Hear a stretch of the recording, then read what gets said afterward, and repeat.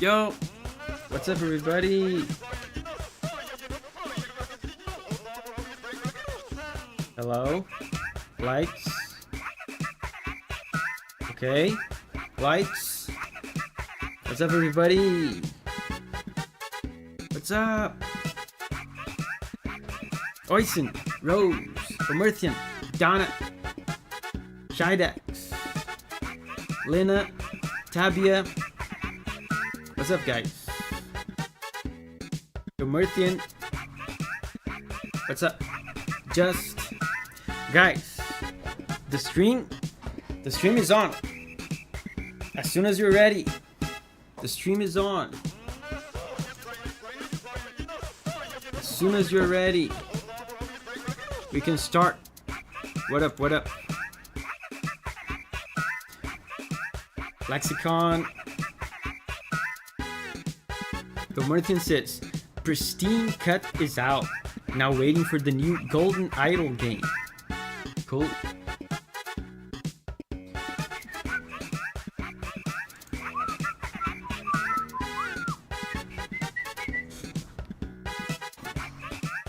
So how have you guys been?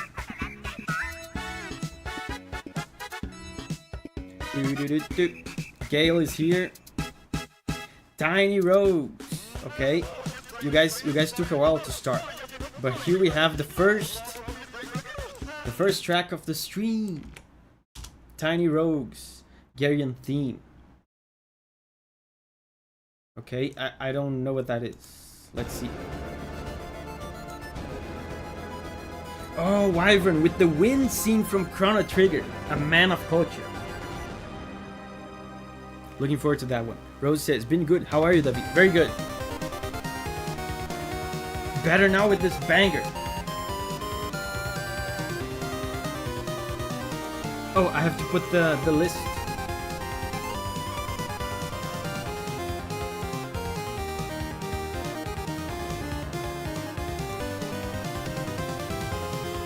Man, this is really cool. I never heard of this game.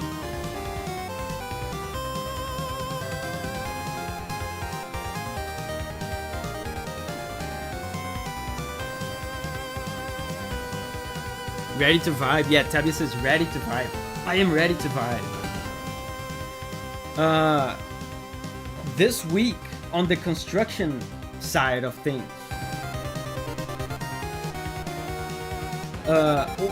we bought a bunch of stuff for the bathrooms this week.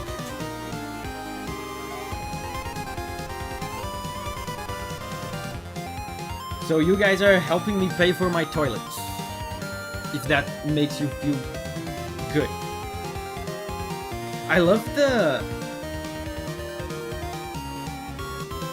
how retro this is.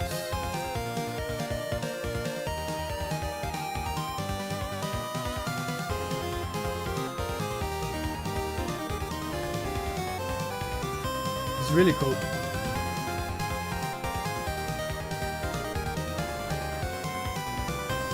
I've never been hired to make a retro track like this.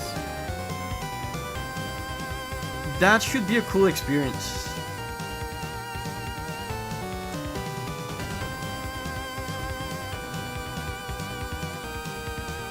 Isn't Garion some Greek mythology character? I don't know. I've never heard that name. Maybe a monster? Maybe. It does sound like it could be Greek.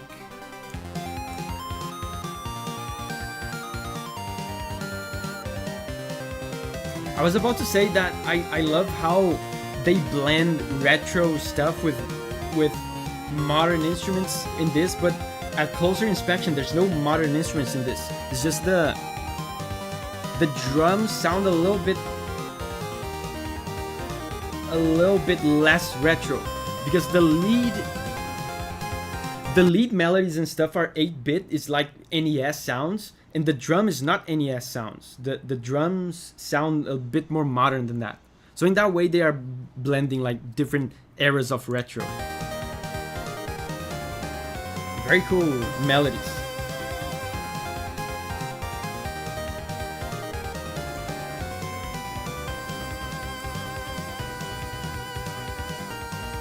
Yeah.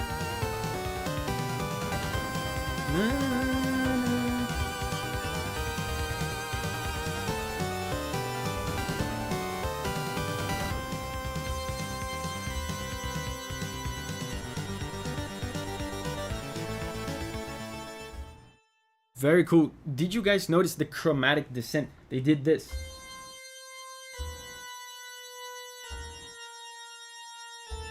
Very satisfying feeling of a descent, of a release of tension. Now, next up we have Shidax with the Paper Mario. Oh, Rogue Port!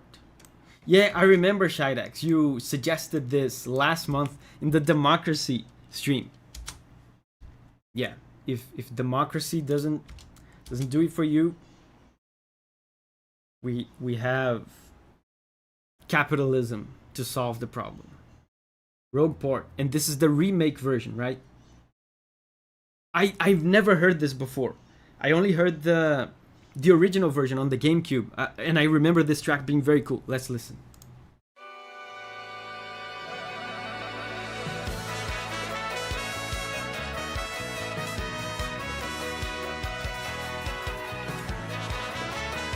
Shidex says, yay! This is so different already. This is very different from the GameCube.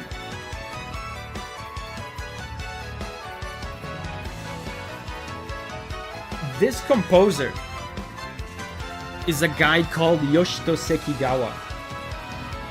He did Advance Wars and...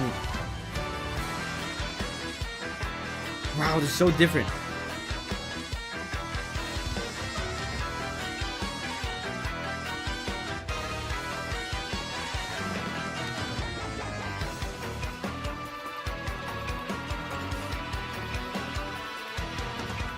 Yeah, he did Advance Wars and Fire Emblem, and he's known for these very, very complex textures.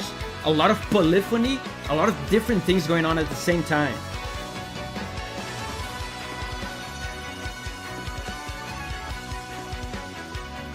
He's also kind of a rock and roll, heavy metal guy, and you can tell here, even though there are no guitars, the drums and the bass sound super metal, which is surprising for this song.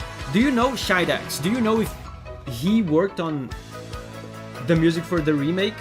If Yoshito Sekigawa worked on the music for the remake? Marie is here. Hey Marie.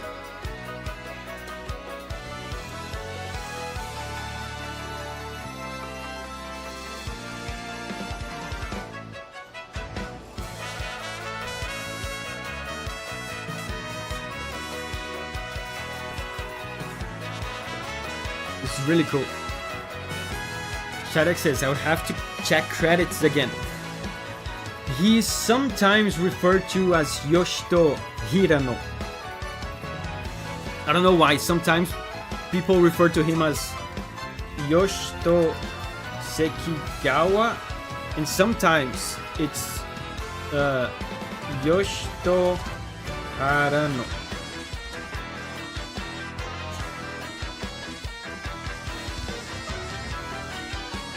And it's cool to see how much this sounds like Advance Wars.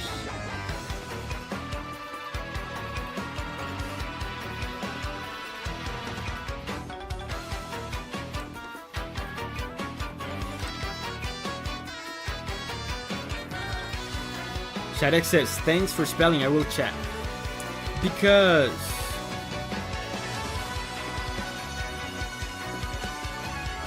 sometimes when they make these remakes, it's not the original composer that does the remixes, that does the new music. But I'm asking because this sounds very much like Yoshito Sekigawa. It sounds like the choices that he would make.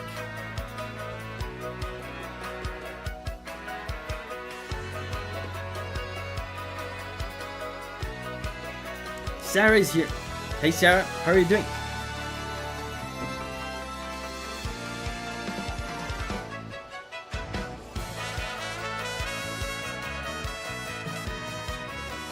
It sounds so different with real trumpets and stuff. Ilmerthin says maybe he got married and changed his name. It could be. Could be. So next up is Michael with Monster Hunter Online Divas, A Life's Vow. I love the Divas songs in Monster Hunter. I don't remember this one though, just by the name.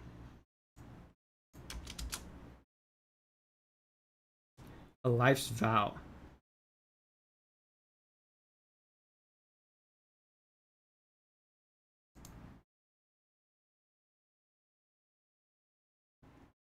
There's a movie that goes with this. A little video.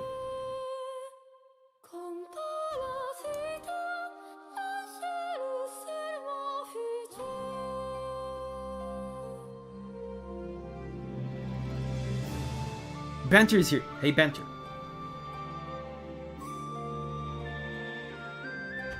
Oh, I love this.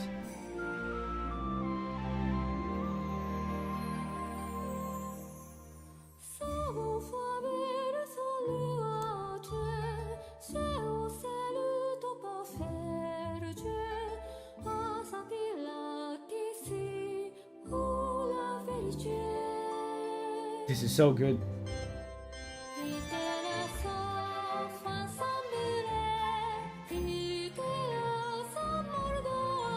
I don't recognize these melodies. Maybe... Wow, that's very high. Maybe it's a melody.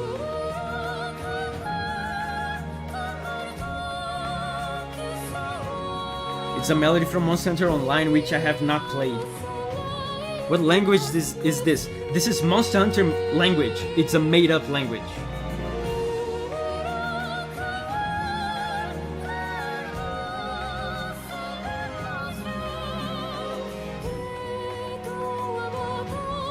What is the one playing right now?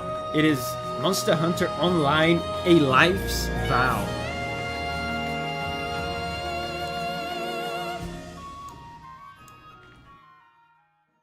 Is that it? Man, I feel like that's not the full thing though. I couldn't find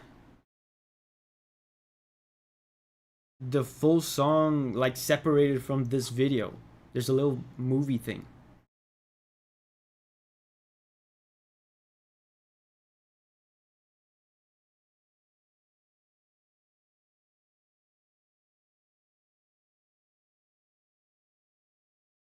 Yeah, I can't find it.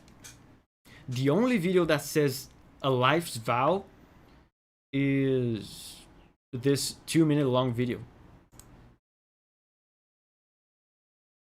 Michael says, yeah, oh, so that is it.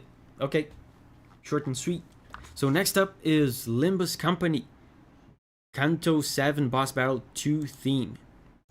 I feel like we probably heard this one before. I think I remember the name, but as you guys know, in capitalism, there is no restriction of songs. So, oh, we have not heard this one.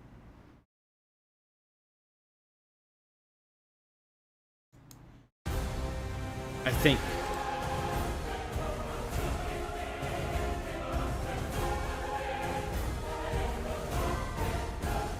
Limbus Company, says Tato. Yeah, Limbus Company.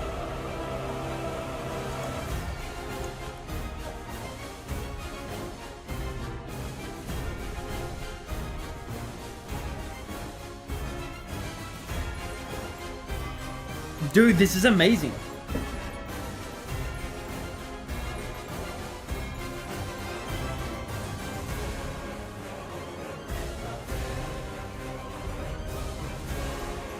Oh, I want them to go back to that little Baroque part.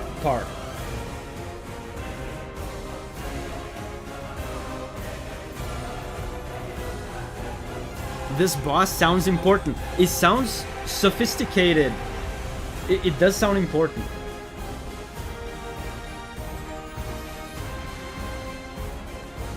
There's a sort of majesty to it, in my opinion.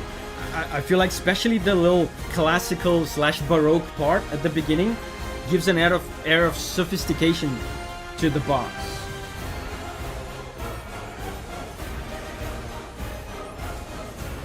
there's a strange festive feel to it as well.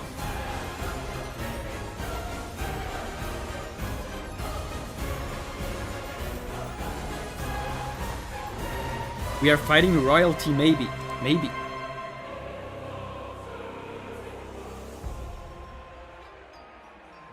Oh, see? Like, it sounds playful. Sounds kind of childish.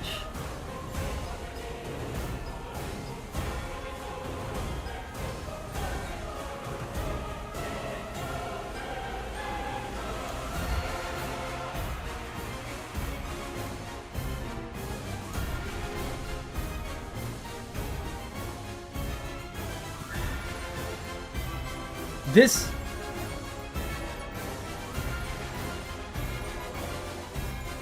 there's such an interesting mixture of emotions in this. I want to go back to this part because it sounds so classical, so there's this sense of sophistication and like almost like majesty and royalty to it.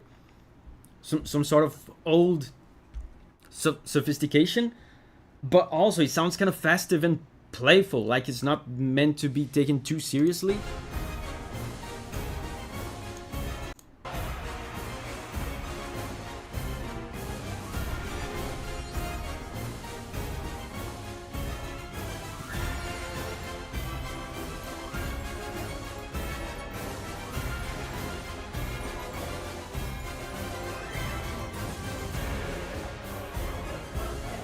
Pretty cool. Impressive.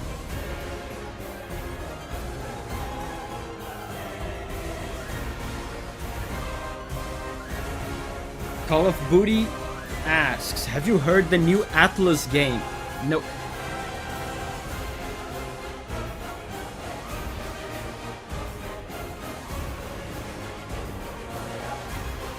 Listen to the bass, to the cellos and double basses, they keep jumping up and down all the time.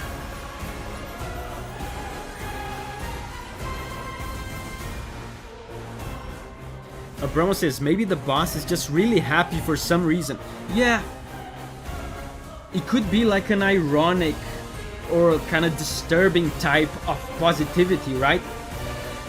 Kind of like some sort of madness. Oh, I just remember that all these Limbus company songs just end abruptly. Yeah, it could be because also the choir and some of the chords sound a little bit serious and a bit disturbing. It could be that is a kind of bittersweet kind of positivity, like some sort of madness. So next up is Michael again. Thank you, Michael, for the support today. Monster Hunter Online, Millard Village theme. This is a village theme I have never heard before. And I love Monster Hunter Village themes. I never played Monster Hunter Online. Millard Village theme. Oh man, I wonder who composed this. I love Monster Hunter Village themes.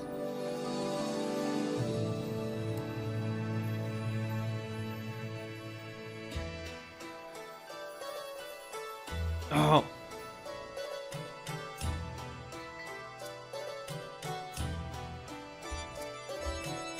Okay, let me just make a prediction. There's a chord sequence. Before I listen to the song, let me make a prediction and we'll see if I'm right.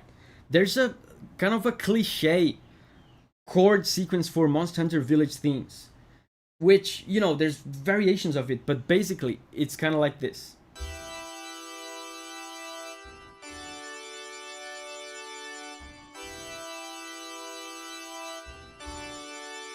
Right? There's this, it starts with the sad chord.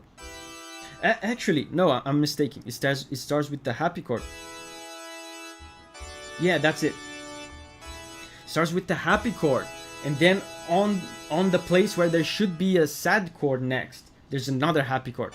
That's the formula. That's the Village theme formula. Let's see what if they're gonna do that.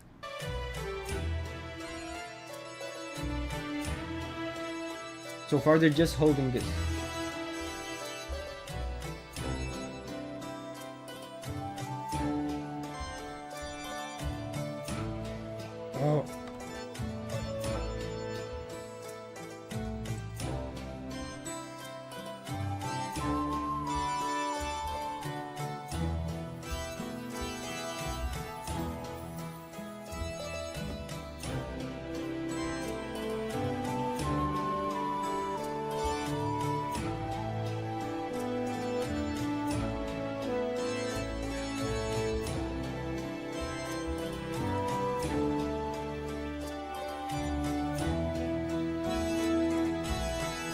They did it! They kind of did it. It's a little bit different. There's more variation than usual. But they did the happy chord that shouldn't be here. This one. And then the other happy chord. This is Monster Hunter Village Theme 101. This kind of thing here makes it feel like Monster Hunter.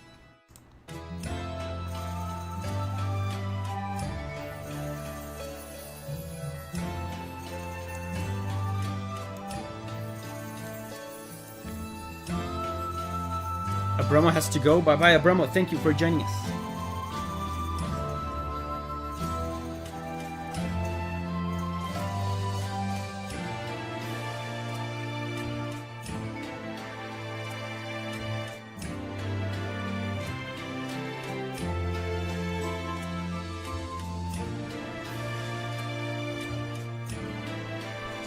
I don't know what the Monster Hunter online village looks like, but this has a little bit of a Eastern feel to me. It sounds kind of Chinese / Japanese. They're using a lot of pentatonic scales. Signa says, this song needs a Mitsuda lick. Shirak says, sound director, composition lead of Paper Mario 1000 Year Door remake was Yoshito Sekigawa, just as I suspected. Just as I suspected. It sounds like him. When there's a different composer remaking the tracks of a certain composer, you can tell. When it's the same one remaking old tracks, you can also tell. That's why I thought Yoshito Sekigawa was the one remaking it. Sarah has to go. Bye bye, Sarah. See you tomorrow, hopefully, on the gameplay channel for more Cuphead.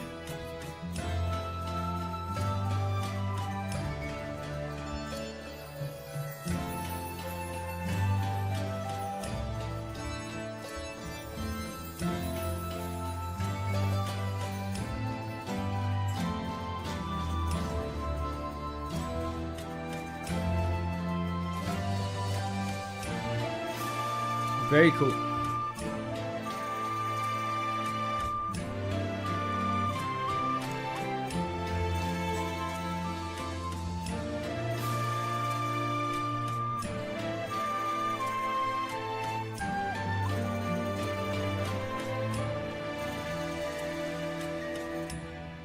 Yeah, Call of Duty says, I like this a lot. Yeah.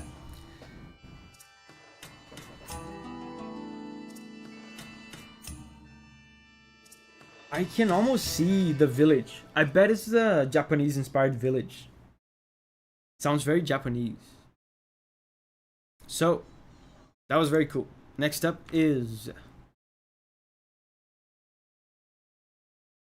the Legend's successor from Atrian Odyssey.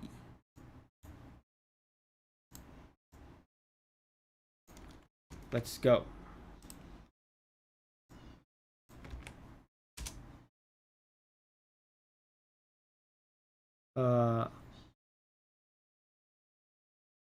The Legend's successor, I think, is this one.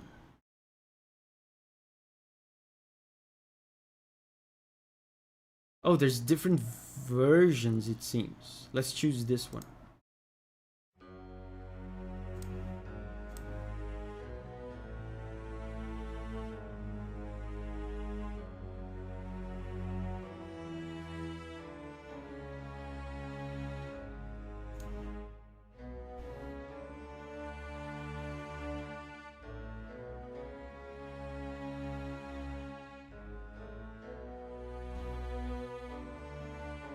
And this is an 8-minute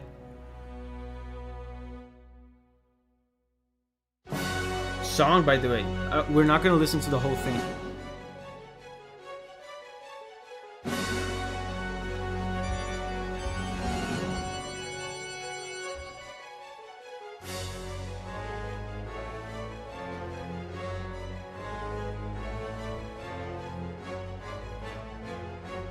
Very Beethoven-like.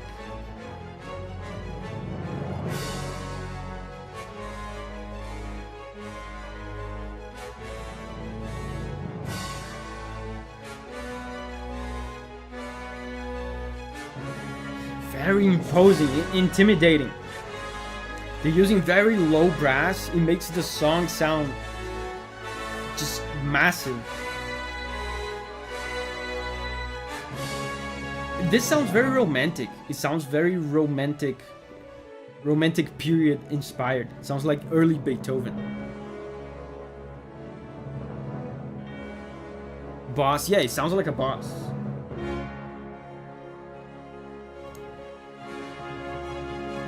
Koivo says, hello music friends, like yes, this is a boss fight. It sounds like it.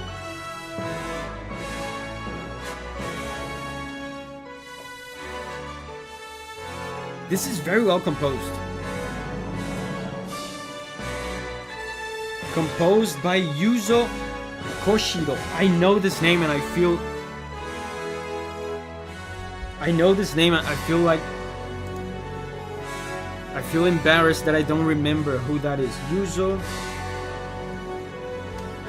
Koshiro. Oh, Streets of Rage?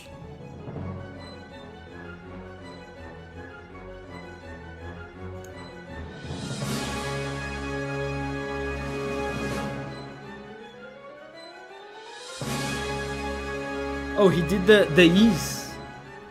Or Y's. I don't know how to pronounce that. The JRPGs. ActRaiser.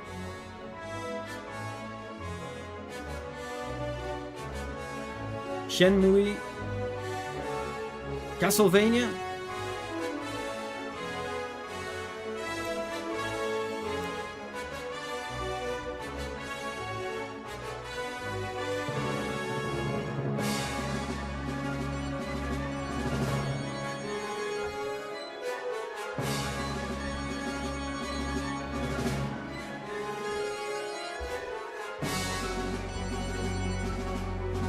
Amazing. I wonder what's the reason for this boss to be so classically inspired, so Beethoven-like.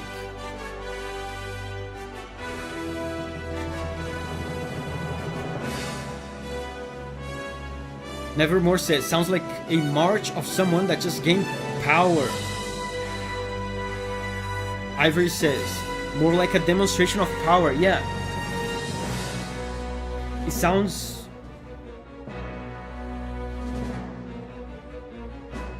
It sounds dignified. This kind of thing. Let me show you.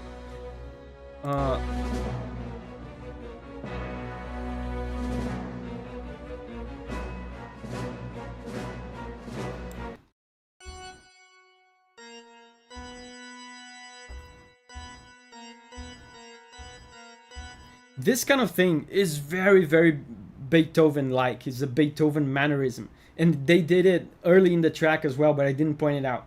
He does like some sort of phrase or a pattern, and then he speeds it up. So he does.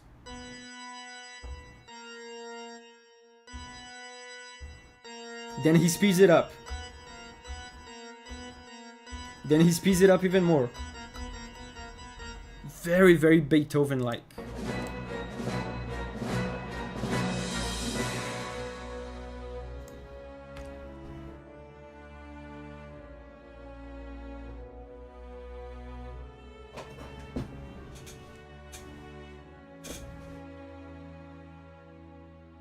Tabby says, Michael brought money today. Thank you, Michael, for the support today. Thank you very much. And he's a Monster Hunter fan as well. Which is great. Great. Oh, and Michael, you will be happy to know, since you're being so generous today, I'm going to tell a secret. Exclusively for you. Everybody else, plug your ears. Everybody else, plug your ears. Michael, there is a Valhazak video coming out soon, probably today. A full video on Valhazak. Matt Tom says, Davi, have you been seeing the Monster Hunter Wilds trailer?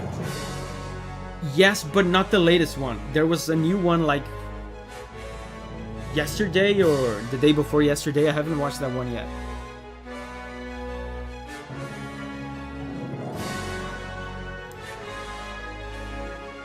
Okay, this is This is already at the 5-minute mark, so I guess we move on, right? Should we move on? This song is almost 9 minutes long, and we have a lot of stuff to listen to. But thank you. I forgot who suggested this one. That was very cool. So next up is Michael with more Monster Hunter. The Baron Disaster Dragon. Monster Hunter Online. So Michael is on a big Monster Hunter Online mood, it seems.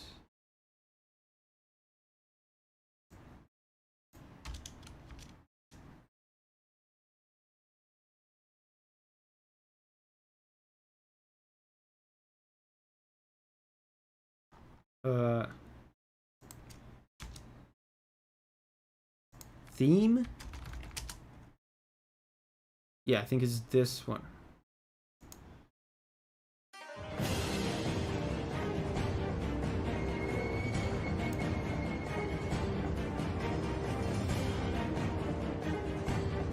Can I take my fingers out of my ears yet? Yes. But I guess if you have your ears plugged, you wouldn't hear me saying that yes, you can take your fingers off.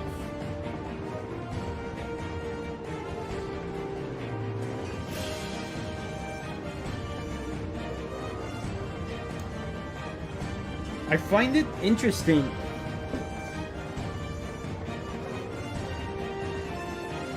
I don't have much experience with Monster Hunter Online.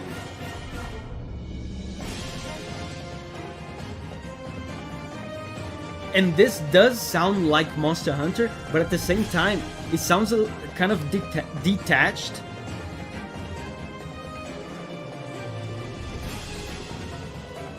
Some of the mannerisms and the references,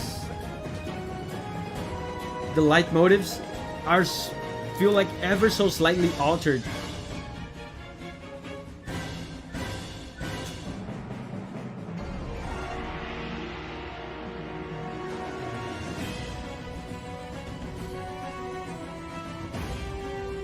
Oh, Shidax with the Unicorn Overlord. That's a great game that I have yet to play. I've played the demo.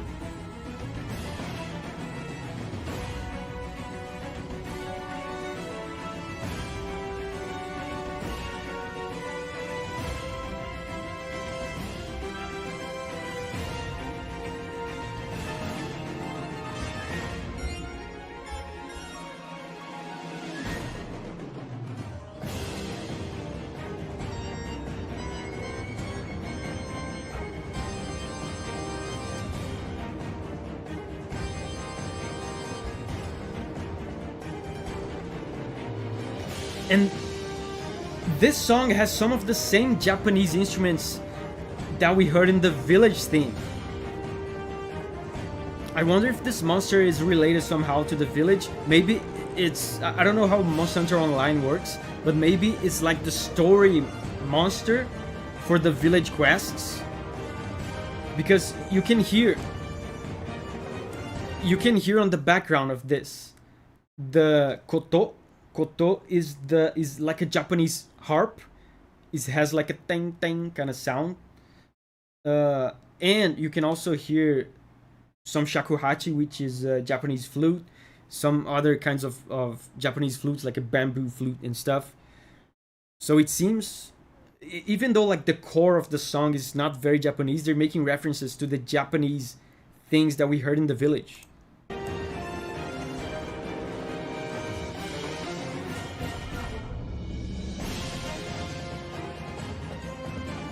Yeah, the koto is right here, the Japanese harp.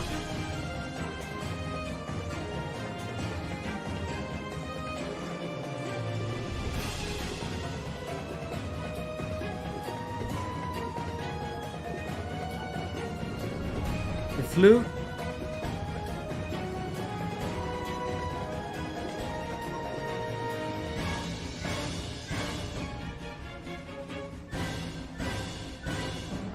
This sounds very much Elder Dragon-like.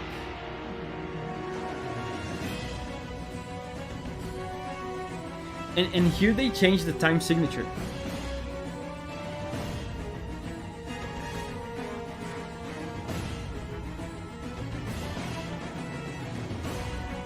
Why do you think they have Eastern instrumentation? My assumption is that this game is set on a Japanese-inspired region, because Monster Hunter does that with every game. Every game is set in a village or an area that is inspired by some real-world culture. And yeah, that's my assumption. And the village theme from Monster Hunter Online that we heard earlier was so Japanese sounding. I just think it's like a Japanese ass village, and the whole game is based on that. That's what I think. That's what they do in every game. So next up is Shin Megami Tensei Strange Journey.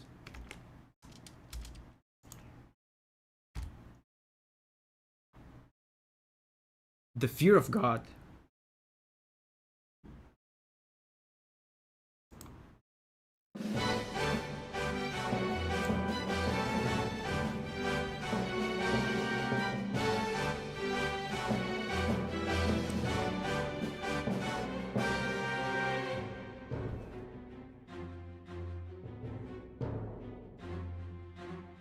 RC Law says, for some reason, YouTube unsubscribed me. Oh, wow. Yeah, they do that sometimes. This is my apology donation.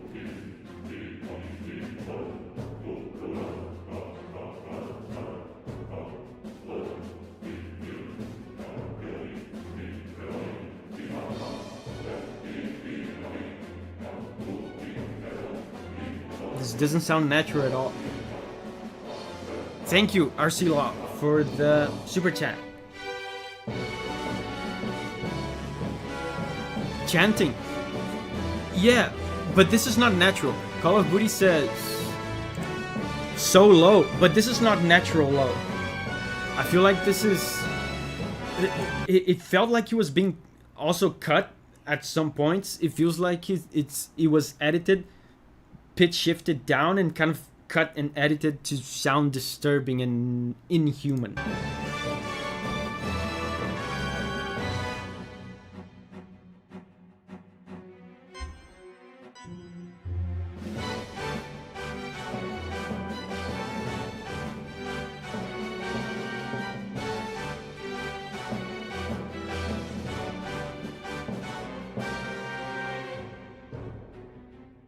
I think it's coming up again, the chanting.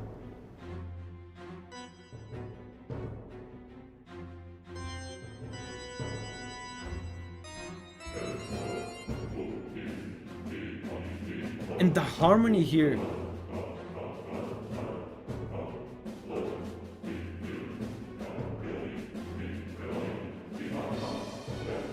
Look at what the harmony is doing while they're chanting. The harmony is doing this.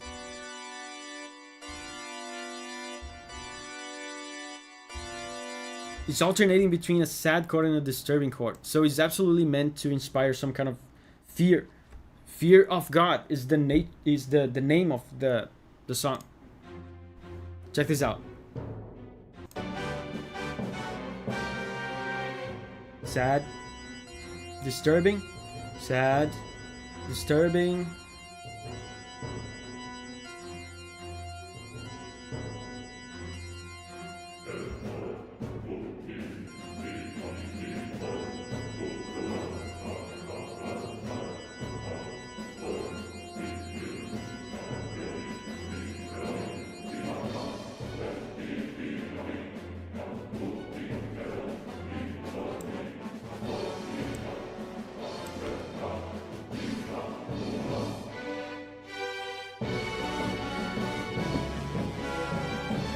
And here he gets more heroic.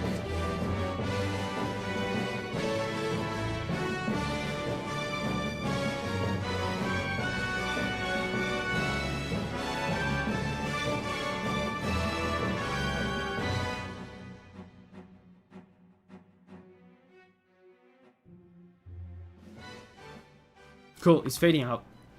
Cool, that was very unusual. Those chants, very unusual. So next up is Princess Connect from Redive. And I have to flex my Japanese here. Here it says Tabi no Hajimari. The translation here says the journey begins. But if I'm being pedantic and nitpicky, I think the more literal translation would be the beginning of the journey. So Japanese flexing over.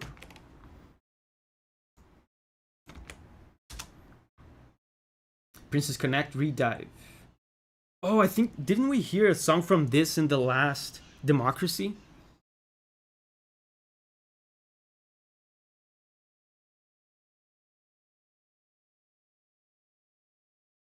It's a very short song.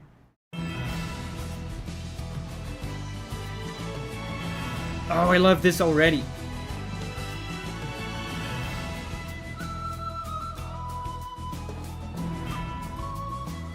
I think we heard a song from this game in the last Democracy.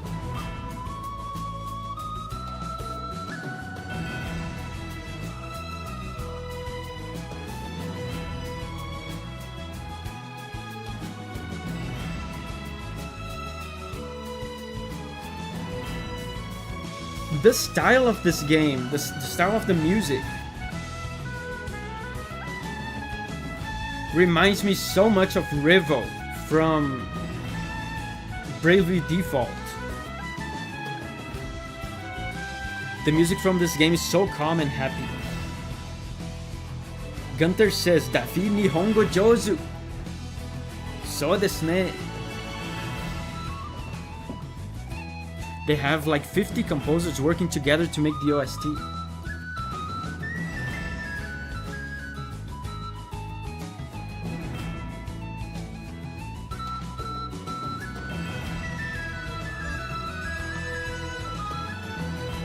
And listen to the polyphony. Do you know what polyphony is? It's a very... I feel like the name is very suggestive. It's very easy to understand what it is. Polyphony is when there's like different phrases, different melodies going on at the same time. So you can see the flute is doing something of its own, and then the strings come in with a completely different melody, and even though the two melodies are completely different, they complement each other and create harmony. Pay attention to the strings on the left speaker.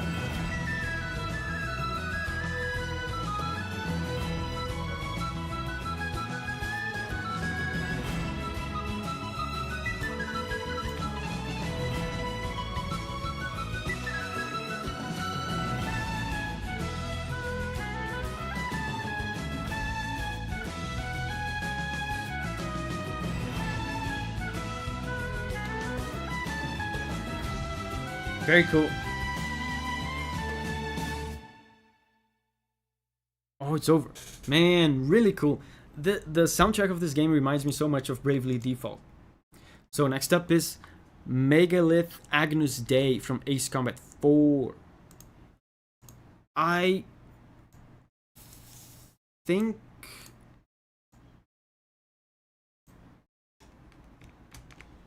when I was... what was the latest Ace Combat video I did? I forgot. But when I was about to do that one, which one it was, whatever one it was, I forgot which one. I remember I considered this track, but I just saw like the other one had more views, so I thought it would be like a more popular upload. I've never heard this one. Megalith Agonist Day.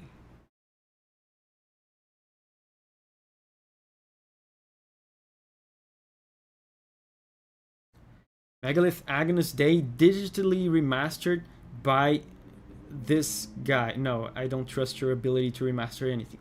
Give me the original version.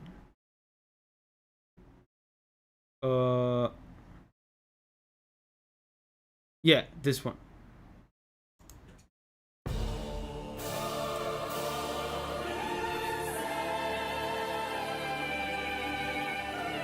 Yeah, Agonist Day immediately makes me think of something religious like this, because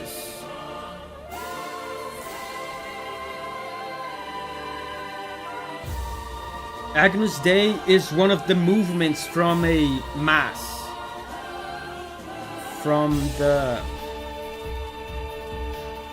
Catholic type of music that they used to play in masses.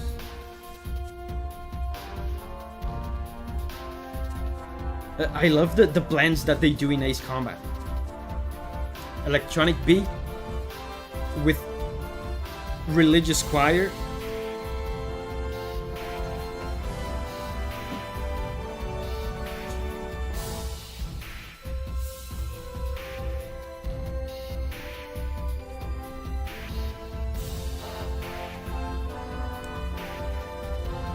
Choirs required for religious themes. You know what's interesting about this? These brasses are not real though. These ones.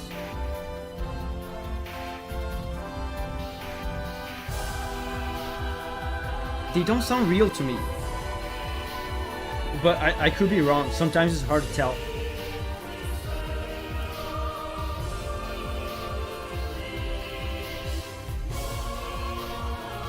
They spent all the budget on the choir.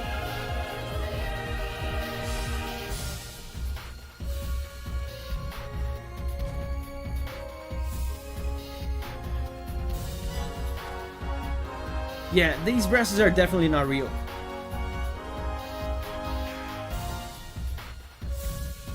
That's weird because I feel like every Ace Combat theme I've heard so far had like a real orchestra, but maybe this is one of the earlier titles.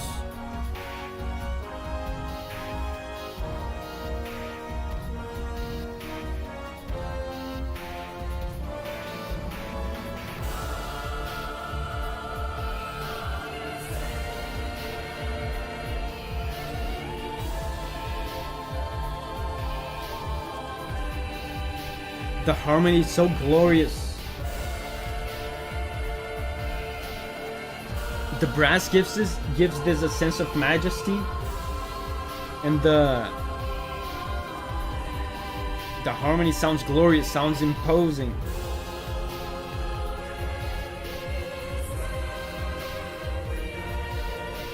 Yeah, Call of Duty says wow.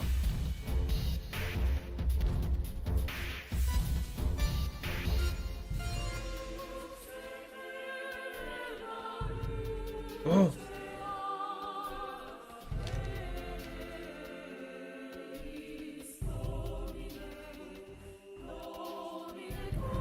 This is very good counterpoint.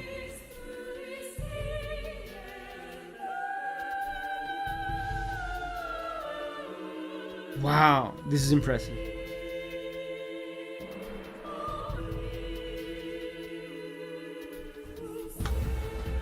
You know what he's doing here?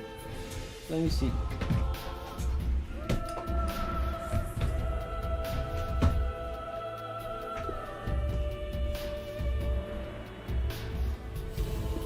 Counterpoint.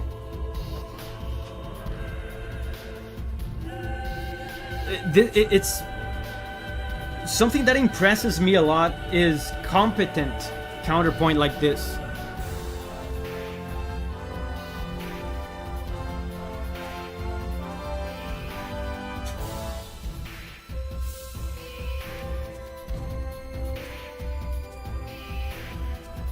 The suspended chord, yeah, but the part that impresses me the most is the counterpoint on the choir. If you don't know what counterpoint is basically an older model of harmony where people would create harmony using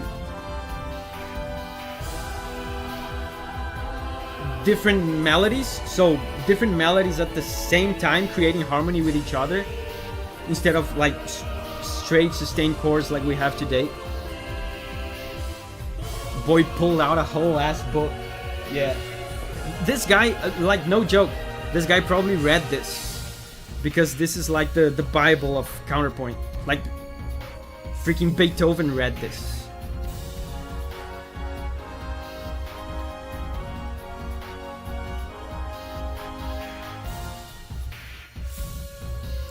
Very cool. This theme is very long and I feel like it's repeating. We are already at the 5-minute mark, so should we move on? I feel like we should move on. Next up is Unicorn Overlord, and oh my god, I have to play this game.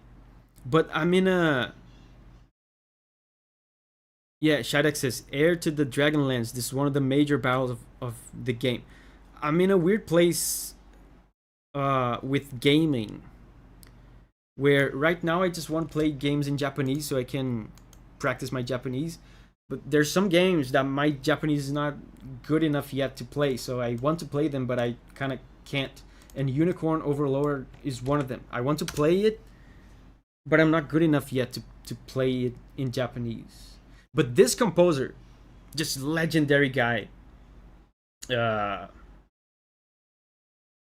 my god, I can't believe I forgot his name. It's the guy from Final Fantasy Tactics. In Final Fantasy 12. Heir to the Dragonlance.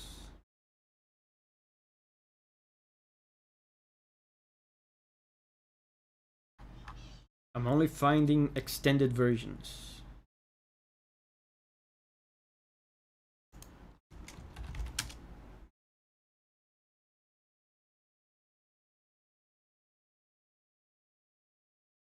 Yeah, let's just go with the extended version. When we feel it's repeating, we just stop.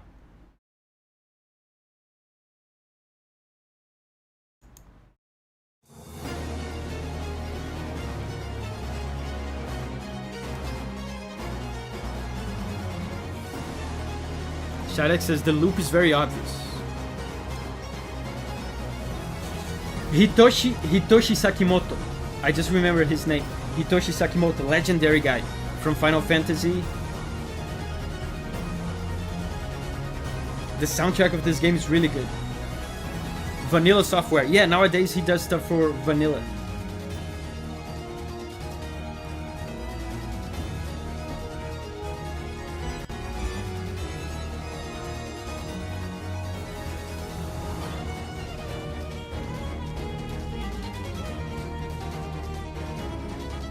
Dude, amazing bass. Listen to the movement in the bass.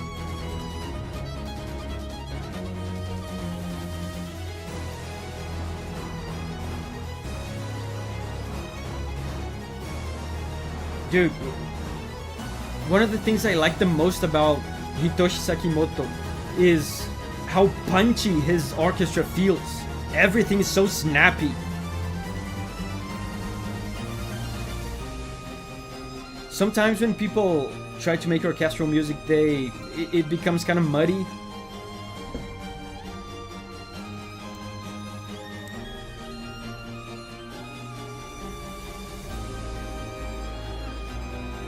Yeah, that's fire. Aggressive.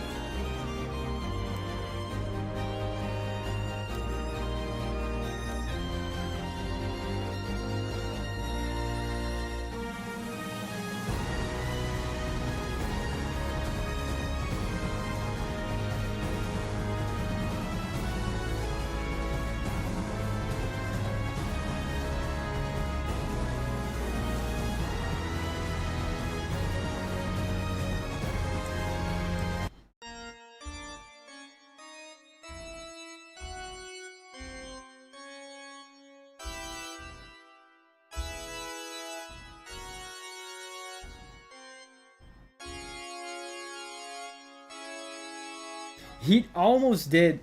I think this is funny. It's always funny when you recognize the composer and you recognize some of the composer mannerisms. He did a chord sequence here that is almost the same chord sequence that he did in the trailer, in the legendary, one of the best game trailers of all time, the legendary Final Fantasy trailer. In Final Fantasy, he did...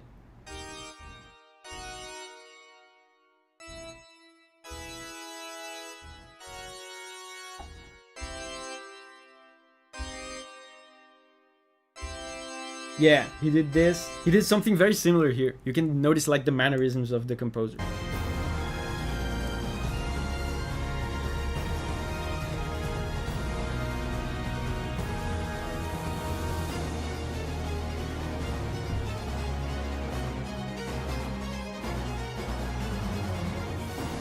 The bass is really impressive.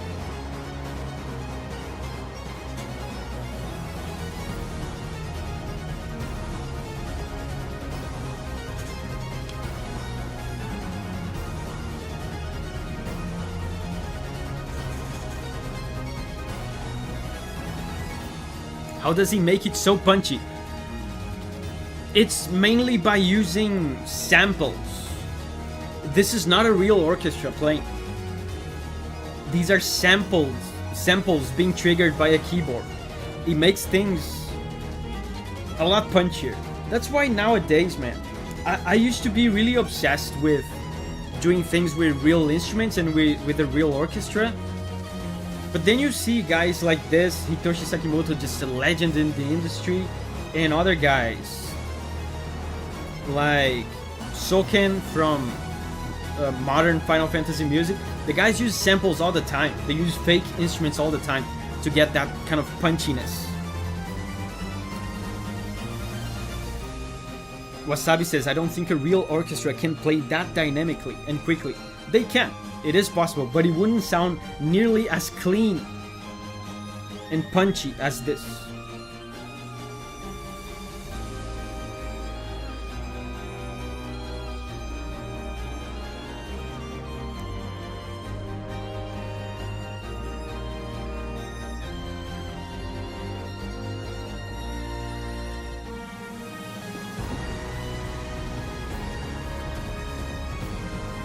Yeah, this is the Final Fantasy sequence.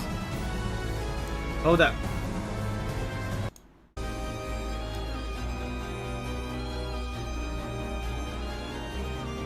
Final Fantasy mannerism. Check this out.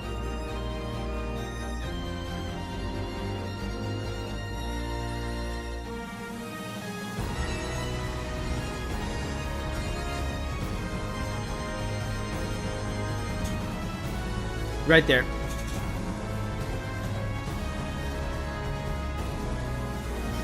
Umerthian says, I heard Undertale has exactly one song with real instruments. There are many real instruments in Undertale. There are many songs with real instruments. I don't remember if there's any song in Undertale with all real instruments. What they did is they blended keyboard stuff with real instruments.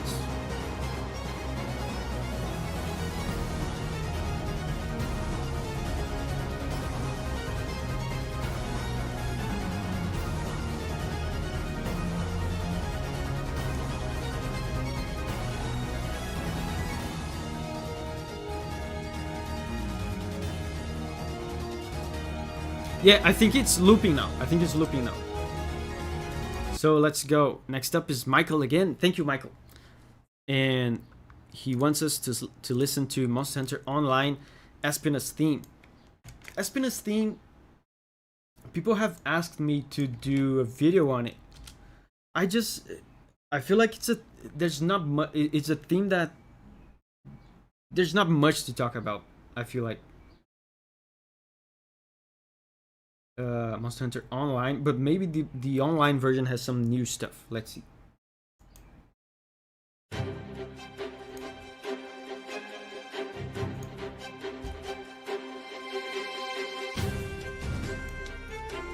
Wait, this is... Isn't this way different? Wow, this is so different.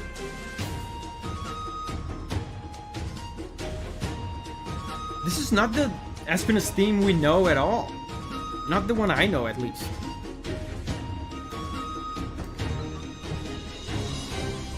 Yeah, it's totally different. Oh, I see. Man, that's so cool. This one is much better than the one we got.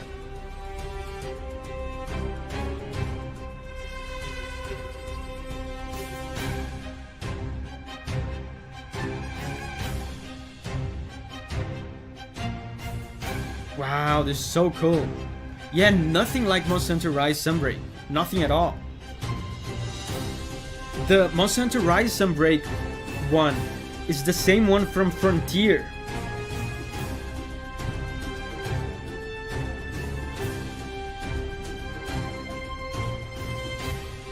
We're overthrowing the king with this one, fellas.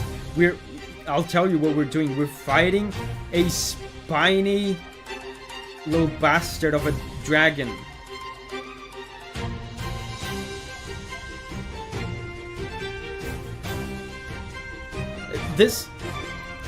I don't think it's intentional.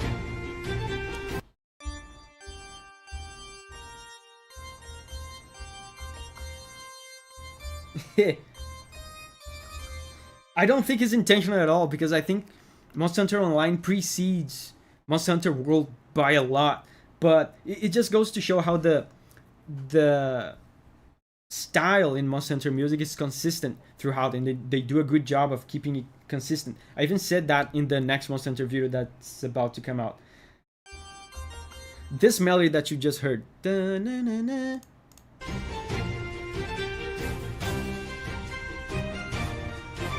Doesn't it sound a little bit like Astera from Monster Hunter World?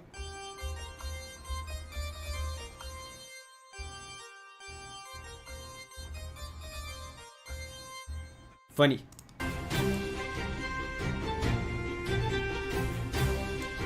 Yeah.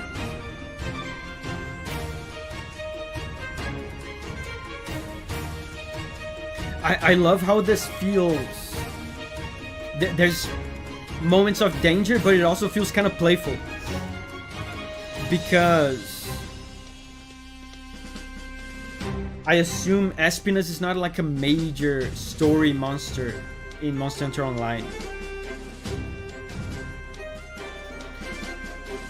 And he's kind of goofy, right? Espinas, he kind of falls asleep. Wasabi says, have a D-fin type of beat. Yes, but also it's not serious, right? This thing that you said is actually very relevant, because the have a D phrase suggests to me a duel and not a fight, not a war. A duel is different. Duels is kind of like sport, right? There's a sport feel to this. There's a playful feel.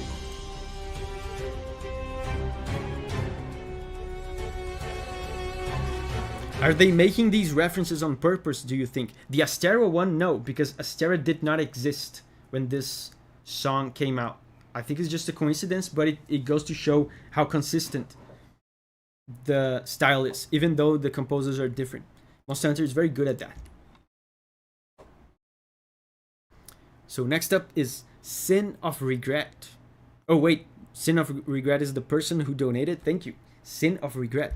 And the song is MechWarrior 4 Vengeance OST track 7 opening video.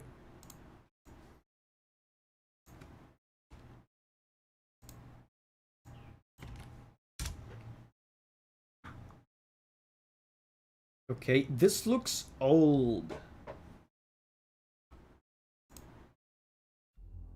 A blast from the past, perhaps.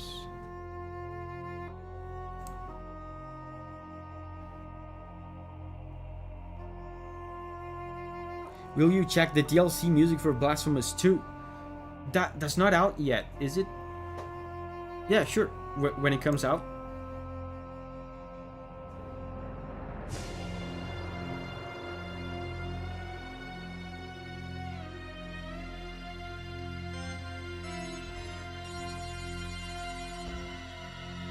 Whoa.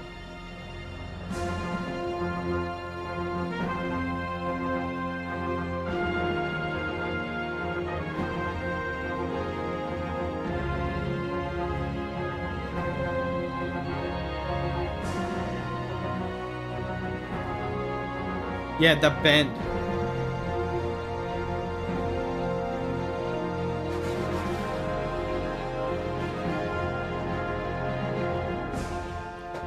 Gigi said, I think what was meant is that one song had a real instrument played. That's not true though. There's a few songs with real instruments. Just off the top of my head. Megalovania has real guitars. Snowding has real violin. The song Undertale, if I remember correctly, if it's the one I'm thinking about, has like the real guitar. Wow, this became sci-fi.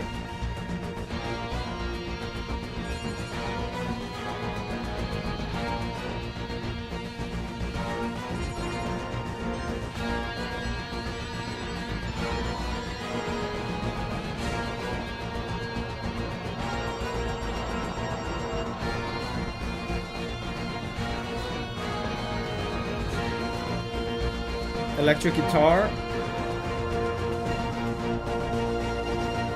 Yeah, badass guitar.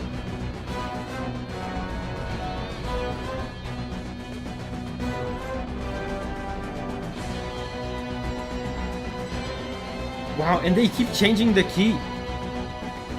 It's like we're going in on a... This is an opening video theme. So it feels like the song is progressing. They're changing key and changing moods. I assume as we progress the little story in the video.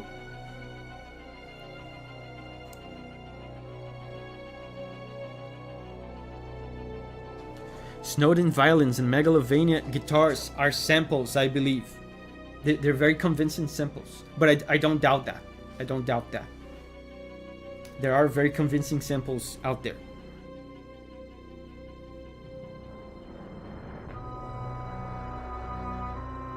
Wow.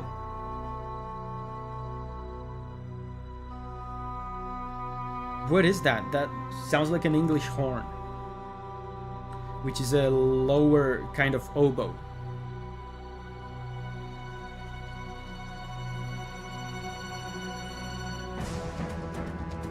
Oh.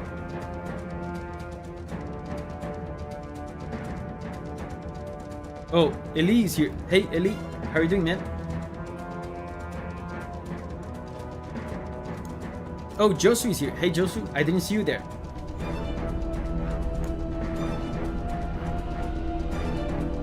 Yeah, and you can see how many different parts there is to this. How many different moods. Yeah, and it's about to end. Because obviously, this is an opening video. There's probably a bunch of different stuff happening.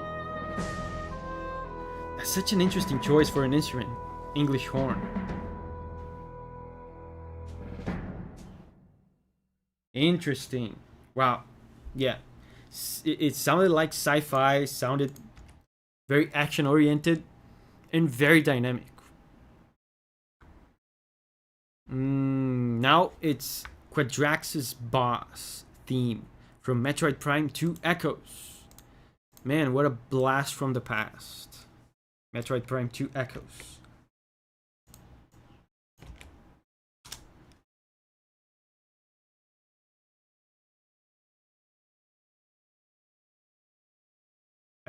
I've played this game, but I don't remember which song this is. Elizar says, just super chat songs today. Yes. We alternate between super chat streams and popular vote streams. Today is a super chat stream. Why does it sound kind of ethnic with that woodwind? You mean the English horn, right? I could be wrong. It sounded to me like an English horn, which is a Western instrument in the orchestra, but it does sound a little bit like some of those Middle Eastern reed wind instruments. It does sound like that. So it could be that, or it could just be that the English horn just sounds similar to that, which it does. Yeah, Call of Duty says, I was thinking that. Yeah, Middle Eastern. Yeah.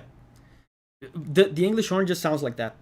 But also, it could just be that I'm wrong. It's not an English horn, and it's actually one of those instruments that I forgot the name of. Oh man, I forgot the name of the Middle Eastern wood instrument thing.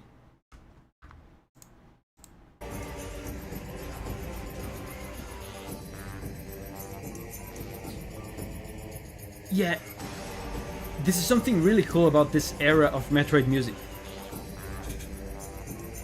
Just trippy, electronic, synth, alien stuff, but with choirs. That's Metroid music in a nutshell. Weird ass alien sounds with choir.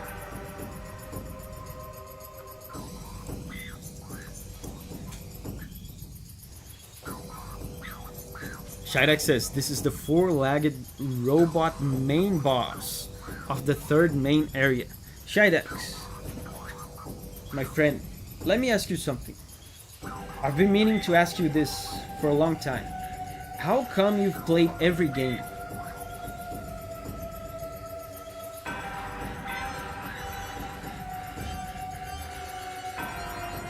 And this is a chromatic descent. Remember, there was one in one of the first songs we heard.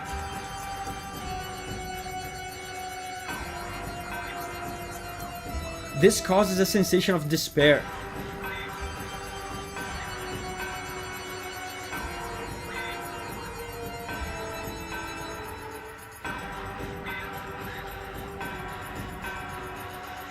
A sensation of despair, of fall, of release of tension. Lena says, did you mean the oud instrument? No, oud is stringed. It's a stringed instrument. I was talking about a wind instrument.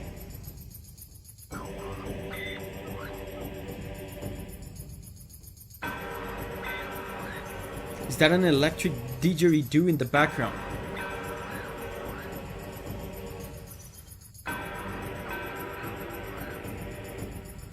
I think it's just a synth. It does sound kind of similar. Shidek says, we have great similar taste of games. Most of my favorites are naturally coming up. Oh, I see.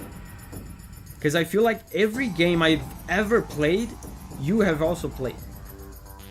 But also, every game I have never played, you also have played.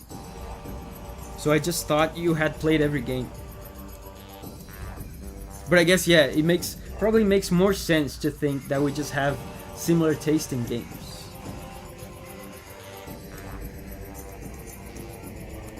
Yeah, listen to the choirs.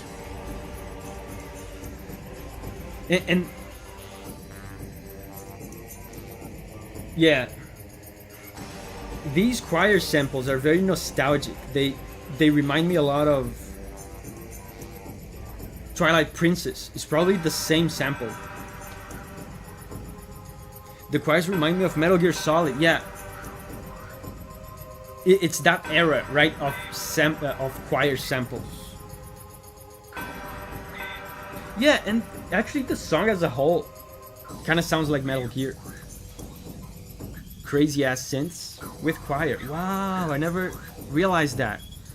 Guys, Metroid music. Crazy ass samples. Crazy ass synths with choir. That's Metroid music. Then Metal Gear music. Crazy ass synths with choir.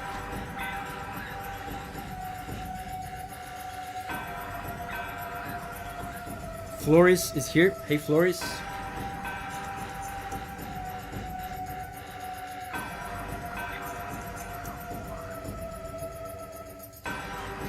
Doom says, I mean, you're fighting a giant robot. That's Metal Gear.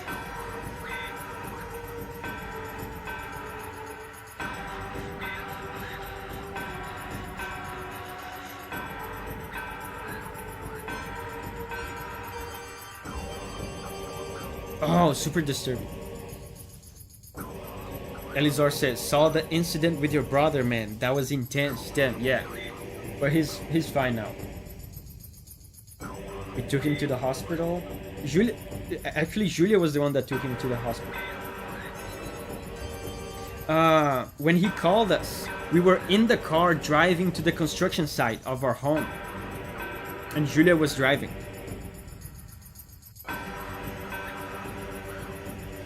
What happened? My brother cut his hand accidentally.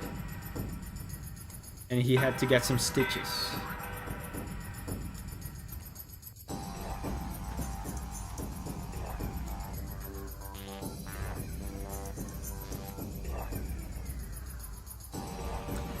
Metroid music, something cool about Metroid music, especially Metroid Prime music, is that it's surprisingly chill. Like, listen to this last part here.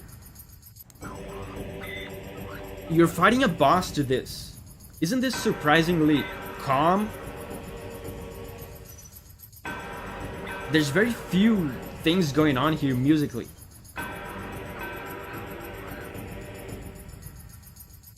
Right? And the whole soundtrack of Metroid Prime 1 and 2 is kind of like this. I think it reinforces the feeling of loneliness an emptiness that all these games have. But anyway, next up is Please Stay from Reverse 1999.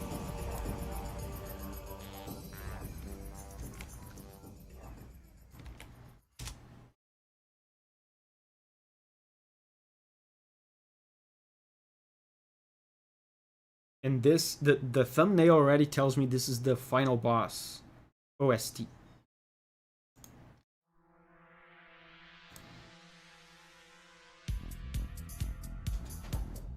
Giovanni, wow, Giovanni's chiming in with a request. Thank you, Giovanni.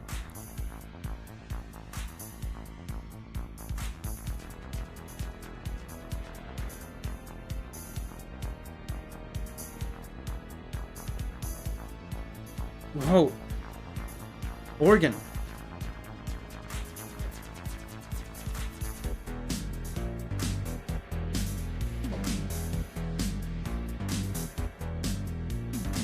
Potate says, I thought it would fit Halloween coming up. Man, this does kind of sound like Thriller. Oh man, this is hilarious. It's kind of a Thriller-ass song. You just reminded me that I have absolutely nothing set up for Halloween. Yeah, Dancy.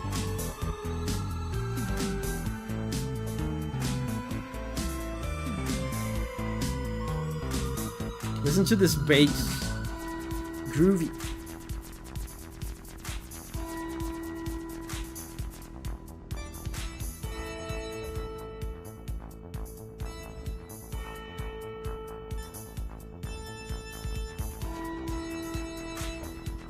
And my organ sound goes along very nicely with this.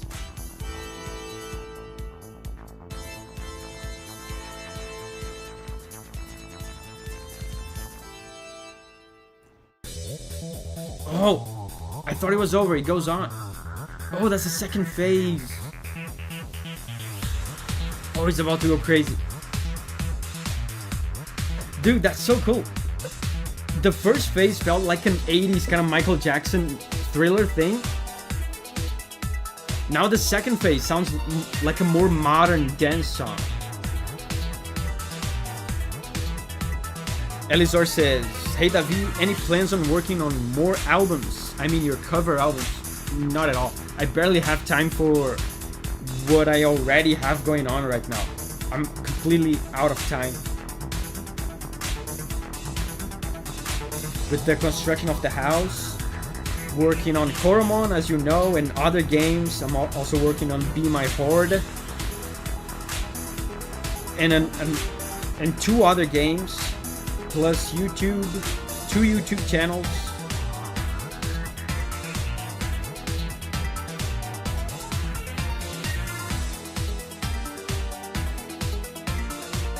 Potate says, you actually captured this song's in-game context pretty well. Yeah, it sounds dancey. And the contrast between the 80s Michael Jackson style of the... I don't know if that's what you're referring to, but the contrast was pretty evident to me. How it was 80s and then it became modern in the second phase. Busy, man, yeah. I'm really... And on top of that, I forgot to also mention that I'm also studying Japanese on top of all of that. But hopefully the construction is gonna end soon, so I'll go back to being a normal human being again with time to do things. So next up, Sacrifice of Tradition. Oh, Ghost of Tsushima. I keep hearing good things about this game.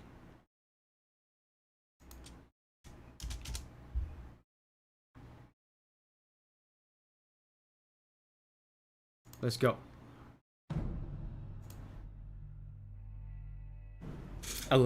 Alexander says, very good game indeed.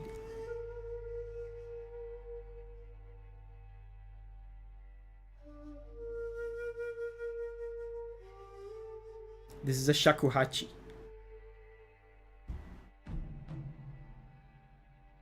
It's a flute. It's a big ass bamboo flute.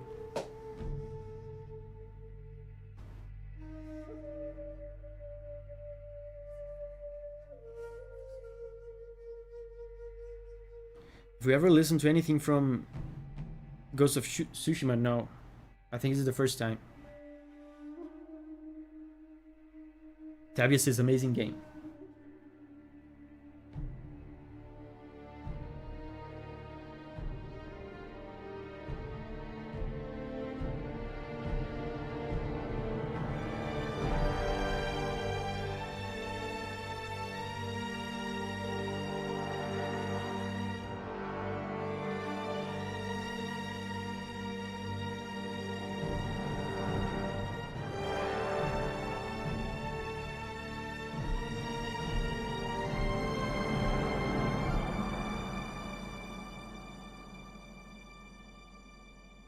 I feel like we're building up to something.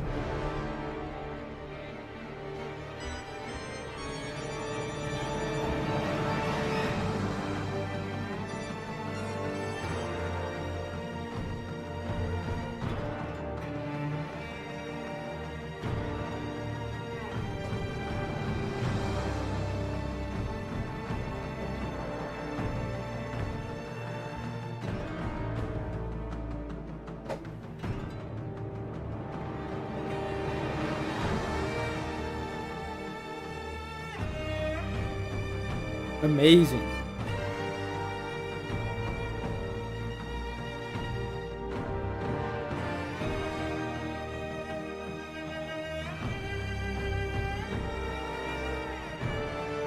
I can't tell if this stringed instrument is just a regular violin or if it's an air hoop.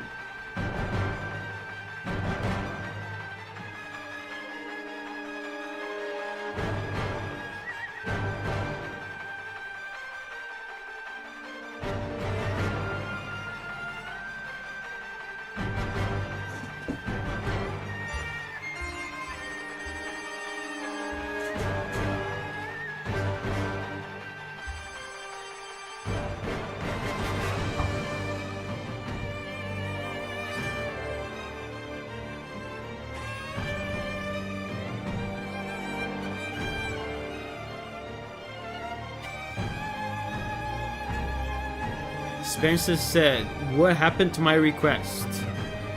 It's right here.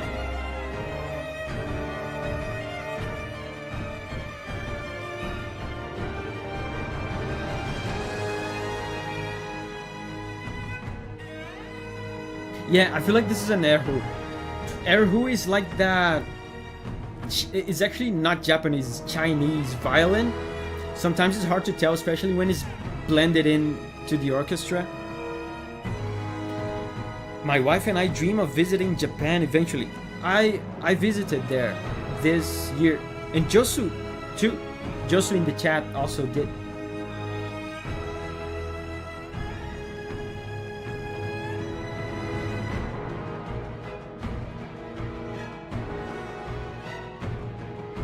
I feel like this is some kind of main theme, right?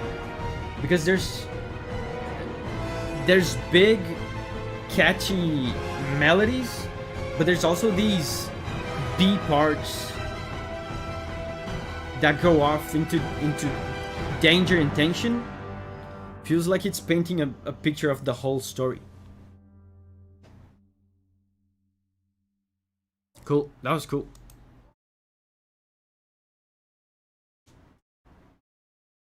So next up is World's End Valentine from Omori. I feel like we've heard this one multiple times. Is that the one with lyrics? I think it is.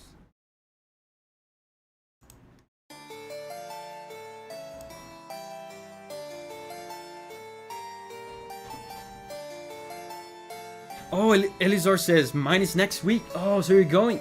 I remember you asked me for some tips and stuff. So you're actually going. That's really cool. Let me know, man, if you need any help with, you know, tips and stuff There's some weird stuff about Japan that you have to know in advance. But I think I told you. I told you everything, probably.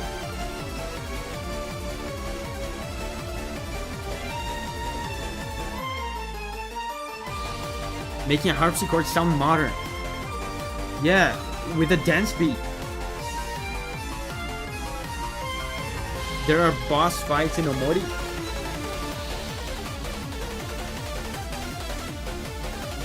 This sounds like Eurobeat.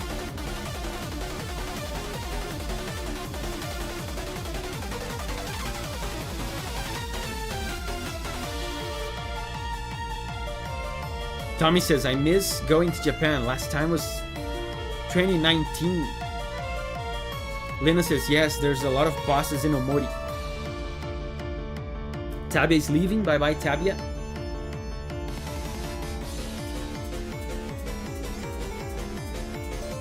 Floris says, I saw you reacting to Cuphead music. Does this mean you will be playing the game? Floris, my friend, I'm already playing the game. Did you know I have a gameplay channel? I will be playing Cuphead tomorrow on the gameplay channel.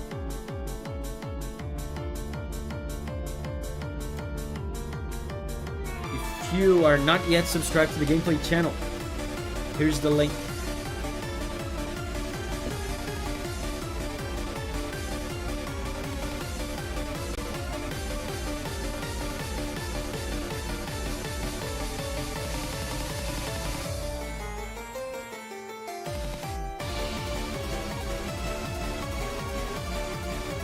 It's interesting how there's not a melody to this. It's always interesting when I come across songs like this. There's not much of a melody, but there's a vibe.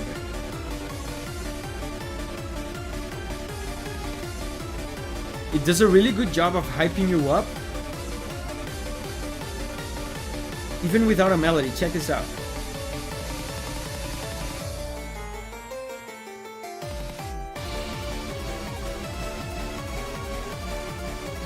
I mean, there is kind of a melody, but it's not very pronounced. And the harpsichord is intriguing as well. I wonder what's the story behind this choice of combo. Harpsichord plus dance beat. I feel like harpsichord is like, in media nowadays, harpsichord is universally used to express a sense of something that is old and or sophisticated. It is like used to express a sense of dignity and nobility. Maybe it has something to do with that.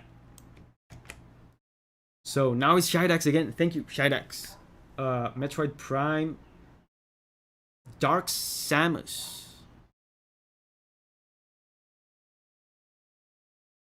Dark Samus from Metroid Prime 3 Corruption.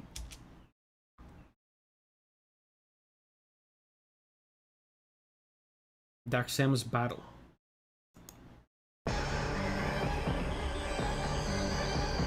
Wait. The quality of this one sounds horrible. Let me choose another one. Dark Samus Boss. Oh wow, this other one is the same.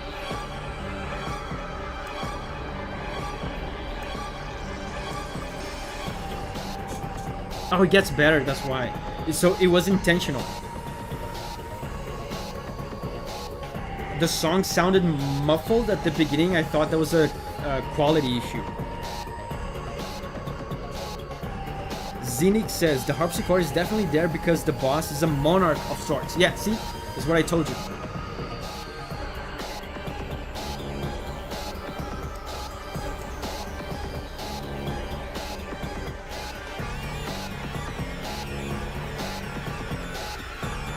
So we have to check all the boxes for Metroid. Weird ass synths. Check. Choirs. Where are the choirs? Check.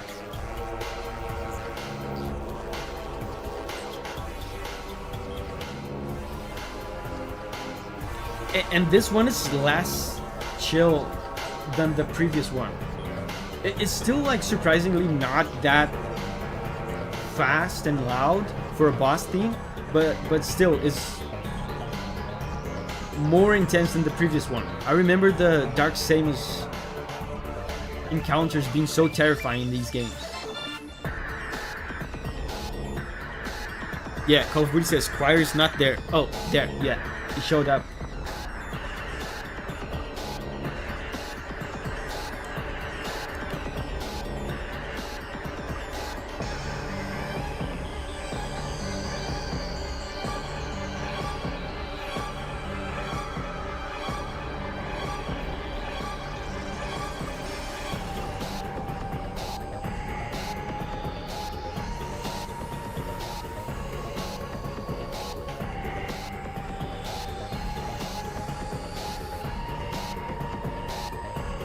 It's always fascinating to me to see how music theory-wise these Metroid songs are so simple. Metroid does a lot with sound design in the songs. So a lot about the songs is just the types of sounds that they use and not actually the notes. There's a lot of just noise.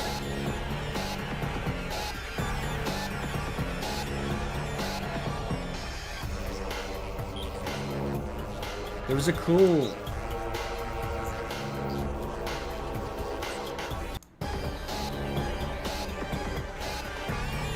Yeah, this bass line, very cool.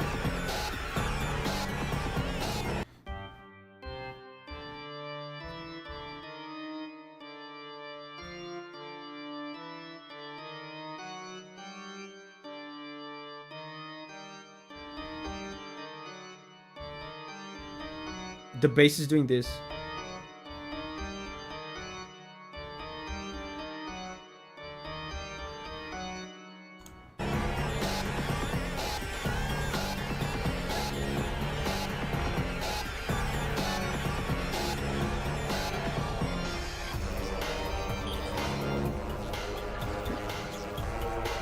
And the choir is there again.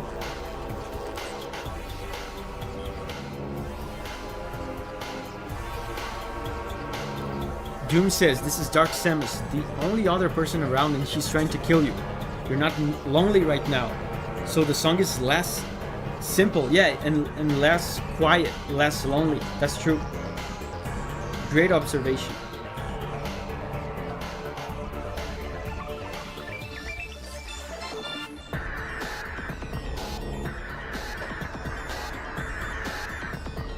Shylak says, I love that heavy chug beat in the back. Doom doom bada doom doom doom. Yeah, I know what you mean. Yeah, it's what I was saying. A lot about Metroid music is non-melodic stuff, non-note, non-musical note stuff, which is like percussion and just sound design, just noises. Next up is Giovanni Rezengi. Wait, Giovanni deleted yourself?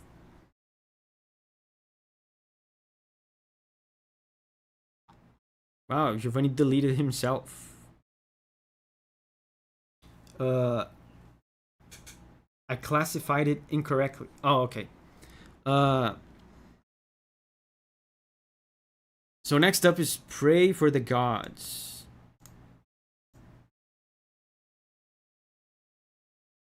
Satar boss theme. Might be hard to find. Search Pray for the Gods OST. Timestamp 6. Okay, that's helpful. 6 to 12. Let's try to find this. I will go to any lengths. I will go to the ends of the earth to find video game music. 622.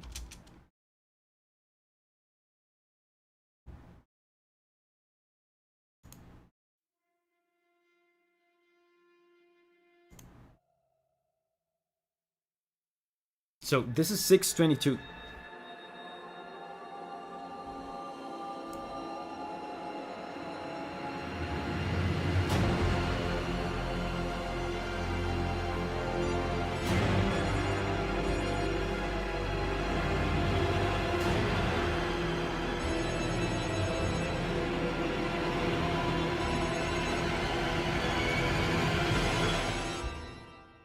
Disturbing. A lot of anticipation. Pray for the Gods looks like a good game. I've heard the name. The name is familiar to me, but I've never seen the game.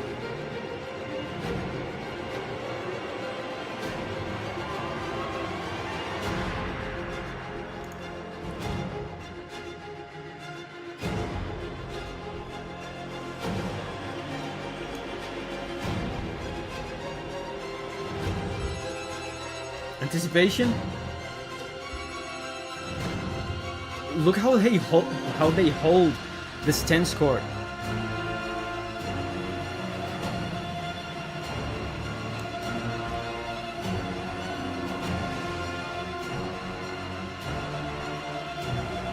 They tease a lot their resolutions in this song.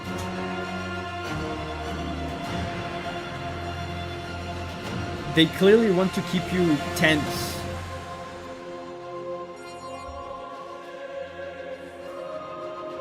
Choir, a little moment of quietness. It's not gonna last.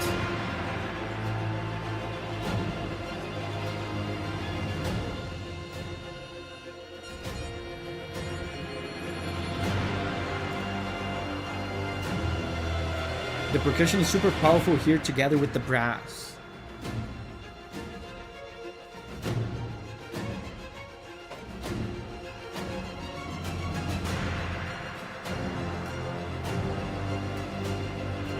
Alexander says this is really good. Yeah.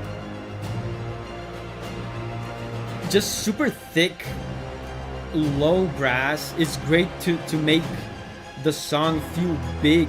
I don't know what this song is about, what the context is, but I can't help but imagine something huge. Like, I don't know if it's an enemy, if it's a vehicle, some kind of threat, but it just sounds huge. If not literally huge, literally big, metaphorically.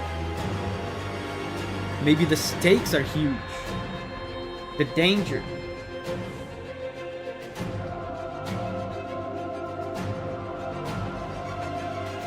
Rogue says, one of my favorites.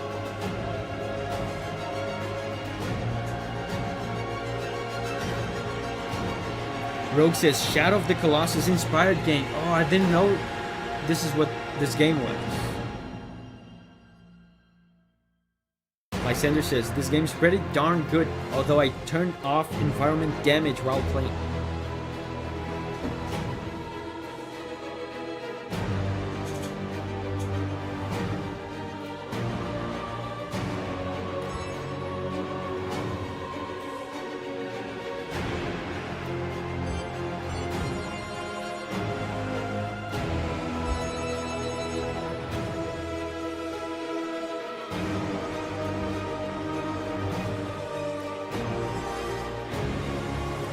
Oh, I believe that's the first positive.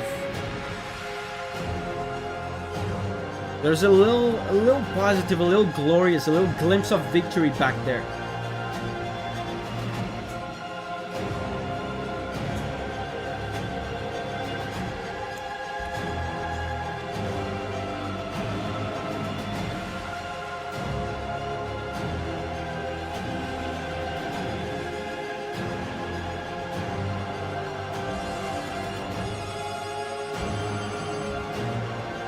Oh, it's going up.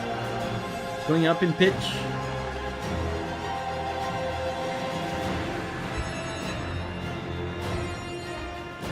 Very cool. Whoa, Payburn with $50. Thank you very much, Payburn. Thank you. And with a banger of a track as well, Nobu Uematsu. Thank you very much, man, for the generosity. You're helping me pay for my toilets. Did you know that? I had to buy toilets this week for my house.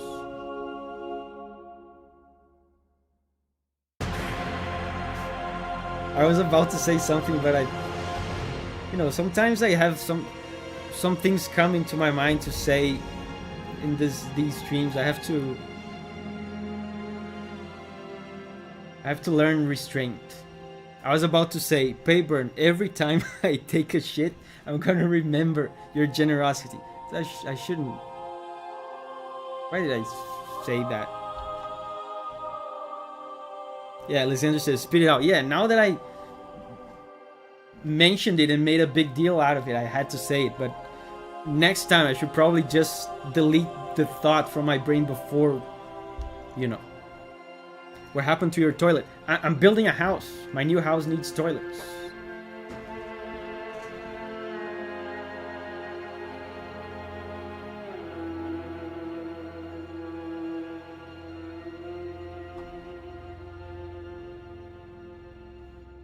That was very cool. Very cool. A lot of tension in the song. They were doing this thing where they were intentionally holding the tense chord. When they do the tense chord or even a disturbing chord. Oh, it's not over. Oh no, it is over. It's because it was this is the full soundtrack, right? Usually when they do the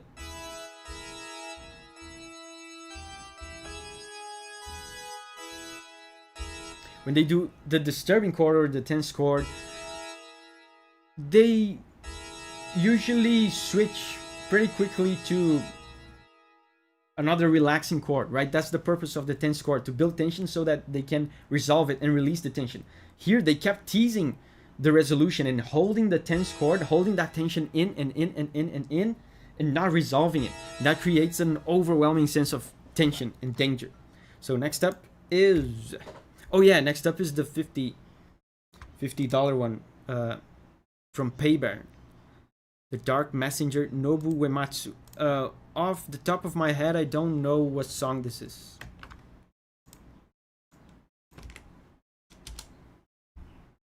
Final Fantasy IX! I'm currently playing Final Fantasy IX. I don't know if I've heard this one though, because I haven't. I've met Kuja. This is the Kuja theme. I've met Kuja, but I haven't fought him yet. I don't know if this is his battle theme or something.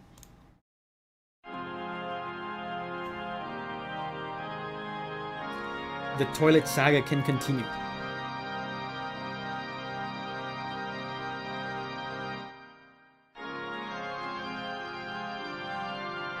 Yeah, I have never heard this.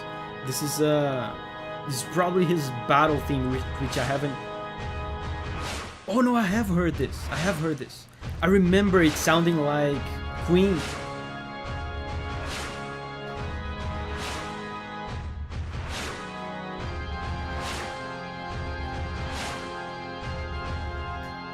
That's so cool, man.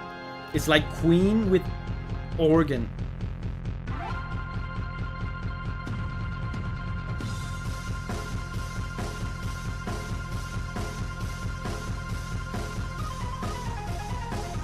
Dude, the blue notes. Nobu Uematsu loves his rock organs. Sounds like Shinra. I mean, this guy's the Shinra of this game.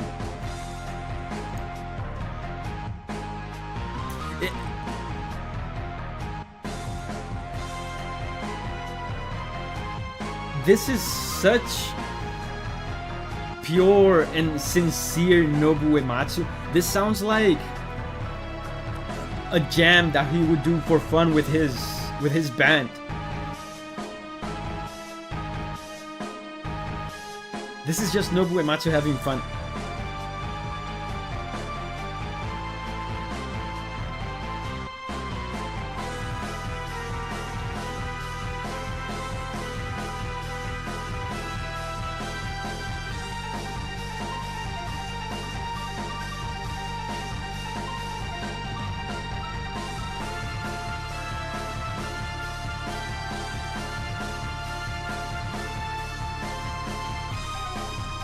Amazing. Listen to the organ. Nobu Uematsu going crazy.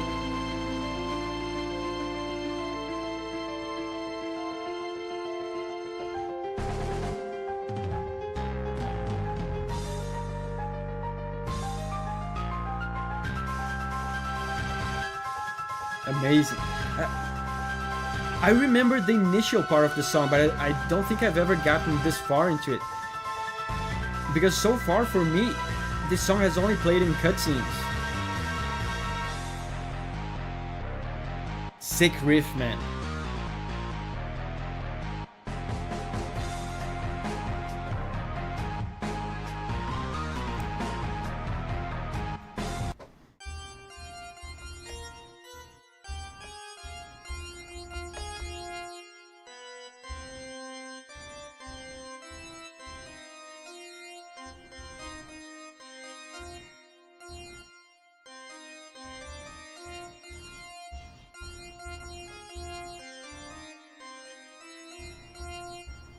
Such a cool riff.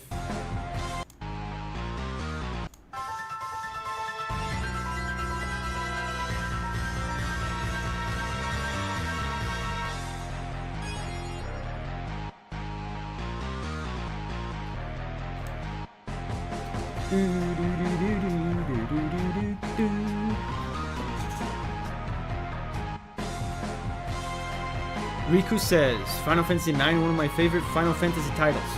I'll tell you what I'm thinking so far of Final Fantasy IX. I haven't beaten it yet, but I'm on the third disc. So far it's very good. The cast of characters is amazing, soundtrack is amazing, story is amazing. The only thing that I don't like about it so far is how scripted it is, and that was a tendency in Final Fantasy in this era, I feel like. So far, I feel like they haven't yet let go of my hand and let me explore. You are able to explore some restricted areas of the map, but you don't. I don't have the flying ship yet. I can't go like anywhere. I feel like in this era, the point at which they let go of your hand and let you explore becomes... Oh, it's over. That was abrupt. The point at which they let go of your hand takes more and more and more time to arrive in these Final Fantasy games in this era. In Final Fantasy VII, remember, they let go of your hand as soon as you leave Midgard. And so far in Final Fantasy IX, I'm over halfway through the game and I feel like I'm still restricted by scripted story events. But like I said, I'm loving the game. So next up is Warhammer Vermintide 2, main theme OST.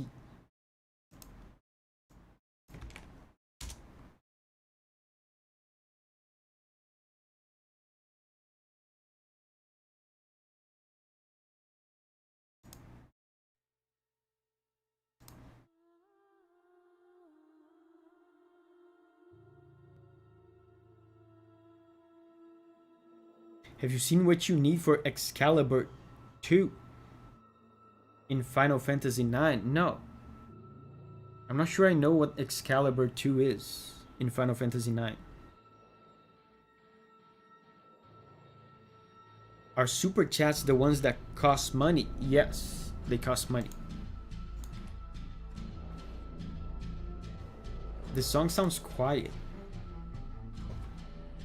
Maybe it's just a slow build up.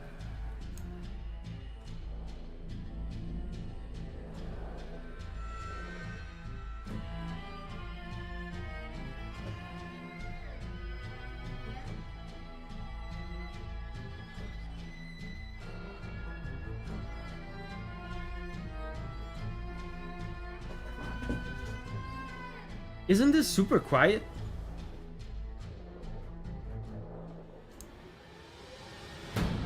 Oh, it gets louder.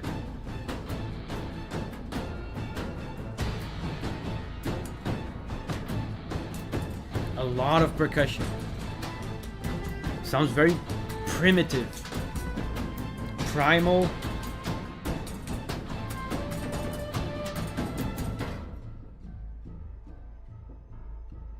Wow, the dynamic range in this song is huge. It gets loud and then super quiet.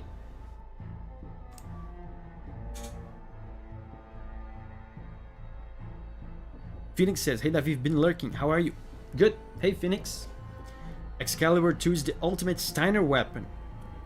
You have to speedrun the game in hopes to reach it in time. Oh wow.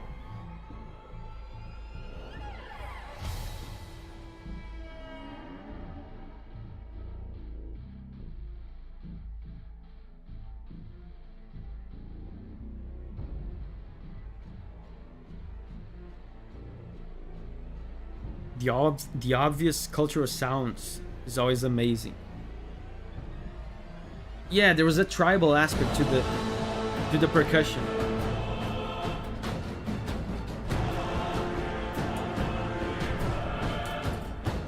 Now it's tribal but with choirs.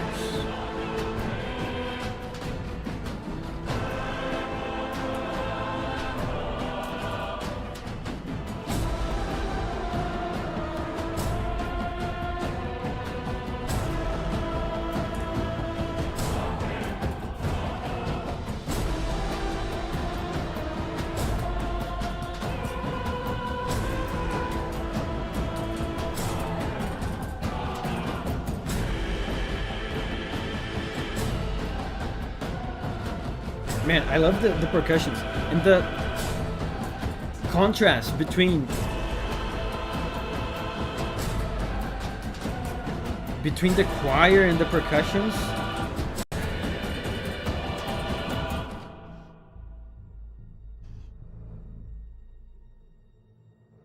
Is it over? The choir sounds spiritual. But the percussion sounds so brute and physical. There's a contrast there that I don't know what it means. I feel like there's two things being portrayed, or two sides of the same thing being portrayed. There's a physical, brutal, tribal side, and there's a spiritual, more sophisticated, transcendental side represented in the choir. Cool. Next up is Sin of Regret, and I believe this is Sin of Regret's second request. Thank you, Sin. MechWarrior 4 Vengeance, OST, track 17, Rock. This is the one from before. This game is the one from before that sounded kind of retro. It had like old samples. Let's go rock.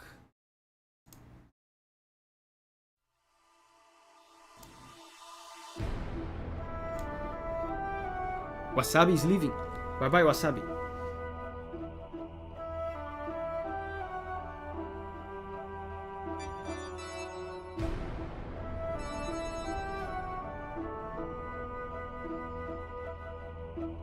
Oh, the pizzicato strings, can you hear?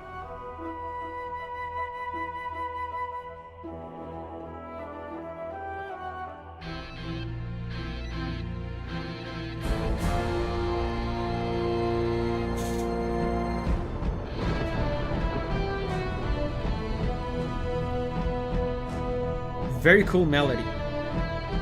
Yeah, surprise.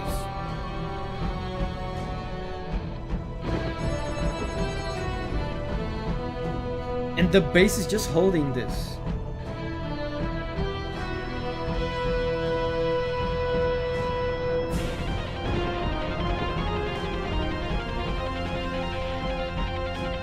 Lena says, gotta go to sleep. Bye bye everyone, have a lovely stream. Bye bye Lena. Shadow says, really enjoy MechWarrior music.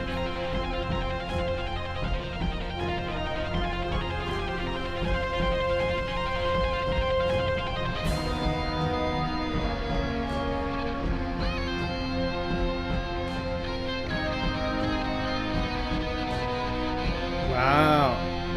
The guitar guy is having fun. It sounds like improv almost.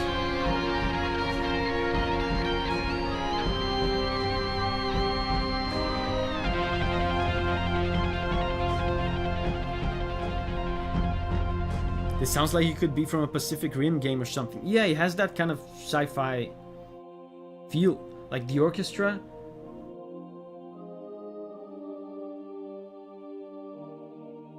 With synth, heavy percussion and guitar, feels like a classic style. Oh, is that it? That was short though. That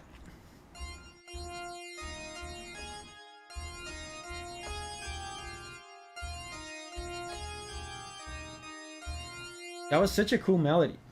And almost the entire song was just based on this bass, this sustained bass.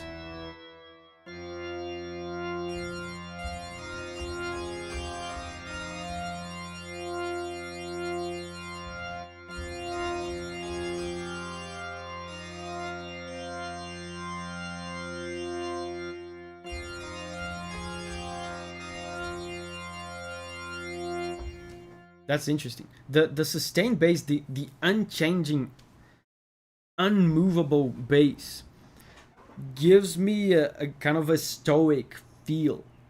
It also helps that this is clearly like some kind of war-like march. So it feels like I have the image of a stoic warrior or something. Very cool.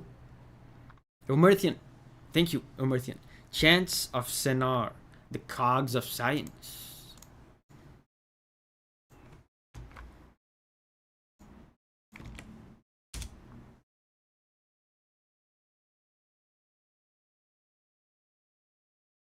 This is a short one too. Oh, I've seen this game.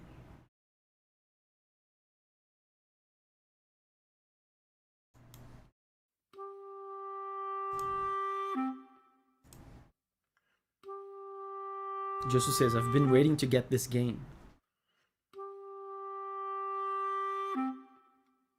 It sounds like a clarinet.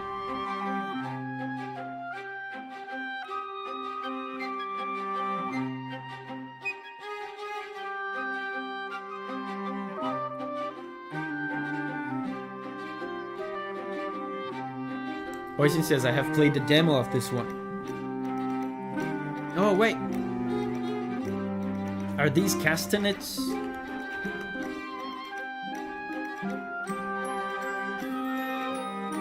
Oh.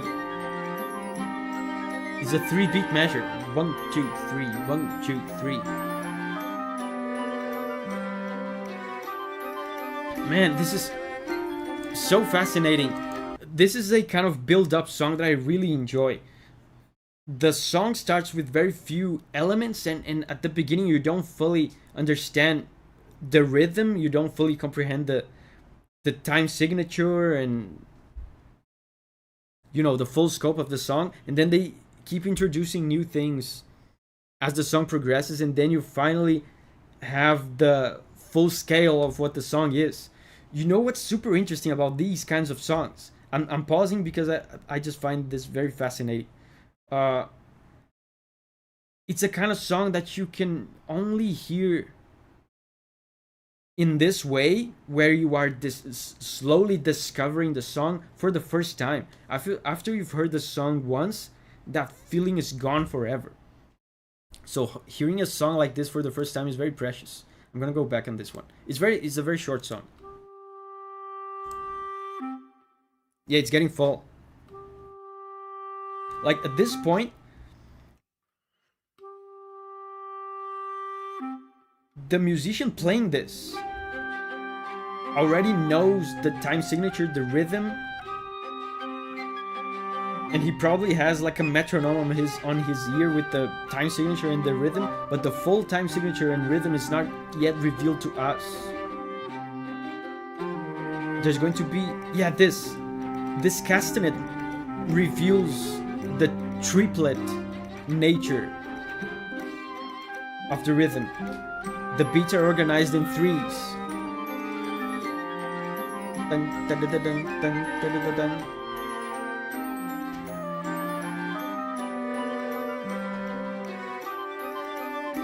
Yeah, it's getting full.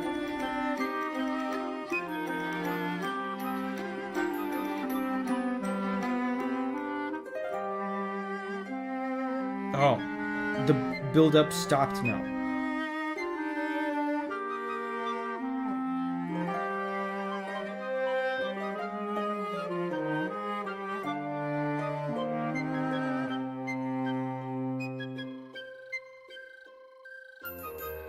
Alexander says, I have tried making this type of music with the rhythm and new instruments coming, breaking patterns. Didn't work out very well. It's not easy.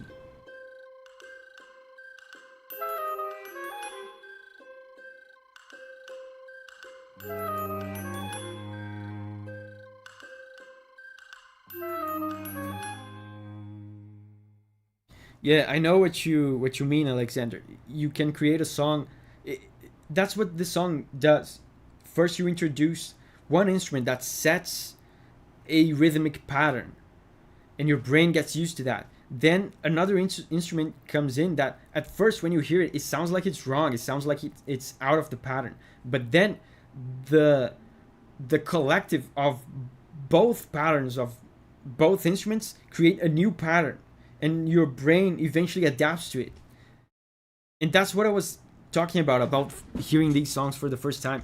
Once your brain adapts to the pattern that you're discovering by the instruments being added, once your brain adapts, you never unlearn the pattern, so you can never listen to the song for the first time again.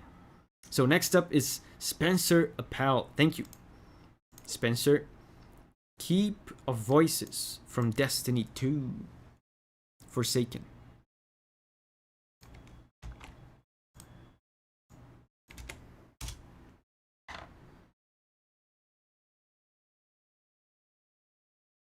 Keep of Voices.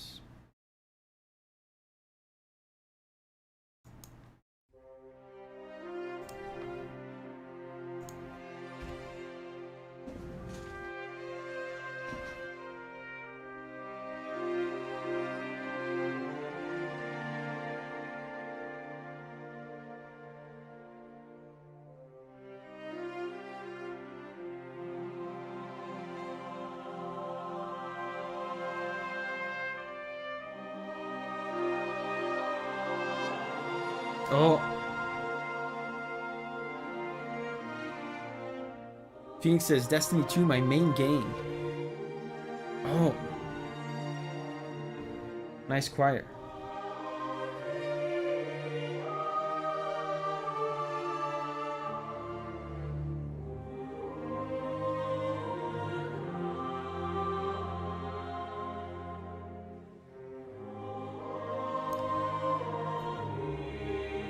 This is very good.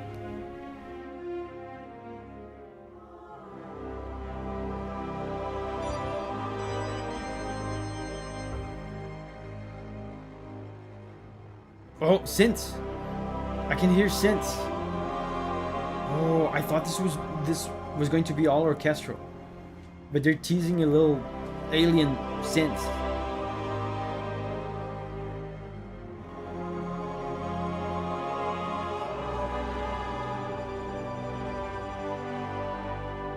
Alexander says, sounds like light. There's a celestial quality to it, especially because of the choirs, but there's some glorious chords in there as well.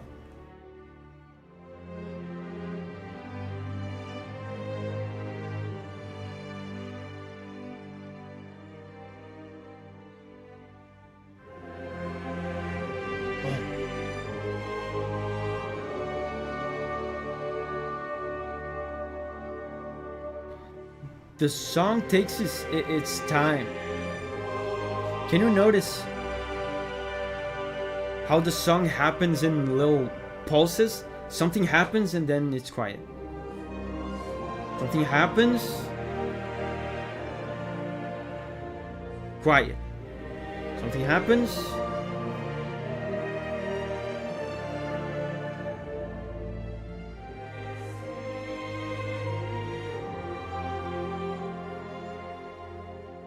that makes the song more soothing, because it gives the song itself time to breathe, to develop. Like movie music. Yeah, it sounds like movie music.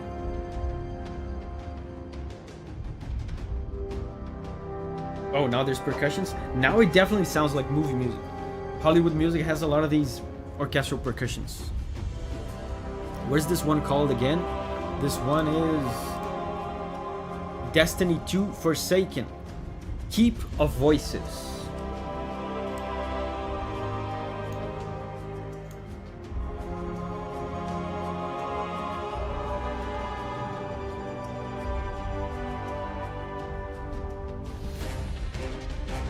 Oh.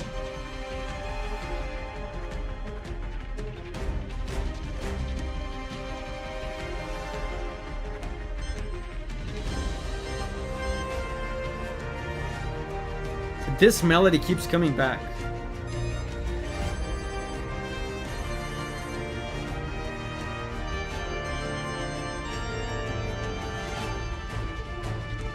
This melody. I wonder if this melody is important.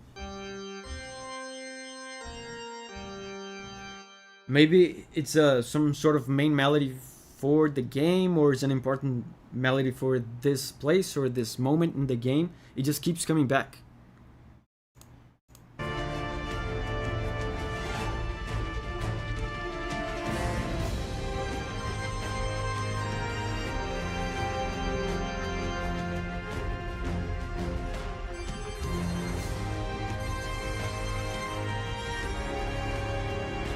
See? It keeps coming back.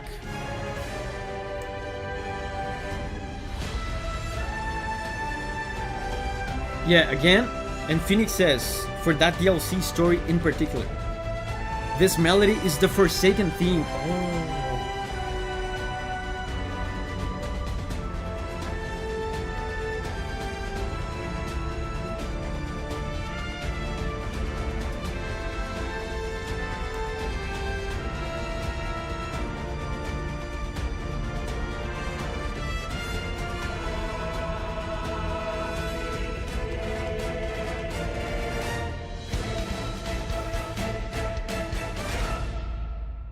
Wow!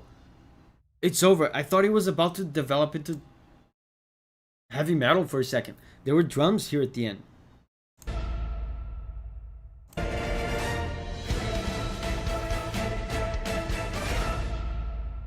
Okay, that was cool. So next up is... how about some other Destiny track? Dominus...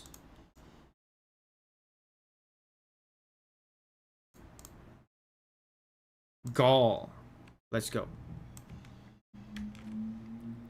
Also, that motive in Keep of Voices is the location theme. Yeah, it felt like it because it kept coming back.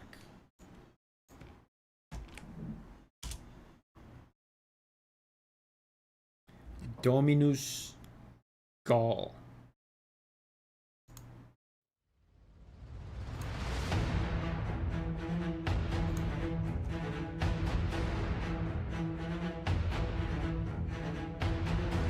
Kayla says, have you ever listened to either pieces for the final bosses of Octopath Traveler 1 and 2? I've heard the one from Octopath 1, but I don't remember it because it's been a long time. I never played either, but a developer once asked me to listen to Octopath 1 as reference for something.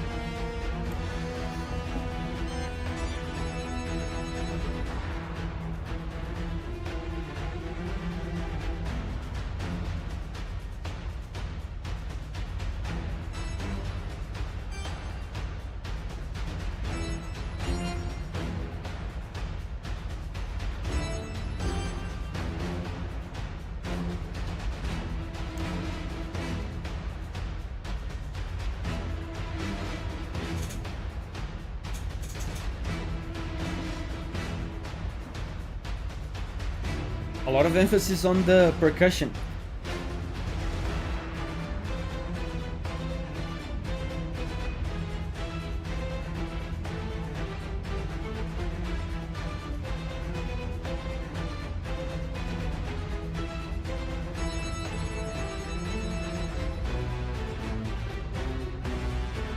And again with the big low-pitched brass.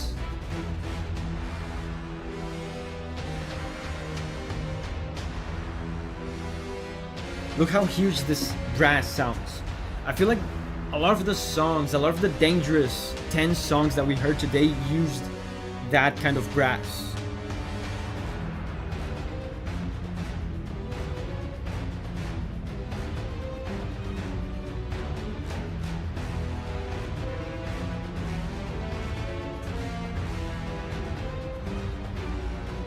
Austin Wilson says this is the first final boss. It sounds like it. Sounds dangerous.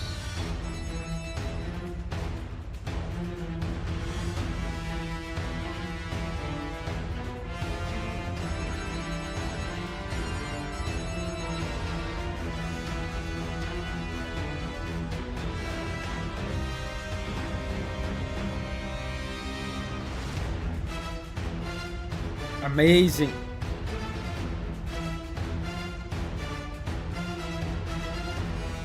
There's a kind of... There's these heavy brasses that just keep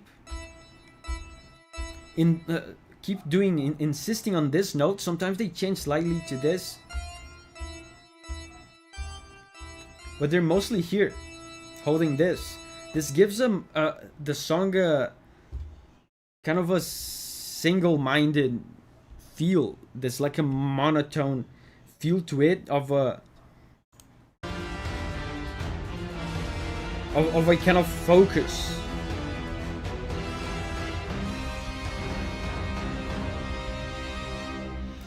I feel like it accentuates the feeling of tension, right? Because it's like the song makes you focus on one single point on this note for a long time.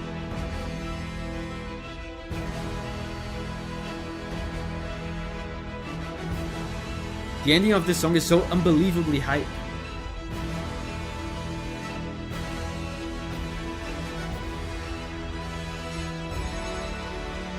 Yeah, I'm hearing some more glorious chords.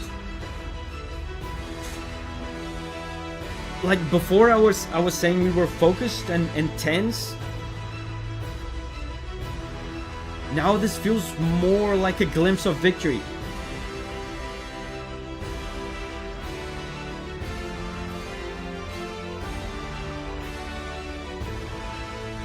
Alexander's leaving. Bye bye, Alexander.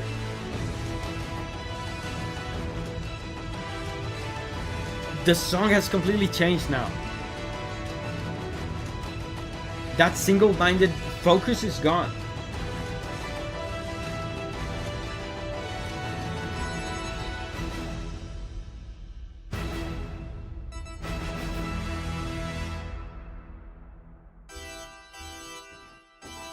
Wow, yeah, towards the end there, they started giving us a glimpse of victory, a glimpse of hope. It really showed in the chords. They started using more positive chords, like this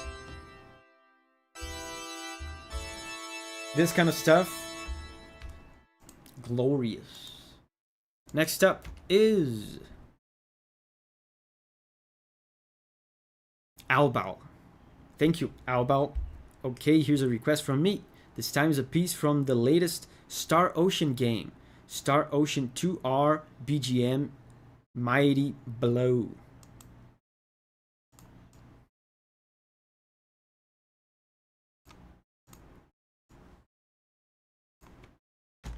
Mighty Blow.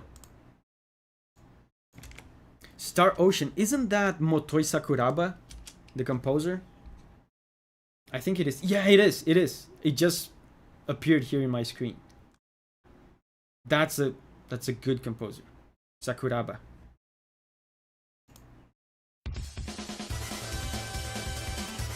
That immediately sounds like early 2000s Sakuraba.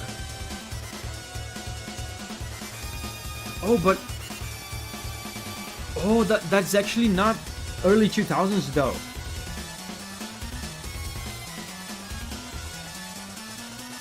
This is the wrong one.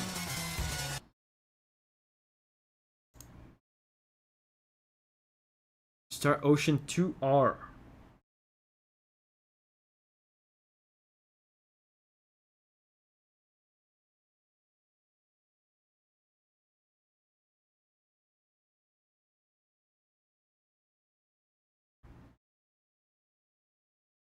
Yeah, I don't see 2R.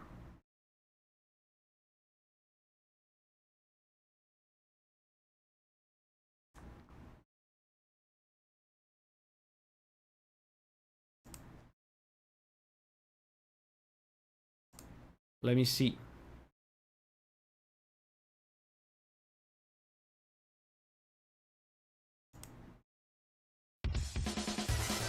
No, this is the same one. Yeah, I mean, with the name that you gave me, I'm not finding anything.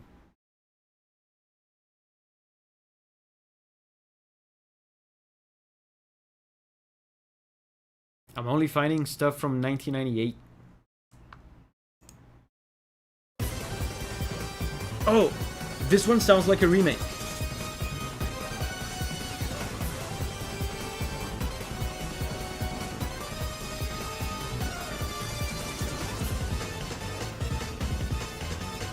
That's it, right?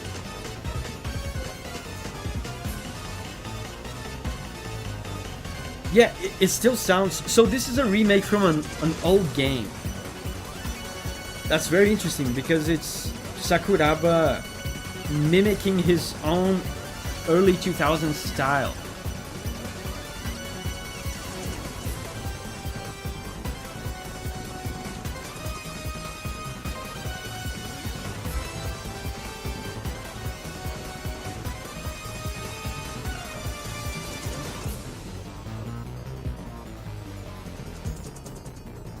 This kind of hype,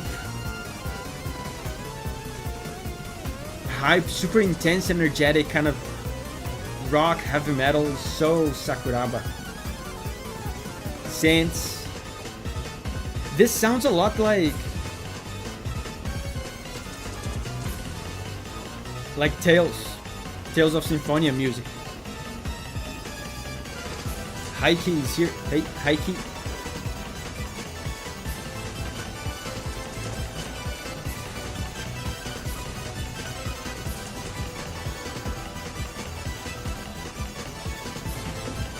Man, this is crazy. He's doing weird things with the time signature. He's cutting off bars here and also modulating the whole time. He obviously wants this to be very dynamic and maybe even disorienting. I just love the dissonance in this piece. Yeah, there's a lot of dissonance. It sounds kind of disturbing. It's disorienting.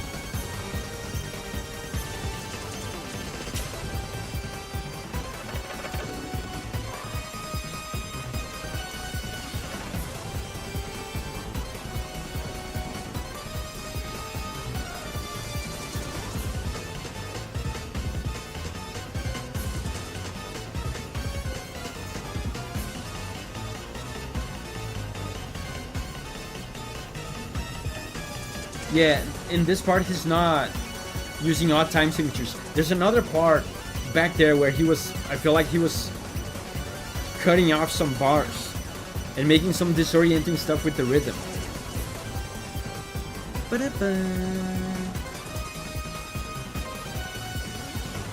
This has to be a boss theme, right?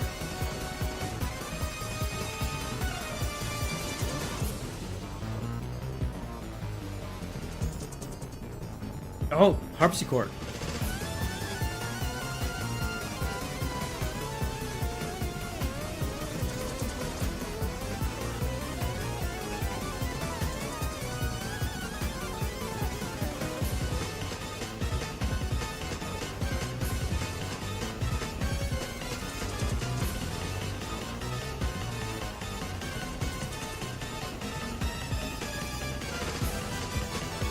Oh, this is it.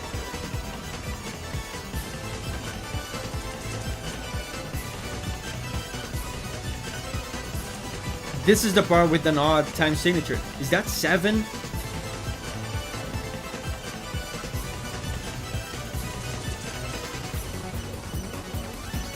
Man, that's disorienting. It happens so fast as well that it's difficult to count. This is the Michael and Haniel boss fight. It sounds like a JRPG boss fight. It sounds like a JRPG Sakuraba boss fight.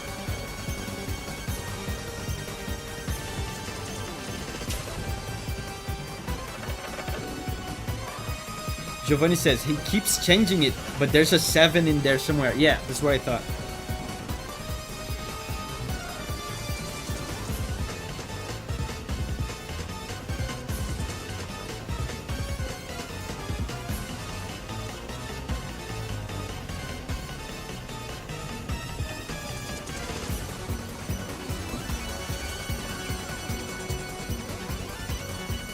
And like, I'm not even trying to play this on the keyboard because he keeps modulating and changing keys all the time.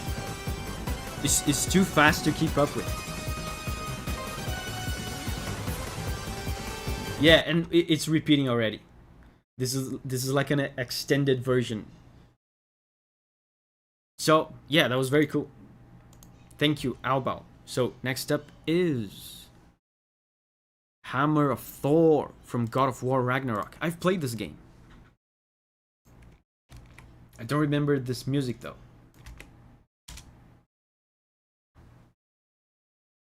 The Hammer of Thor.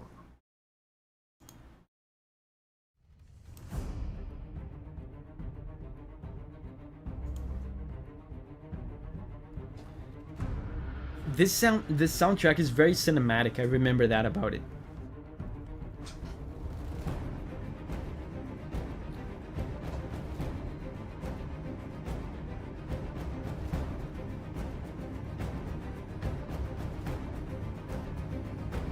The ostinato.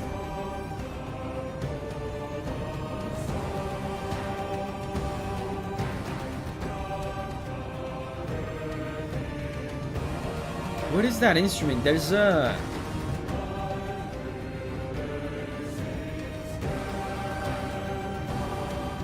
I feel like there's some sort of Scandinavian instrument there that I cannot identify.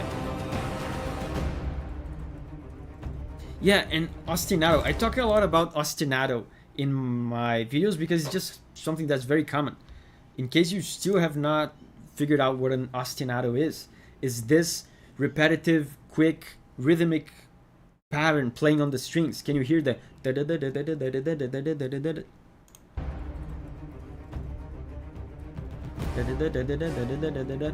That's an ostinato. People use this a lot to build songs around it. I can't tell if it's a strange horn or actually a synth. I don't think it's a synth. But yeah, it's blended in with the orchestra, so it's hard to tell what it is. It sounds like some sort of acoustic, ethnic instrument. You talk about ostinatos repeatedly, get it? Yeah, ostinatos are meant to be repetitive. It's just something that happens a lot.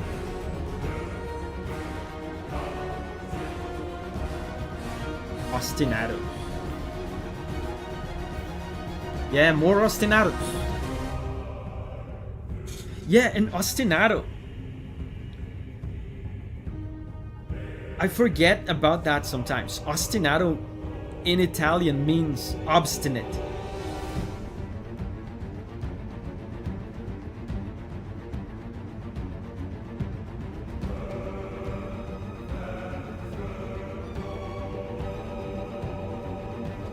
Is this the boss fight theme for Thor? I remember you fight him at the end.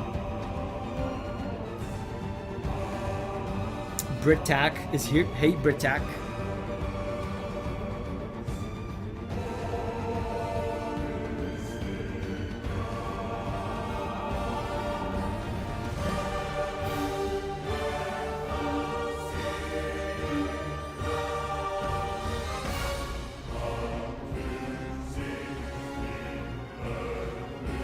The Barbarian Choir, of course, is mandatory for this.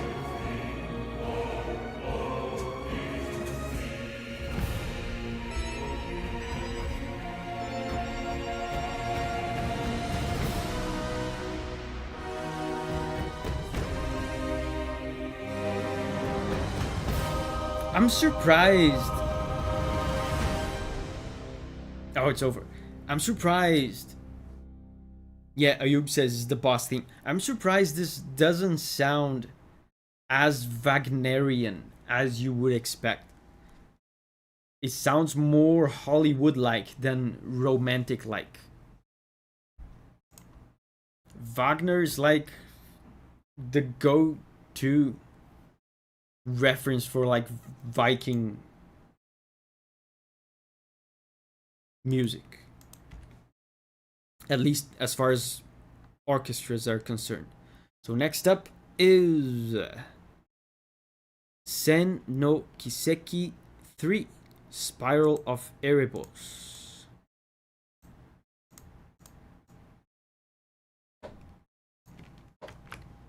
Let's go.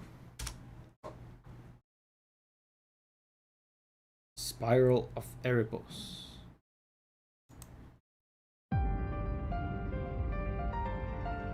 Oh. Cool little piano.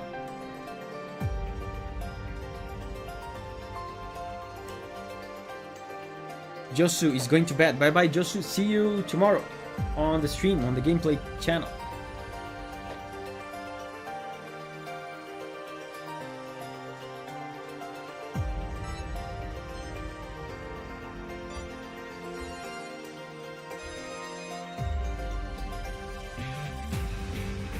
Oh, listen to this bass.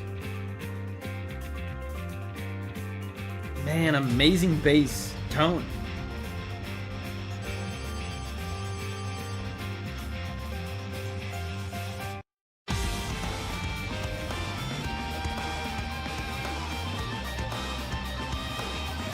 Wow.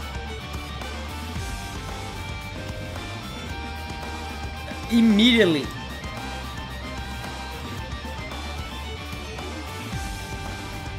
I don't think it's intentional at all. It's just, you know, it happens. It's a coincidence.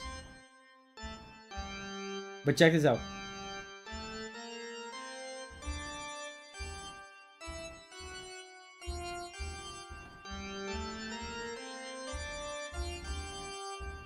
Do you recognize this from somewhere?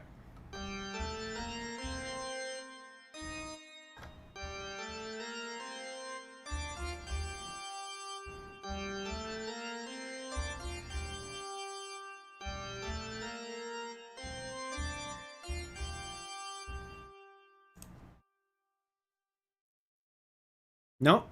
Nobody?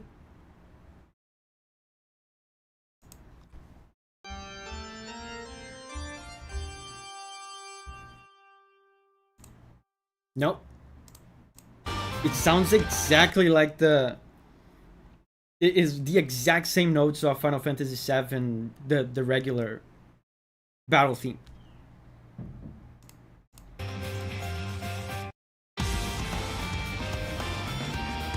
Yeah.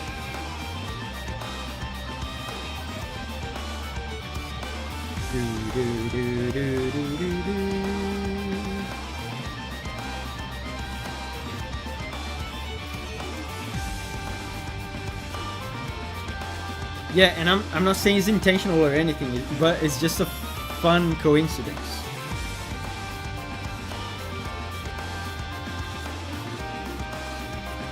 I'm just impressed with the sound of this bass.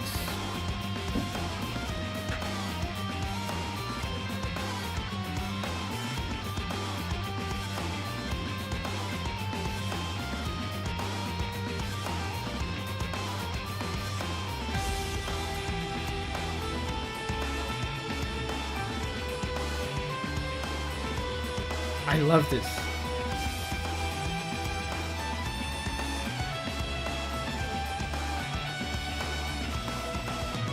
Very cool harmony.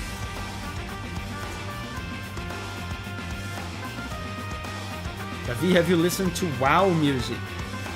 Probably yes, but I don't remember any of it.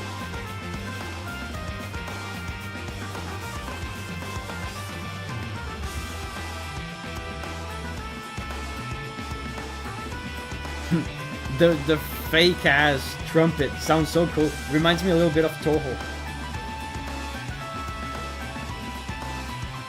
The guitar sounds like the Danny Phantom intro.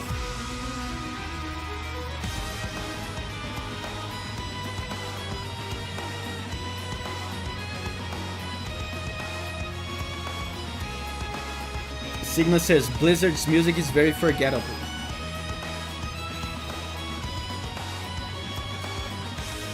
I wish I could disagree, but I don't remember any of it. When you said that, Signa, my first instinct was to say, no, there's that track.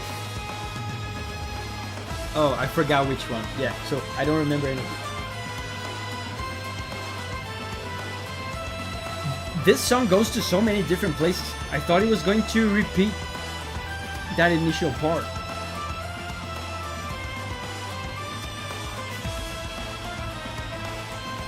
David, do you like metal as in music genre? Yes.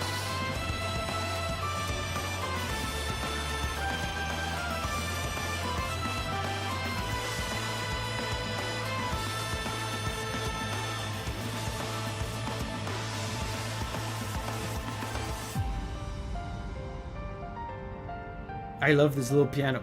This sets up such a fun rhythm. Dun, dun, dun, dun, dun, dun.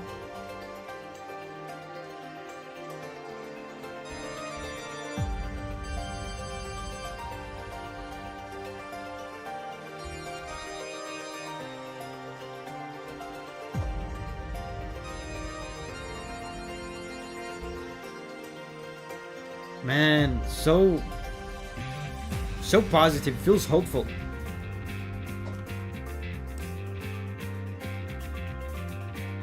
Spiral of Erebos.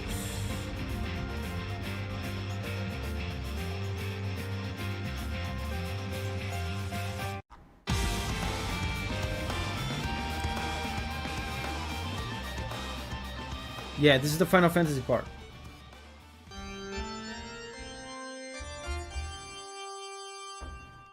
Bass drops. Let me make a guess. I don't think that is... Man, with JRPGs is tricky sometimes. That sounds to me like an area theme of an RPG. Area themes of JRPGs sometimes go hard, man. Sometimes they sound a little bit like combat music. Could be combat as well, because, you know, it's intense, there's drums and stuff.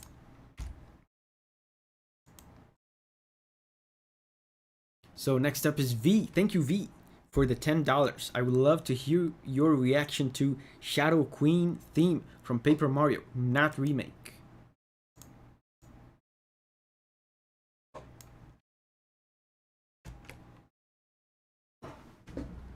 Zenix says, right, wasn't it like that for Xenoblade 2? You mean like the area themes going super hard? Xenoblade 1 as well. A lot of JRPGs are like that. Bravely Default as well.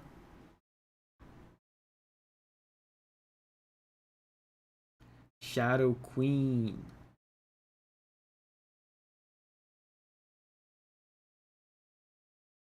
I think this is not the remake.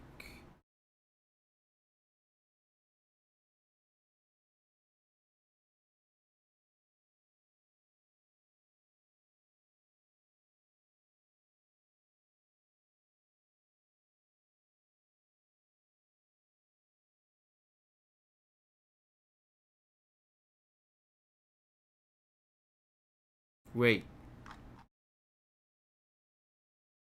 This is part 2.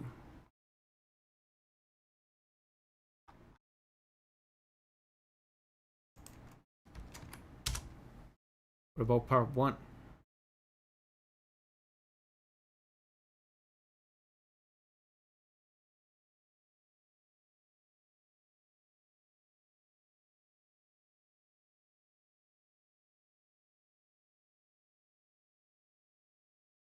Oh, I think I found it.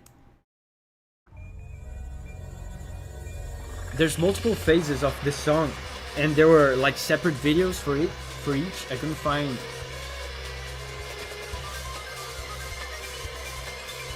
They probably meant part 2.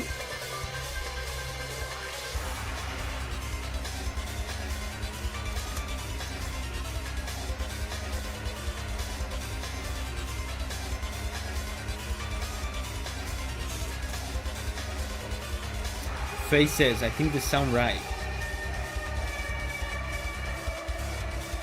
I've beaten this game, but I don't remember this. But as I was talking before about Yoshito Sekigawa, the composer of this, he likes using a lot of crazy synths. So I'm expecting crazy synths. Adrian, thank you, Adrian. Final Fantasy 14 to the edge. Thank you for the support. V says this is it. Cool.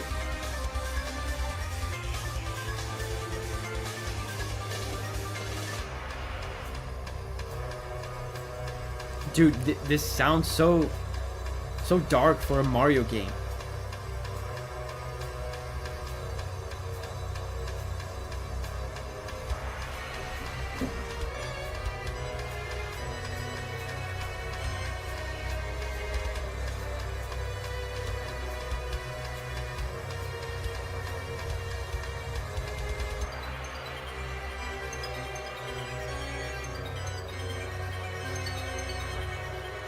It's even hard to tell the key.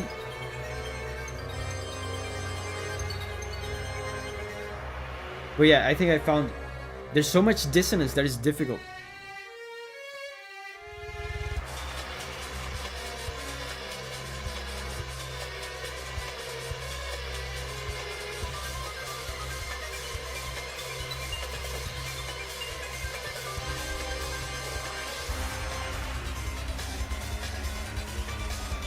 Yeah, as expected, there's a lot of crazy synths.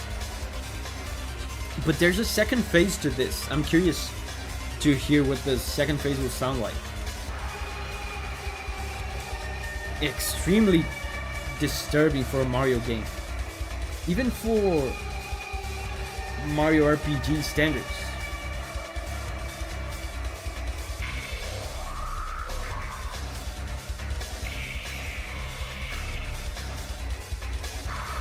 And listen to the drums, how prog it sounds. This is Yoshito Sekigawa's like heavy metal bias showing.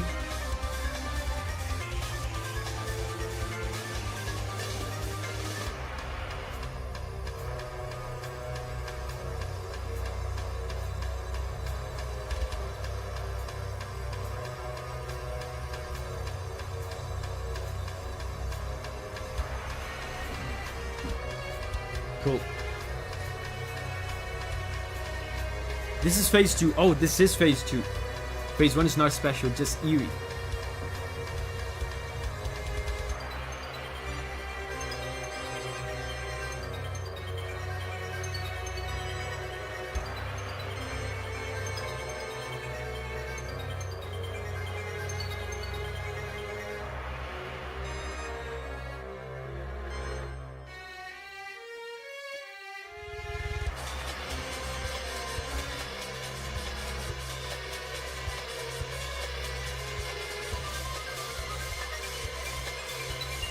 They were doing so much dissonant stuff back there on the bass.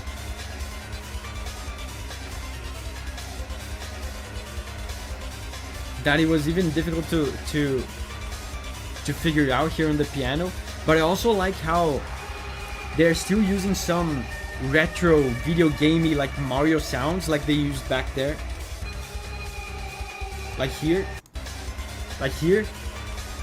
Sounds kind of like a Mario sound.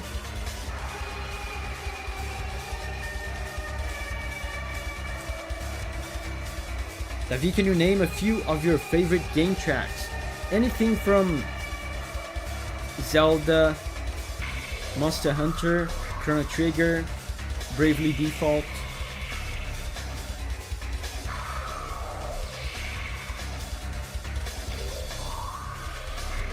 Very cool. Yeah, I think it's repeating now. Let's go now with Adrian.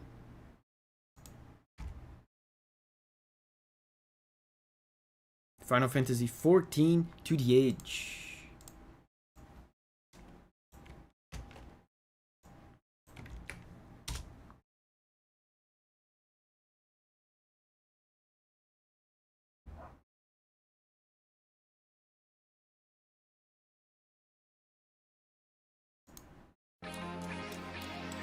Have I heard this one before?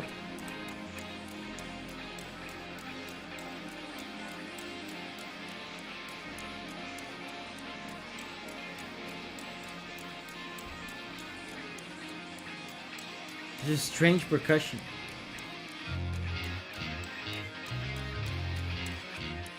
Tundra says, yeah, I love this one. I don't recognize this one.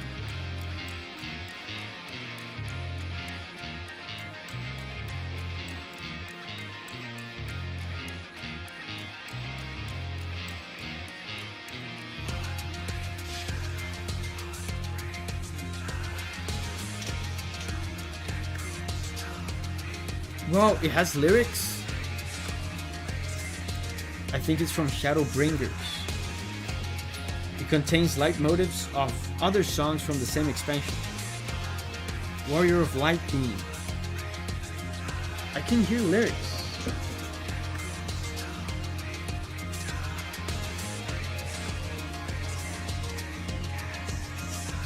Man, I've never played Final Fantasy XIV, so I won't know any of the leitmotifs.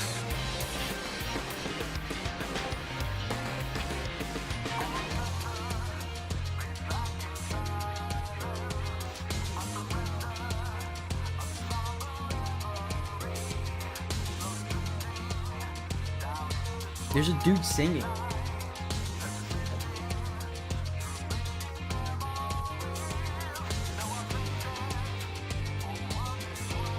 Adrian says the composer Masayoshi Soken wrote this one while in the hospital with cancer. I remember that story. He kept working and composing even while treating the cancer.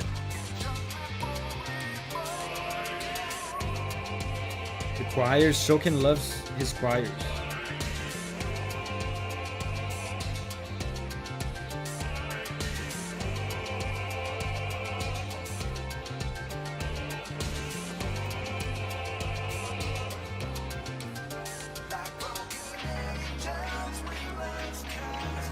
The vocals are coming a little bit to the surface. They have been muffled so far.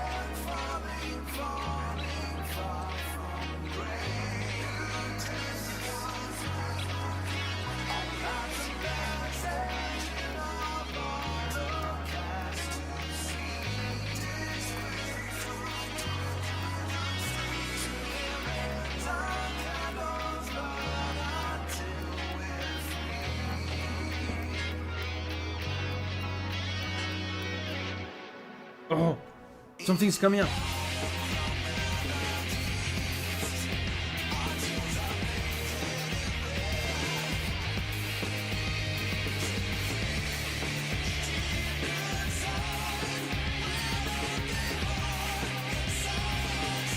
Dude, it's so weird that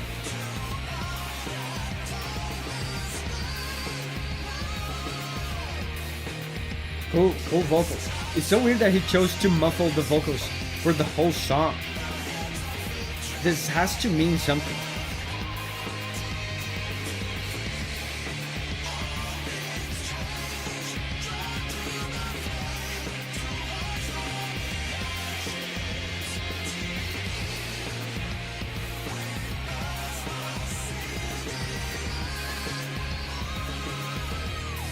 Very cool.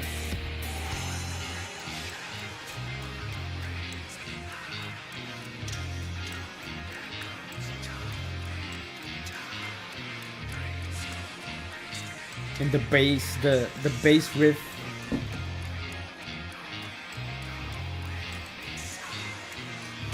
Wow, this song is really long. We're not gonna listen to the whole thing. It's already at 4 minutes. Let's listen a little bit more. I might skip ahead on this one because I'm curious if there will be like more orchestral, like Final Fantasy-esque stuff.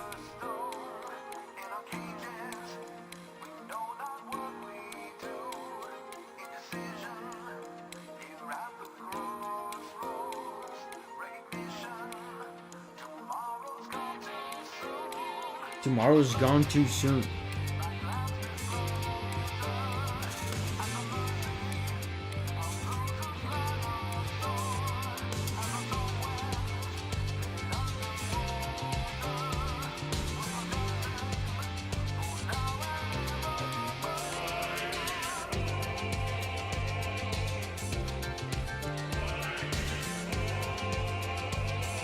Yeah, the choirs. I feel like it's just gonna repeat now. We're already at the 5-minute mark, so let's skip ahead. I'm curious to see what else there is in this.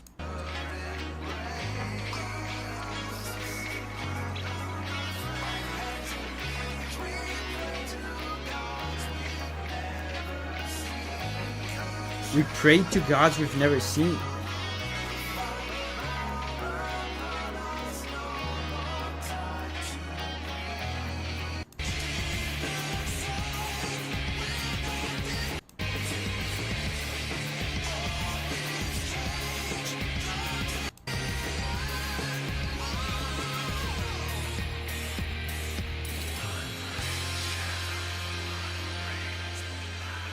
Dude, what an odd song. Very odd. The percussion from the beginning was very disorienting. This one. There's a click clack sound, and the choice to make the vocals muffled and kind of suffocated throughout the whole song. Very interesting. Intriguing. And now is Giovanni Rezengi. Metal Gear Solid main theme. I feel like if I type this on YouTube, two things are gonna come up, because I feel like Metal Gear has two different main themes. There's the one from the PS1 and the one from Metal Gear 2 on the PS2.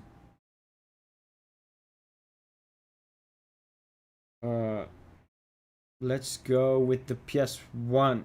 Man, this PS1 main theme was uploaded 17 years ago. It's probably gonna sound like ass.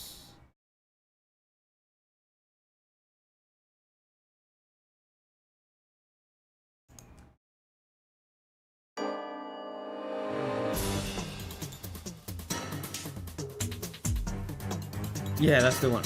Man, this one is so good.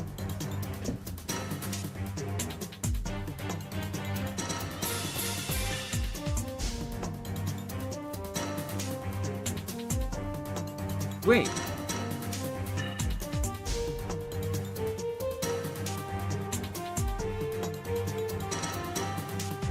Wait, I never knew. My mind is blown right now.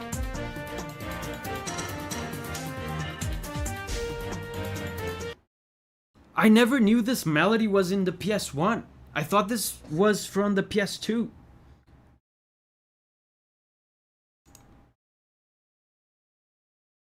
My whole world is in shambles right now.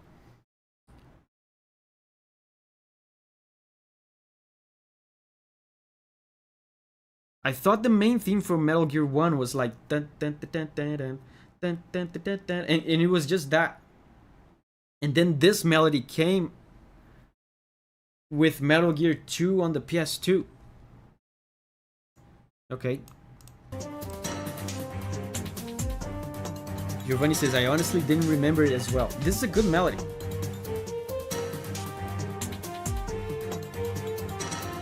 I don't think I've ever heard this in the PS1. It's from Metal Gear, yeah.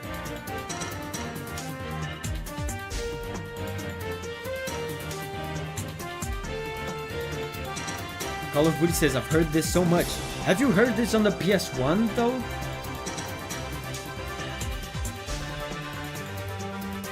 Yeah, this part is so good.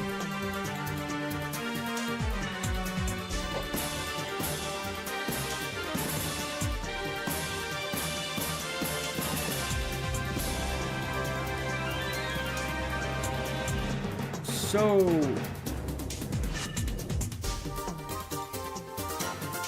this is so good, bro. So who composed this melody then? I've always thought this melody was made by Harry Gregson Williams, which was the Hollywood guy Kojima hired for Metal Gear 2. But if this song is in the PS1, then it was probably Norihiko Hibino who composed it, which is the original composer for Metal Gear.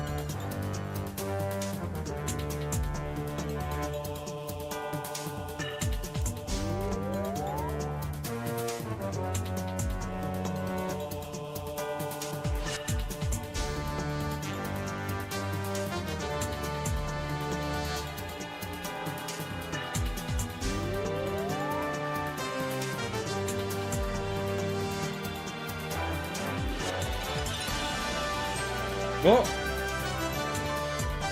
It's positive now. Wow. This is so odd, man. I feel like I'm in a dream.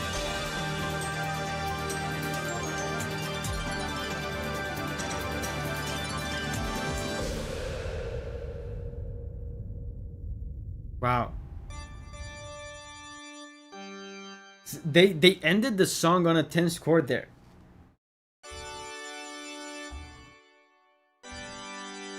So this is a tense chord, it builds tension. It begs, this chord begs for the home chord to resolve the tension. The home chord would be this one. But they didn't resolve the tension, they just ended it here. They just ended. Where's the end? Where's the end? Okay, next up. That song freaked me out. Very, very fascinating to know that this was in the PS2. I mean, this was in the PS1. Intriguing. Call of Booty. I mean, Call of Duty. Pegasus Bridge.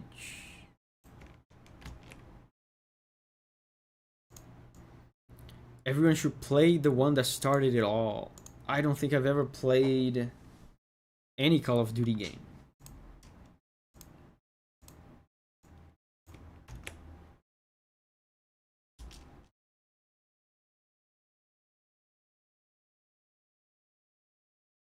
Pegasus Bridge, 16 years ago. That was probably PS1, right? I don't even know when Call of Duty started.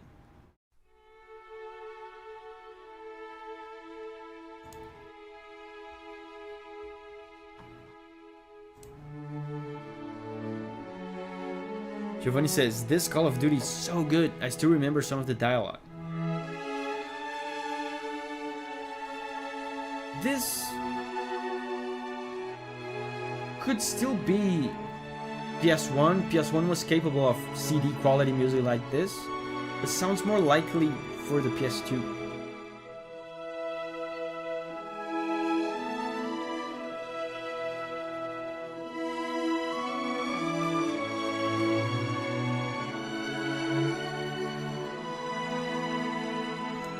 Very, very cinematic.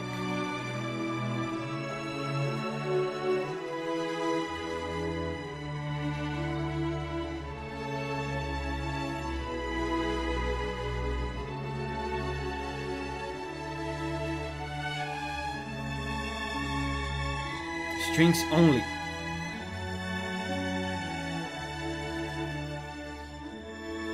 Heavily inspired by Saving Private Ryan. Yes! There's that vibe.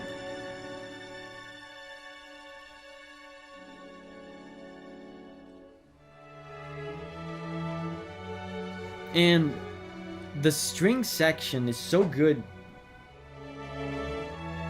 for this kind of vibe. Brass,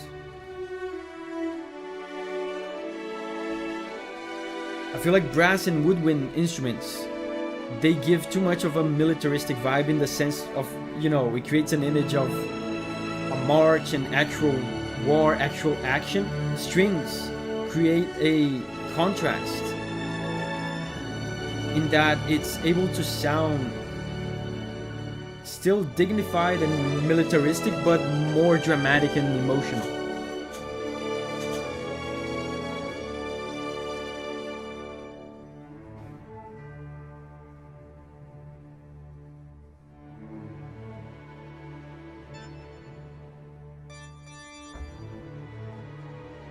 Oh. Disturbing chord.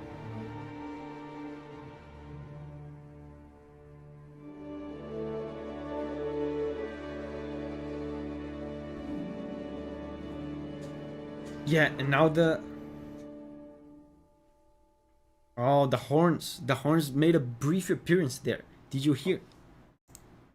Horns are classic for, you know, militaristic themes.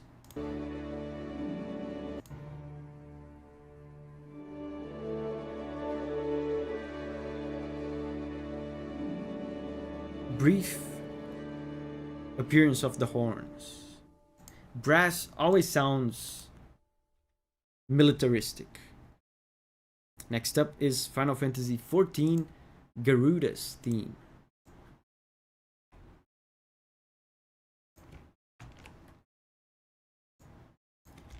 I've never played 14, but I I remember the icon themes from 16 were really cool, and it's the same composer.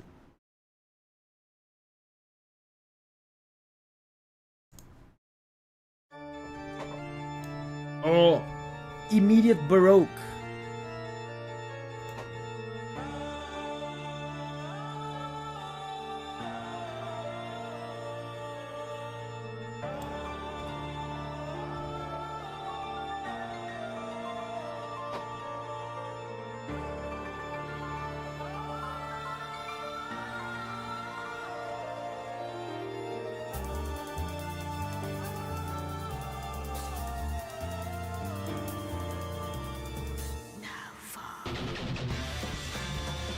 Wow, was not expecting that at all. It's completely different from Final Fantasy 16.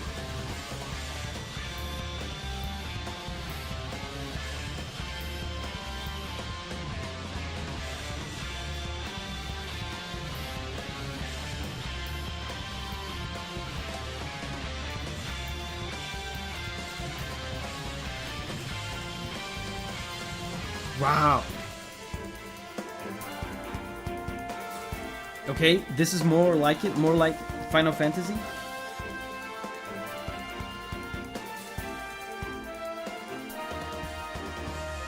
Banger. Hey, Abkin is here. Hey, Abkin.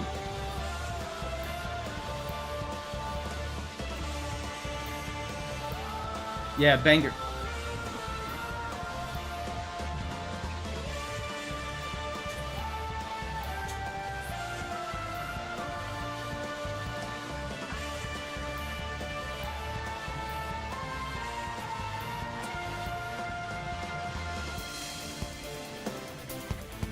Amazing. Oh, and there's harpsichord. The human voices singing the melody are a very interesting choice as well. There's no words, there's no lyrics, but it's still there, giving you that added sense of humanity. And this kind of old school prog rock part, I feel like is Soken probably paying tribute to Uematsu, right? This is such a Uematsu like jam. Riku says there's a version with lyrics, but I like this one more.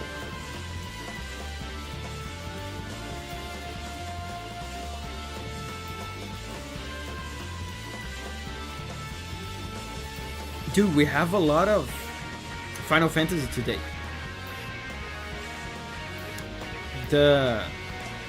This other one here on upcoming one on the list is also Uematsu Final Fantasy.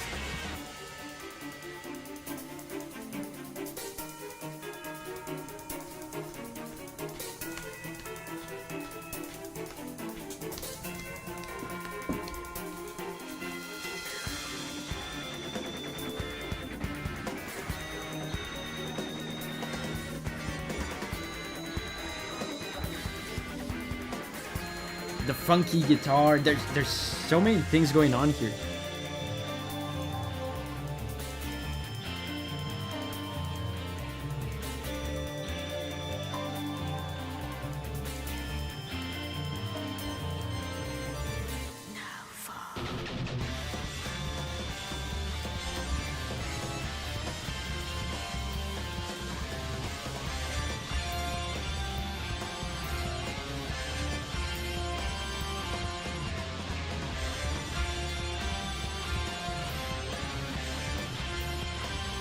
Very cool riff, and it's like I said, it's kind of similar to the Final Fantasy IX riff we were listening to before from Uematsu, right? Soken is so good at sounding like Final Fantasy and like paying tribute to the legends that came before him in the Final Fantasy series. Next up, Endless Construction Day. Okay.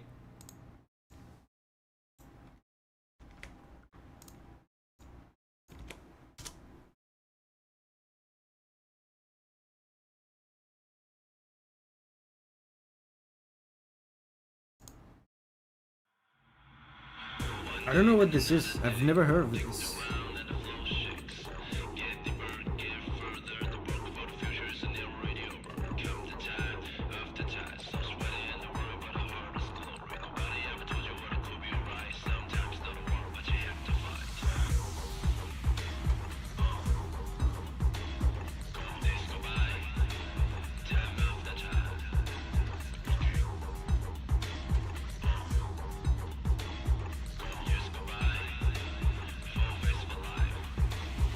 The title hits very close to home. Yeah, endless construction.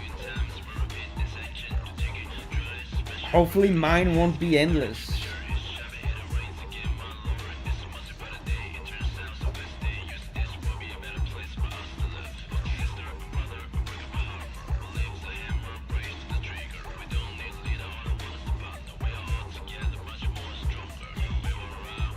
There's zero.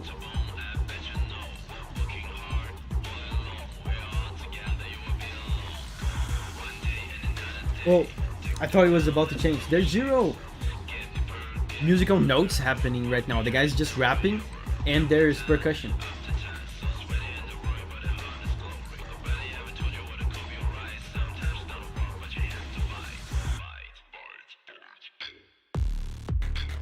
Okay, now we have some bass.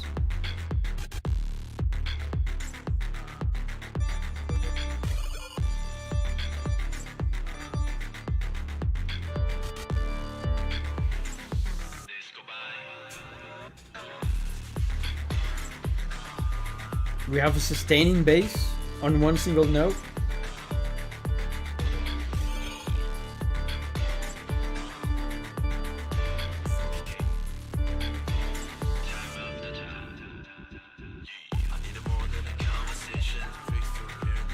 I think this is just going to be the whole song. A lot of sound design, a lot of noises and sounds. But as far as music goes,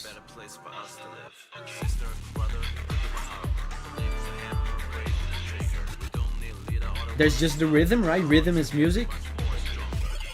And the bass. Just doing this.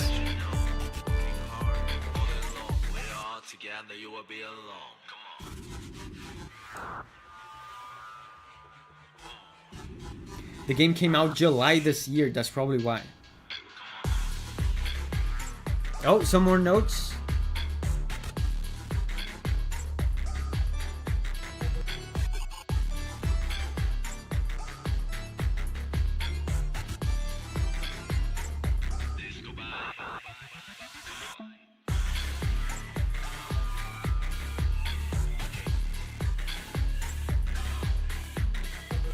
Zenix says, I might have a better one.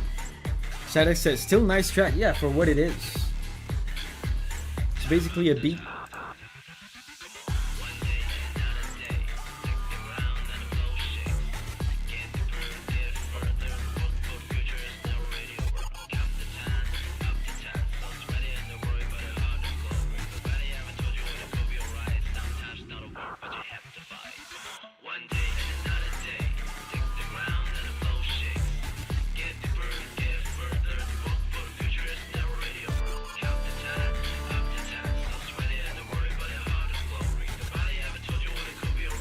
Doesn't have any depth really. Yes, I agree. I think when it comes to rap like this, I feel like people look for depth in things other than like musical notes. The depth is like in the lyrics and stuff. Next up is Payburn. Again, with Genova.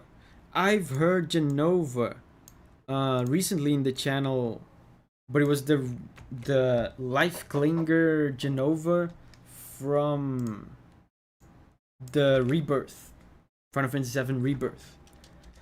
The original Genova is really good, man, so good.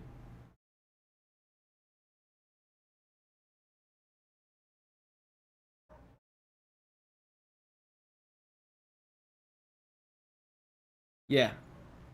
Yeah, and he actually didn't say if it's like Final Fantasy VII original or 7 remake or whatever.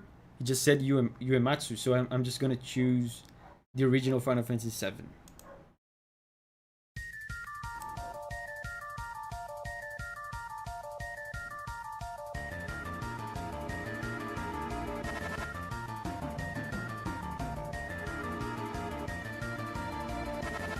This is so good, man. Shadek says, I'm really not into rap, so it's kind of funny that a track I say I like is considered shallow. I mean, shallow doesn't necessarily mean bad, it's the same thing throughout the whole song. And like, there's not much to it. But sometimes these kinds of songs are good, you know, to have something in the background that's not too complex and overly distracting. This is very, very true for game design. Sometimes we as game composers, we have to compose shallow music. Because there might be a situation in the game where you cannot afford to distract the player. Even Uematsu sometimes has to compose shallow music. Sometimes all you can do is like sustain some chords or sustain a bass.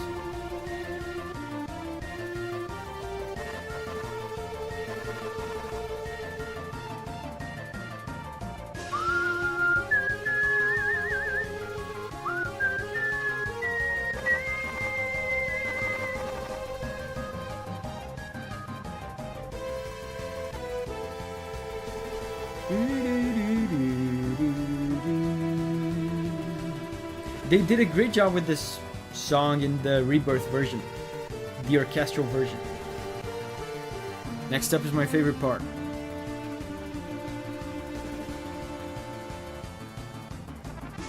This. Oh yeah, and I made a discovery in that video.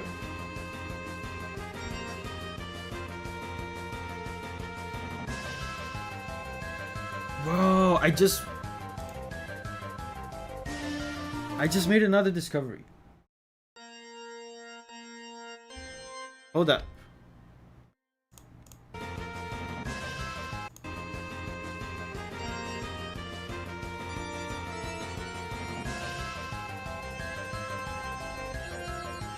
The harmony here is different from the Rebirth version. I thought it was the same because it kind of sounds similar, but it's different. Remember, in the Rebirth video that I did recently, I said that this end here of the Genova theme sounds exactly like the end of Aerith's theme.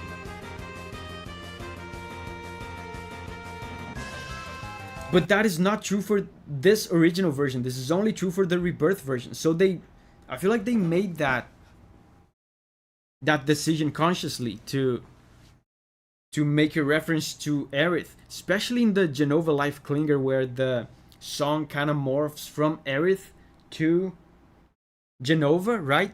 That's interesting. Interessant. Next up is Hollow C41 stage theme. Oh, it's the same game from the rap track.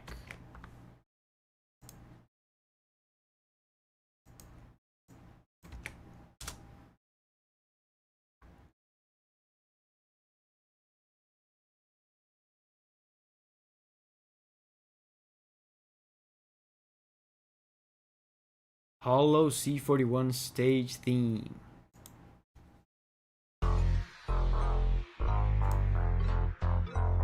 Zinix says, I think this one will be better. It already has more notes than the entire previous song.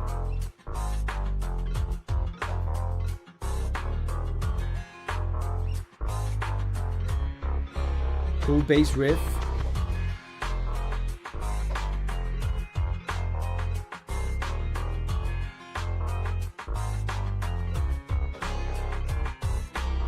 This is really cool.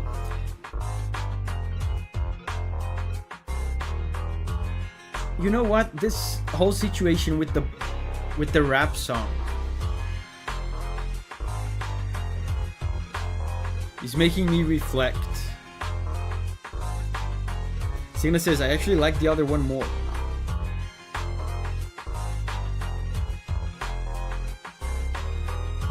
Composing music for games sometimes is a thankless thing. Because sometimes you're required to make music. You're required to make music that will serve the game. And that kind of music is the music that will best serve the game. Whereas the kind of music that doesn't get noticed and doesn't really hype people up outside the game.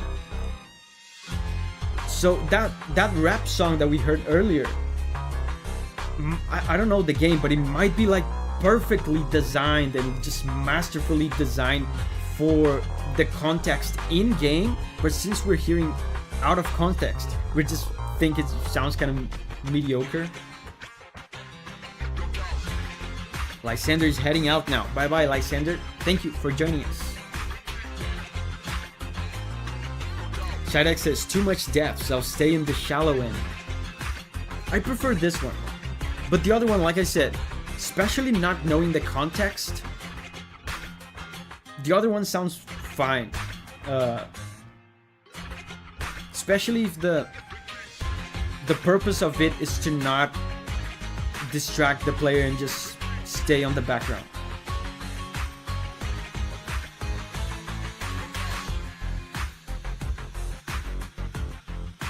Eunoia says, I sort of prefer the instrumentation of the more rap sounding one, but all of the actual melodic information definitely makes it more appealing.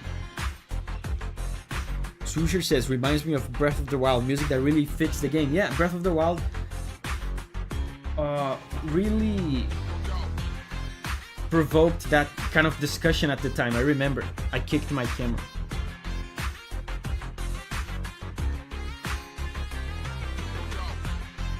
Yeah, I remember. Because Breath of the Wild music is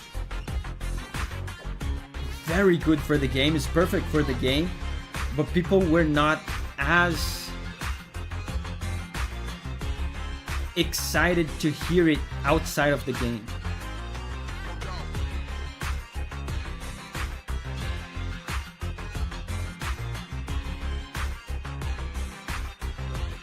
I really like this one.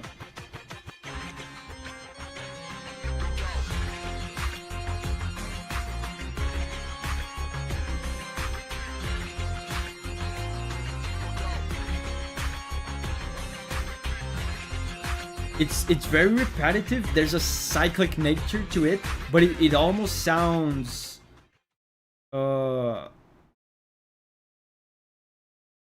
hypnotic. There's like a trance quality to it. Paul DeSalt. Hey Paul, how are you doing, man?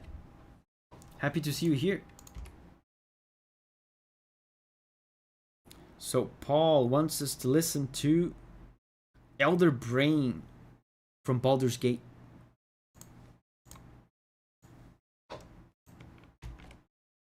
Paul says, doing great, man. So let's go listen to some Baldur's Gate.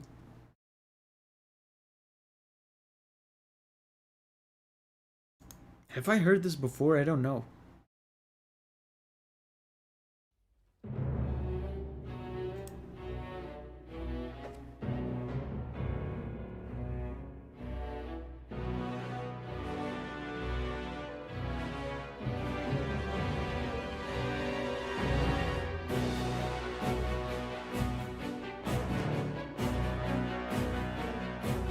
Call of Booty says, I listen to the Horse Breath of the Wild music every now and then, and it's so good.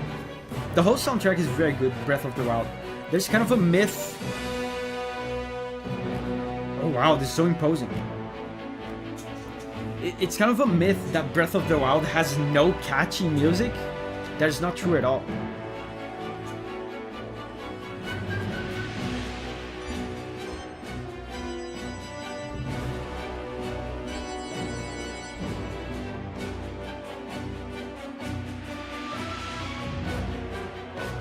A lot of brass.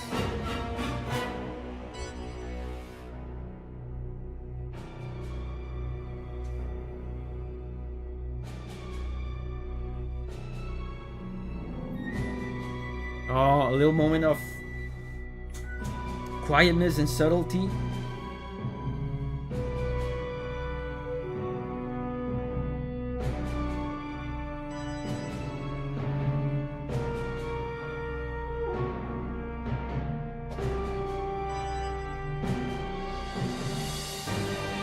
Oh!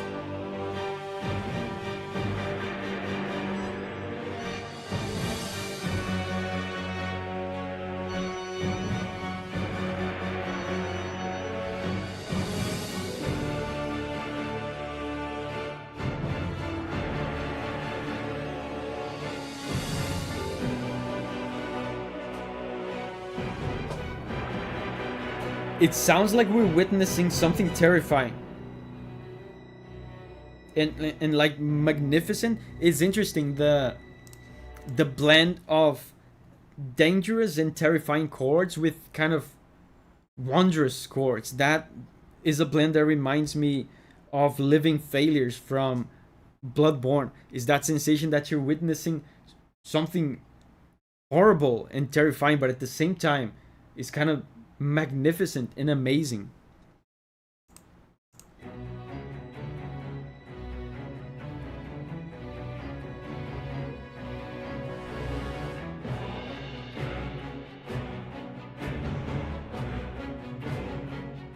Imposing, yeah.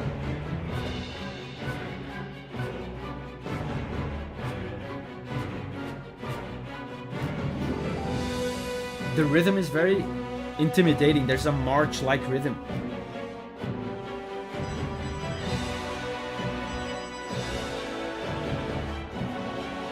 Listen to this. That's the positive side.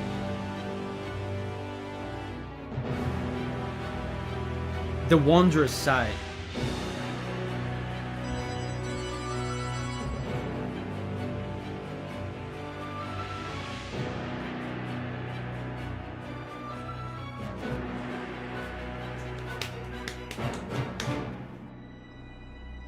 Fighting an elder brain should be terrifying.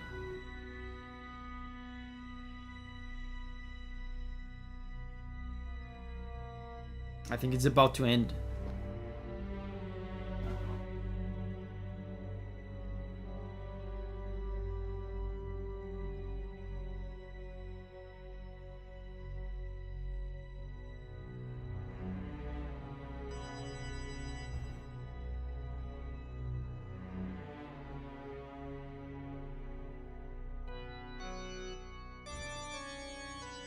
The cello is doing this. Wow, that ending. That the tail end of that song was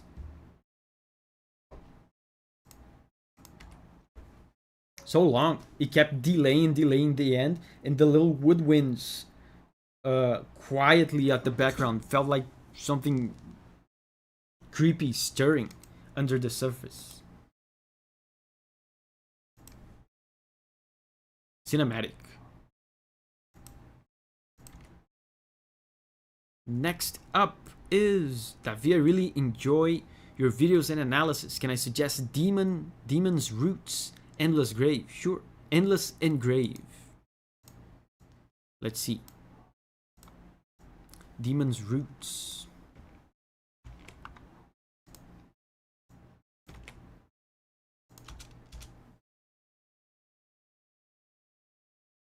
Endless Engrave.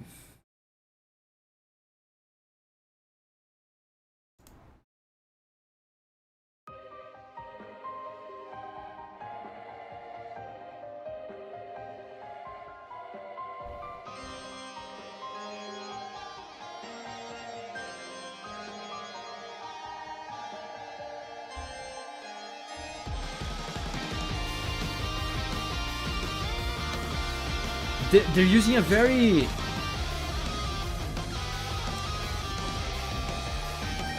common kind of cliche pop song chord progression.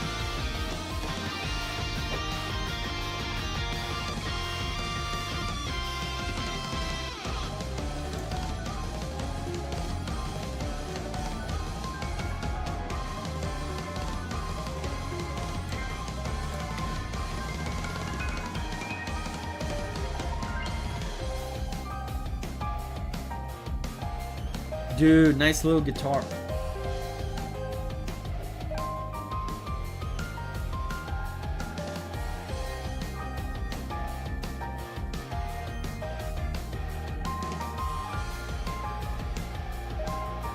Cool bass.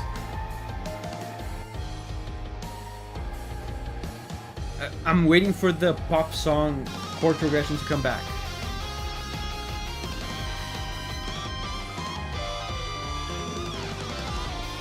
I like that synth in the right ear. Yeah, there was a choir on the left here and a synth on the right.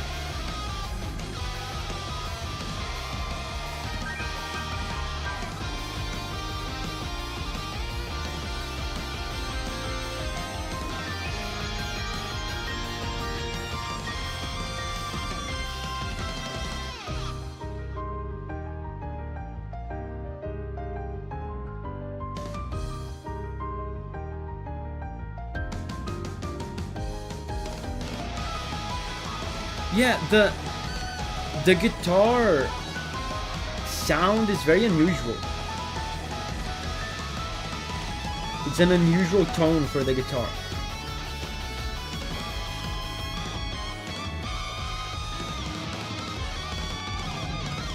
I feel like they're probably using a whammy pedal in this guitar.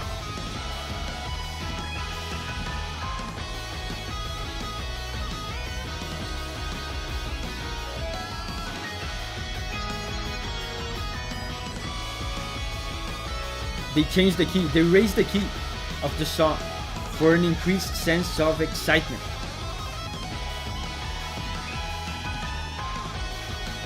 A what pedal? It's a whammy pedal. It's a pedal that you can hook up to a guitar and manipulate it with your foot to make it do weird noises.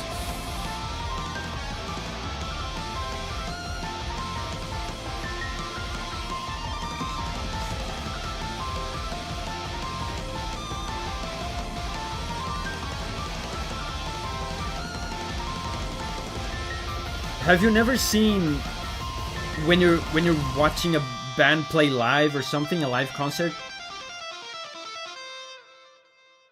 The guitar player sometimes has his foot on a thing and he's moving his foot on a pedal. Call of Booty says, I think my guitar friend has one of those. I'm more of a piano guy, so I don't really know guitar like that. It's more likely that your friend has a wah pedal. It's different. Whammy is more rare. A wah pedal, it's more common.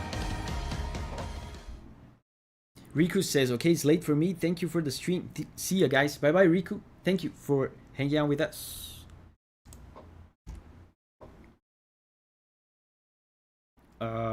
Next up is For the Craft World, Dawn of War.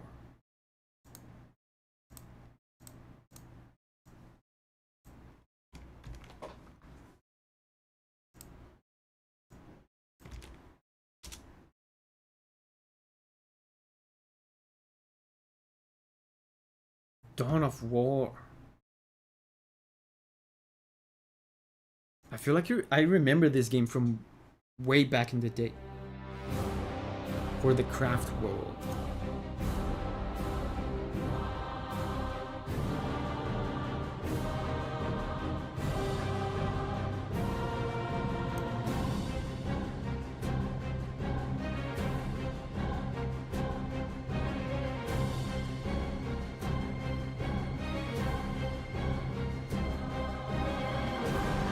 Wasabi says, hey, I'm back from class.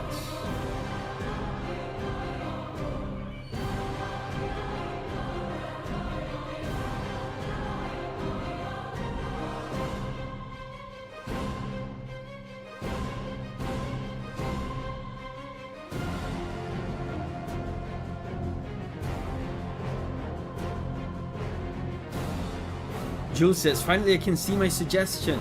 Yeah, it's here.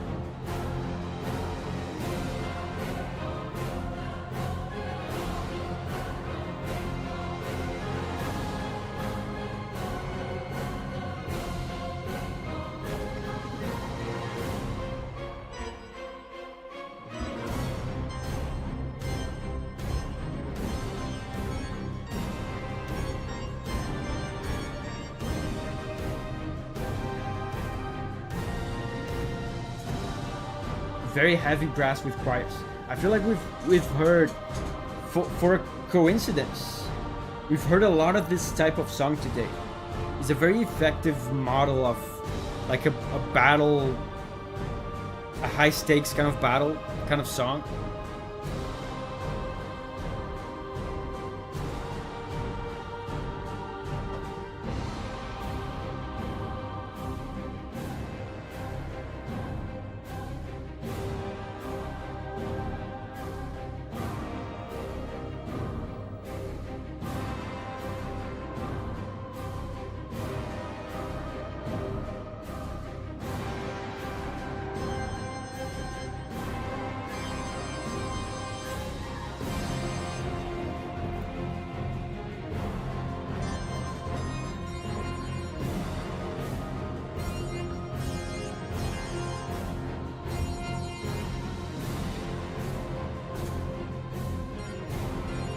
And this one has a lot of that insistence on the same notes that I noticed on Destiny as well. Remember, it gives like a sensation of a single-minded kind of focus. It increases tension.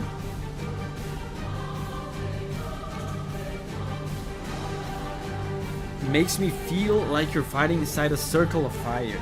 Yeah, that's like a high stakes kind of situation.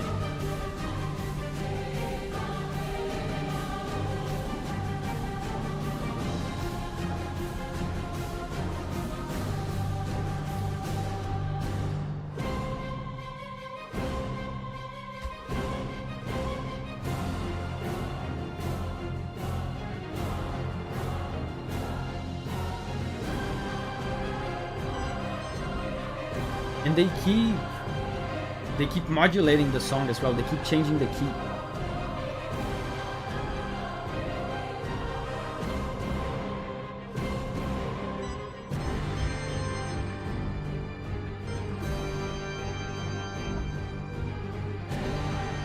Oh, they're holding 10th chord.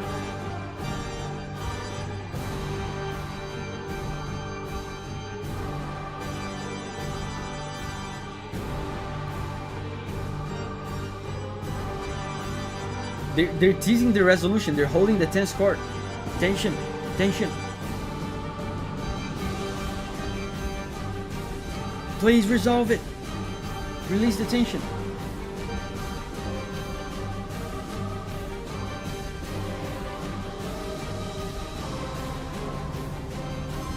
Okay, they resolved it. They released it. But could you see how long they held that?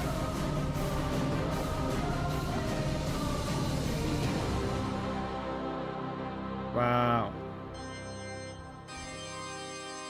Yeah, holding on to the 10th chord like this and delaying the resolution is a great way to make you feel aggravated. So the next one is a song we already heard. Is Ayub still here? If he is, he could choose another song.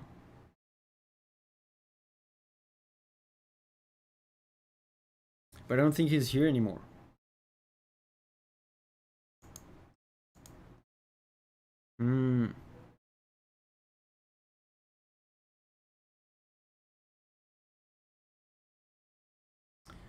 You know what I'm gonna do? I'm gonna choose another God of War Ragnarok track for him. I'm gonna choose a theme that a lot of people actually suggested, and it's likely that he would be happy with it too. It's the main theme of God of War Ragnarok. I don't think I've ever heard it in the channel, and a lot of people suggested. So, God of War Ragnarok main theme.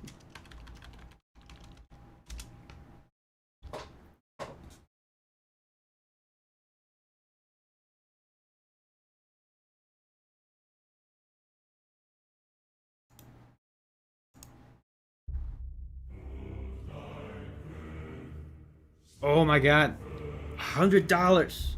Thank you so much. Completely whack. Your donation is completely whack. Jesus. Let me hold up. Let me read your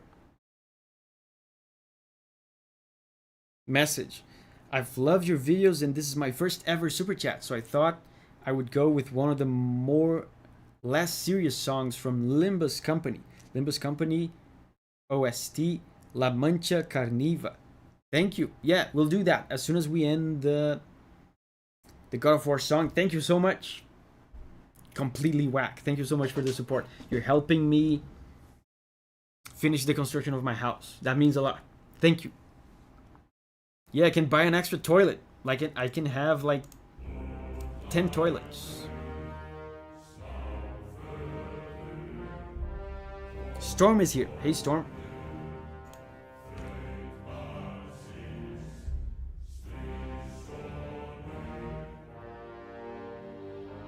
Is that the main theme? I don't remember this part.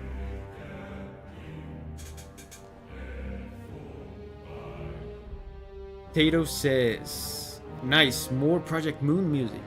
Limbus Company music is so good.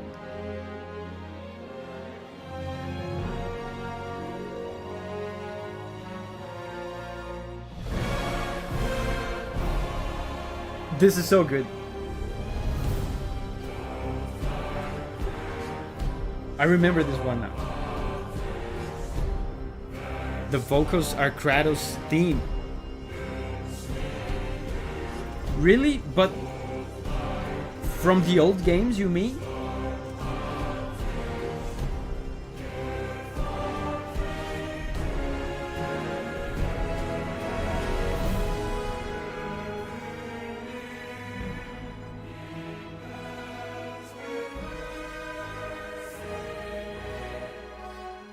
I recognize these melodies from the game.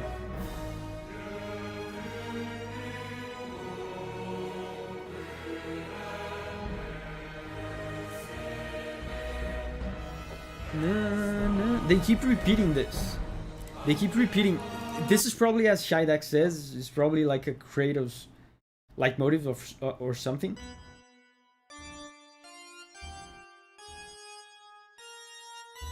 They keep repeating this.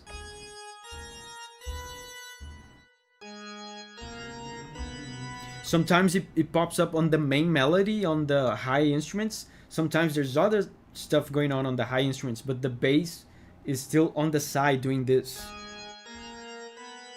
Seems like there's a fixation on this motif.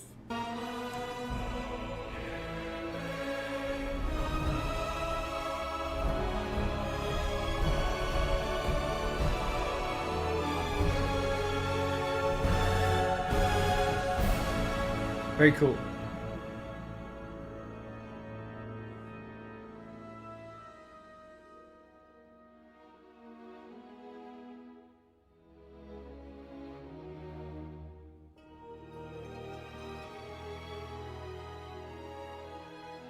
A more lyrical, introspective, emotional part. This game has a lot of introspective moments for Kratos.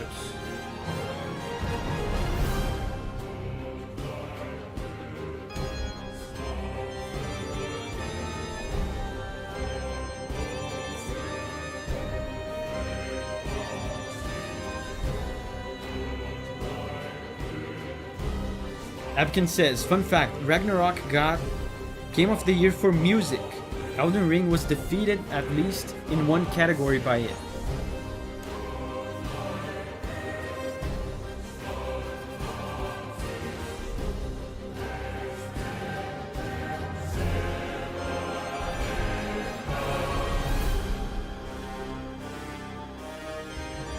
See, the fixation.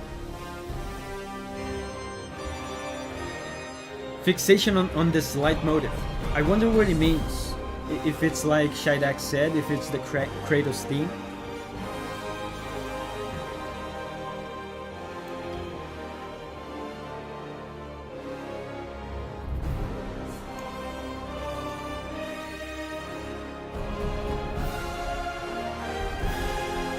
This one is very good, man.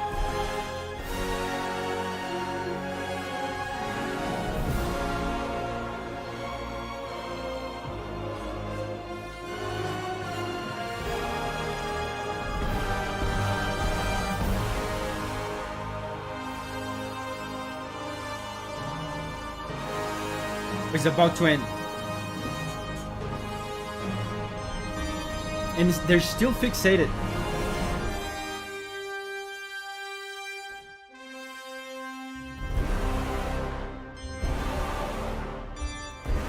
See, can you guys hear that? They are so obsessed with this.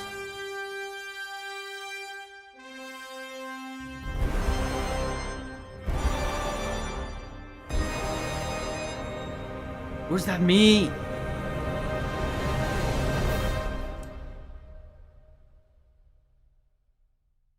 Amazing. Yeah, so next up is completely wax suggestion. Thanks again. Completely whack for the $100. I think this is the first time someone gave me $100 in a super chat. So it is Limbus Company La Mancha.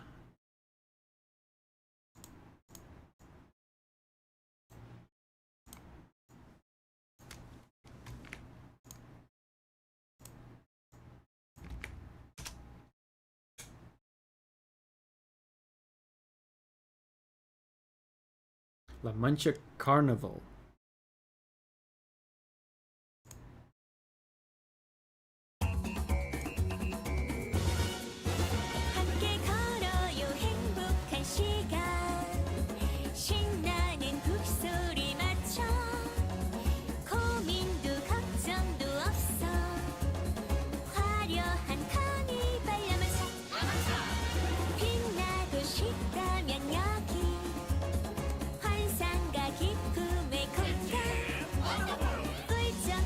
You know what this sounds like?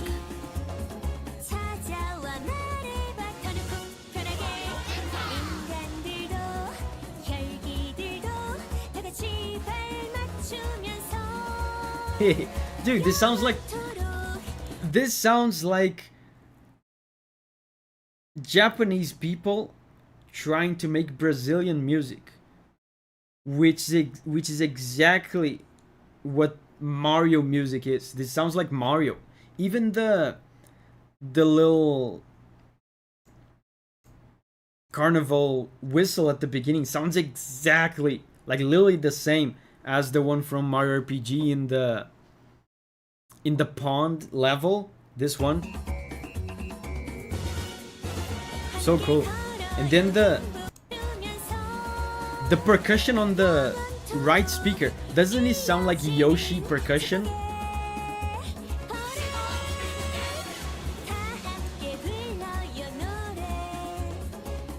It's related to Don Quixote. Yeah, Shidak says those first 3 notes sounded straight from Mallow Mark. Yeah.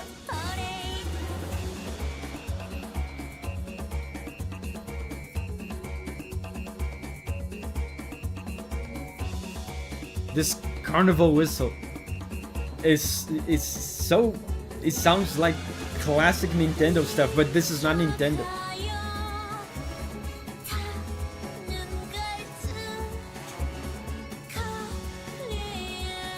The Frozen Geode says that we are making a game with a great musician friend, so could you listen to the tracks as they are made and give feedback? Probably not. I probably don't have time. A lot of people send me emails asking for that, but I don't have time to listen to everyone. And also, you should just trust your musician friend. Seriously. You should, if you're making a game, you should choose someone to make music that you trust. Someone whose artistic vision you like and you trust, to let them, someone that you think of that person, of that musician, you think, I can trust that person with the music of my game. You don't need anyone giving feedback and telling him what to do. Okay?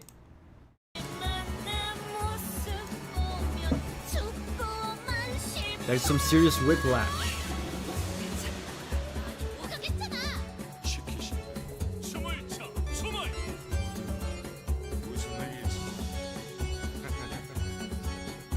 A lot of these cartoony songs have this jumpy bass. Oh.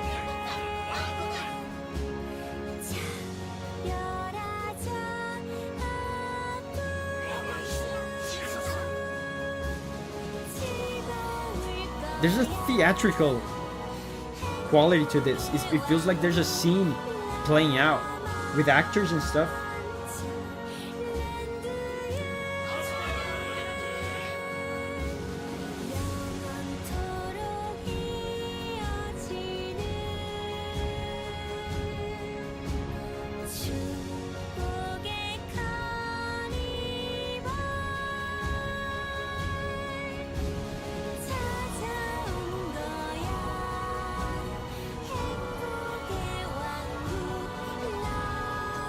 Signa says, you can trust me to be brutally blunt and honest, but I doubt I'll offer any constructive criticism for music in your game.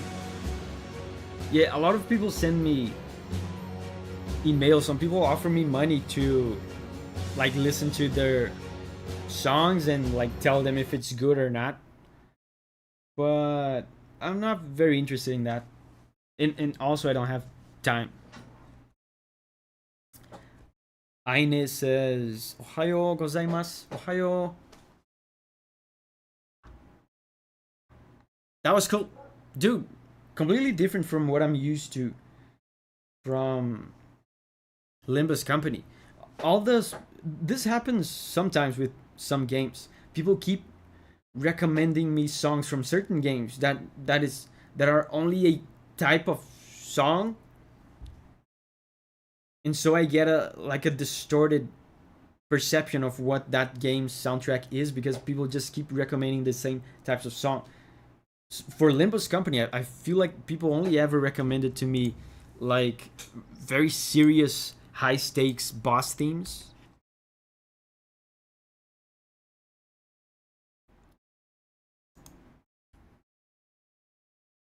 Completely Wax says, I know a lot of people send boss musics, yeah, and epic songs. So I thought I would go with one of the more goofy ones. That was really cool. So next up is Storm. Fun one for you. Hypertube Slide from Stellar Blade. Dude, Stellar Blade music is really good. I bought Stellar Blade in Japan. I haven't had the time to play yet. I don't have time to play video games anymore. Hypertube Slide.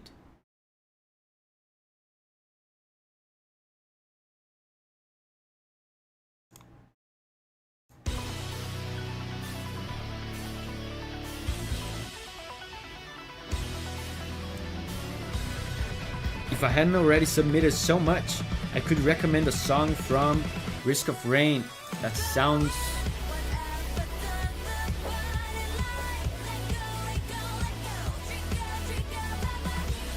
Man, Stellar Blade music is so good. Yeah, that sounds nothing like the rest of the soundtrack. It's interesting to do that sometimes. I feel like I do that a lot in my suggestions in the Democracy Edition streams. I always choose like the B-side kind of songs from these games.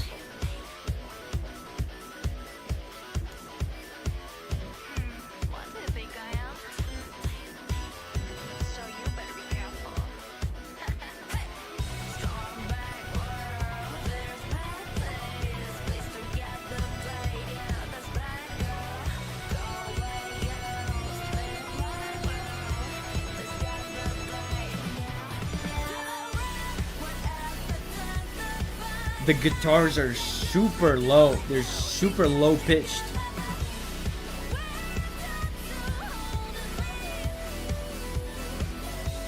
Yeah, Heike says, if you're building a house, it's very understandable. I built a house too, and for some years, there was no time for most other things. Yeah, it's very time consuming.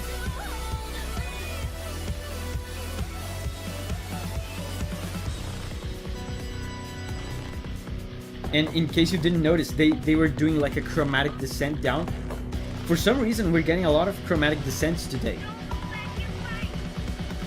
in these soundtracks. I think this is probably like the fourth one.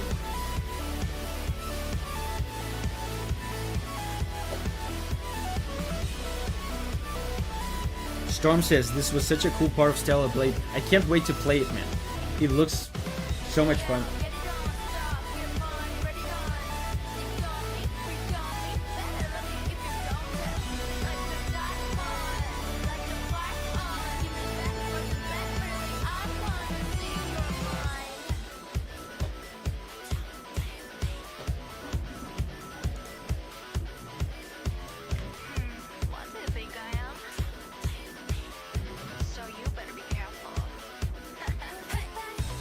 Call of Duty says, I tried to play it, but it's only on PS5. I don't have.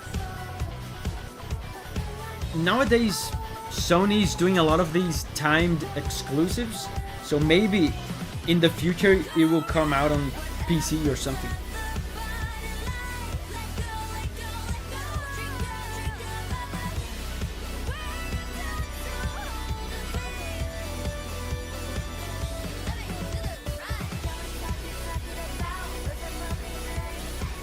Yeah, this sounds like a party, man. It's really cool because other Stellar Blade songs also have this very heavy guitar and drums, but it's more on a heavy metal context. They took this instrumentation and turned it into a party. Abgen says, isn't it official that it's getting ported? I don't know. I wouldn't... It wouldn't surprise me.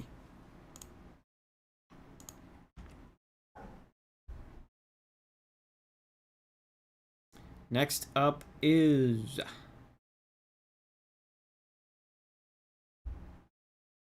Versus Star Dream from Kirby.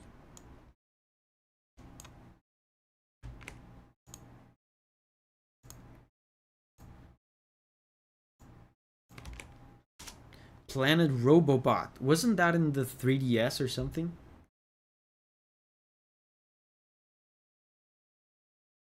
Kirby music is always, dude, you're either with Kirby music, you're either getting some like chaotic, terrifying cluster of a million melodies in Polyphony, or you're getting like a really nice melody.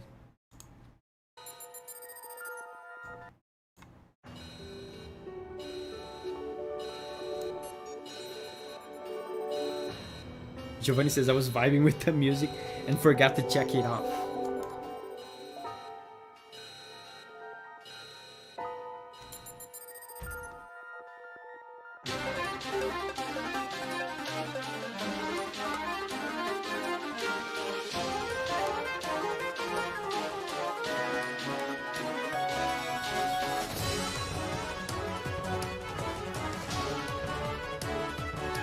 I think this will be one of the crazy chaotic clusters kind of Kirby music. Triple Deluxe showed me that Kirby music can be surprisingly good. Kirby music has always been special. A lot of it is good.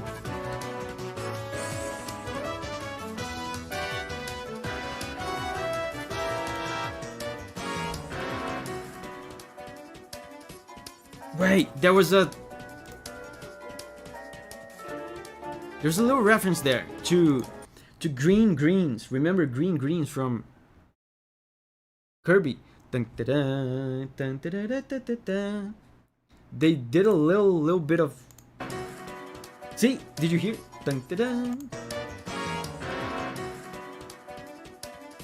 From here, I thought he was going to proceed to play Green Greens.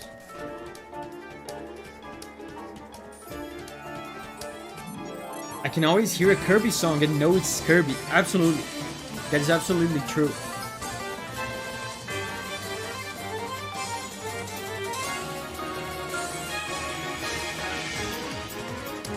Oh, a dance beat.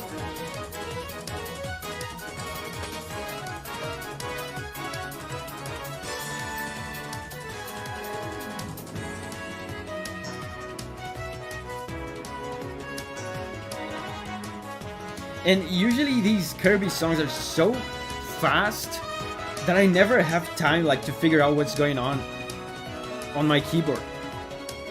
By the time I figure out what note they're playing, they're already like 5 bars ahead. They do reference older tracks a lot. Yeah, that's true. Yeah, and that's something else that I think is funny. This is a reference.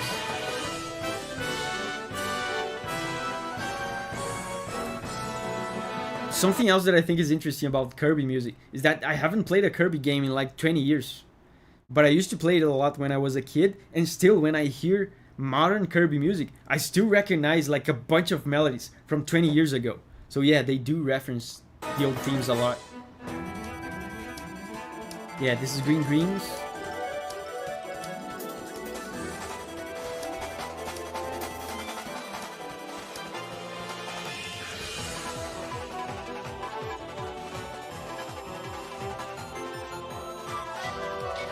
Again, for some reason,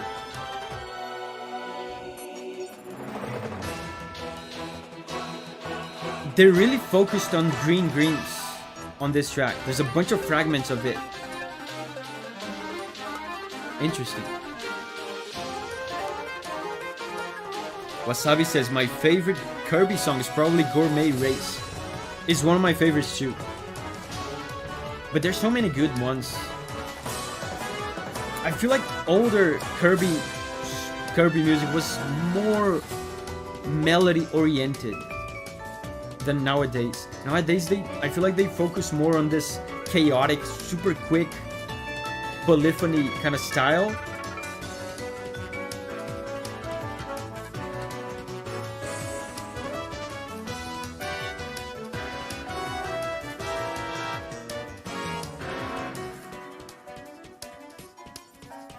Cool.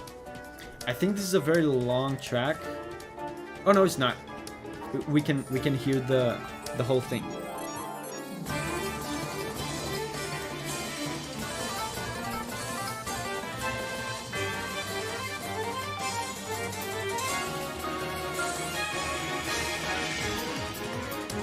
Dance beat.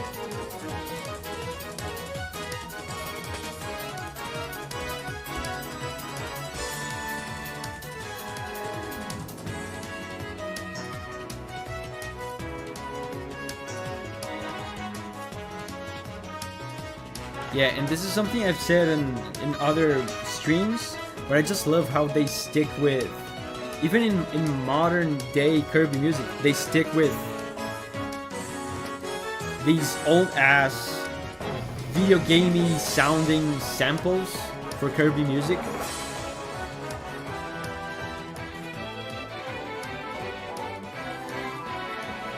This is old Kirby music. Stormblade is leaving. Bye bye, Stormblade.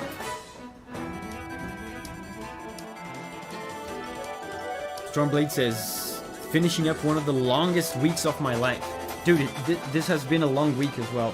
I cannot wait for about 24 hours from now. 24 hours from now, my week ends.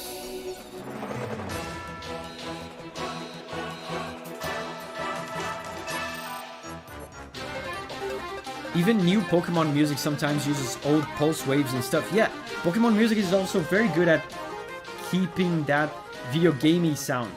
They use a lot of orchestras as well, real orchestras, but all the time they use like fake orchestras. They use samples, very punchy samples that sound very video gamey. They use synths and like retro pulse waves and stuff, like you said. Nintendo's generally very good at not being ashamed to make video game music sound like video game music. Next up, Majesty from Faz. Faz, that name sounds familiar.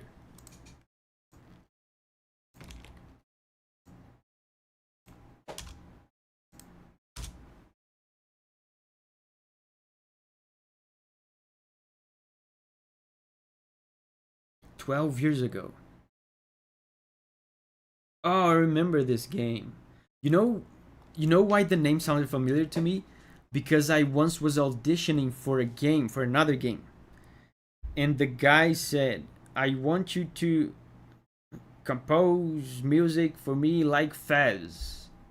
And at the time, I had never heard of this game. And then I composed some music for the guy that I thought was like Fez. And then I didn't get the gig. The end.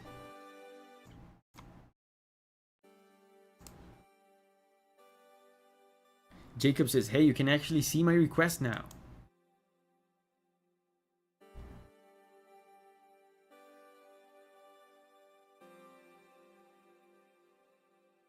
Oysten says, I have played this game.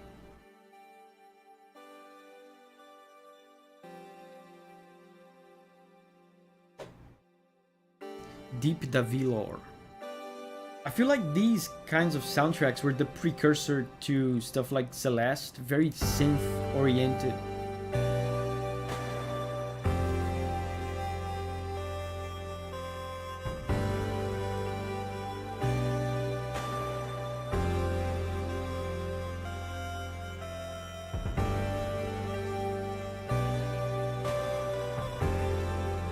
There is indeed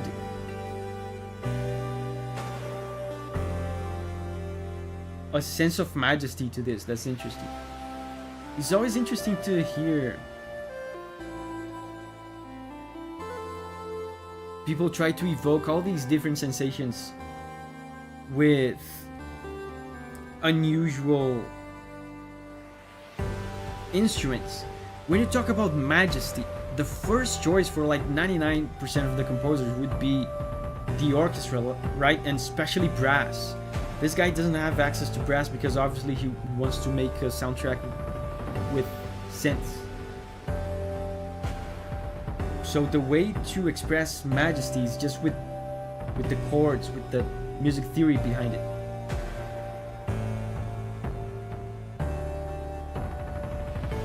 But that being said, it's so difficult to completely avoid the instrument stereotypes. So you can hear that he is still using the timpani though, that kind of very majestic, very orchestral percussion instrument,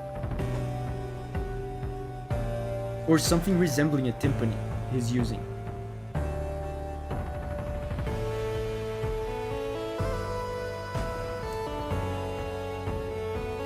How do you come up with music? I just started learning music theory and I'm interested in composing in the future. How do I come up with music? I just imagine it in my head. I have a very vivid imagination. I can listen to music in my head. I can have a fully produced with full detail song in my head. And then I just record what I have in my head. That's how I do it.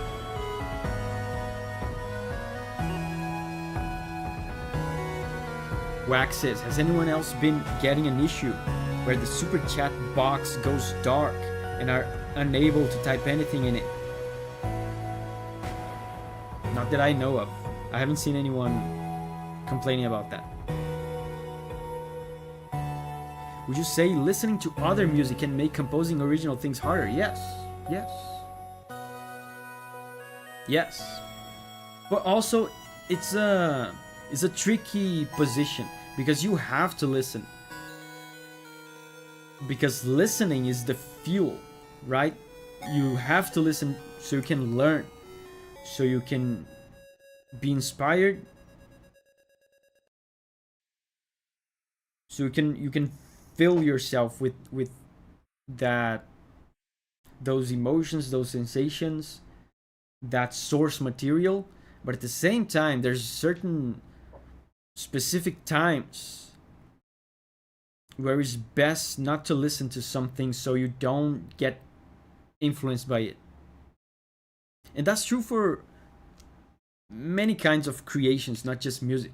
For example, you guys know other video game music reactors on YouTube, right? I think the most popular one right now is probably Marco, right? Marco, he hangs out here in our chat sometimes. And there's other ones, right? There's a bunch of them. I don't watch any of them. Because I don't want to to copy them unconsciously. I don't want to see what they're doing. I don't want to know what they're doing, so I don't become tempted to do something like them. So next up is another one from Xenix, and it's another one from Zenless Zone Zero. Blaze. This fast one was really cool, by the way. Really fascinating how he can get that feeling of majesty with just synths. Blaze.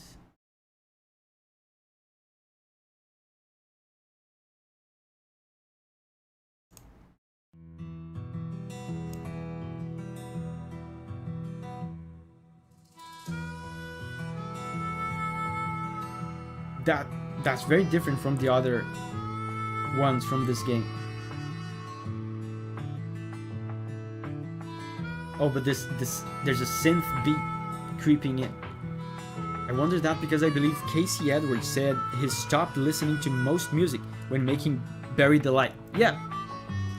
And that I said there are specific times where it's appropriate to stop listening and stop taking things in. That's an appropriate time when you're trying to create something good, something original. It's appropriate to maybe stop taking things in so that you can focus on putting out what you have to create. Wild West sounding, yeah. But with an electronic beat.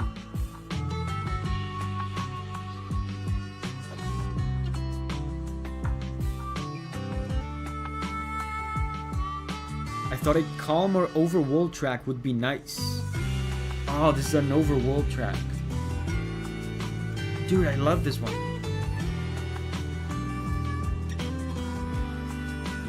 Very nice melody.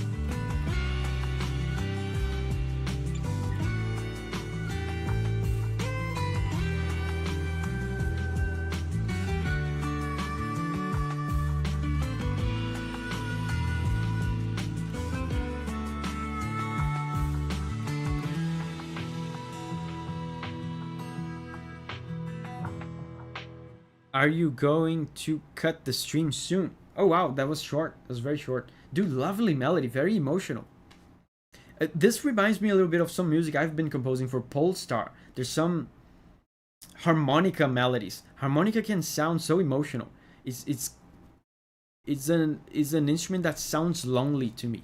But yeah, someone asked, are you going to cut the stream soon? We're going to go for about another hour. Another hour. Because I have toilets to pay for.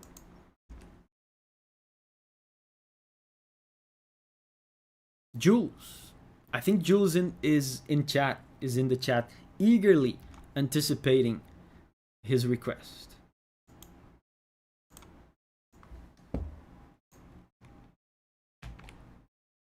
I thought it was any minute now. It usually would be. Usually I do 4-hour streams. But that is when I don't have to pay for toilets.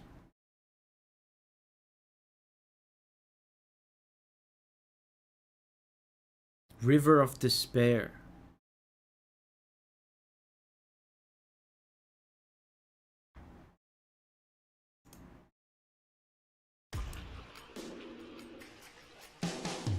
Oh no, Isaac music, I'm not prepared. Dude, Isaac music is...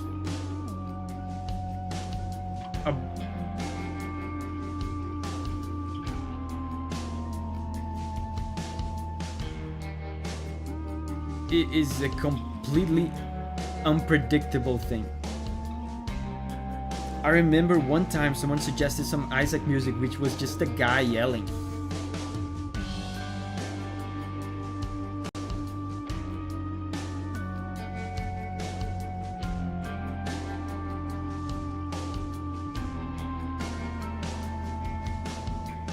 And then some Isaac tracks are just nice. Like this is nice so far. This is chill compared to it. Do you remember the track name? No, I don't remember. It was a preacher, like a pastor guy yelling. I don't remember the name of the track.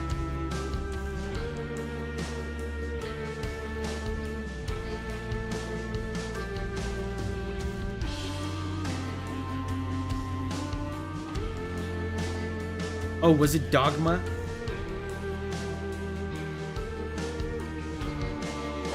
Or Living in the Light? This one is nice.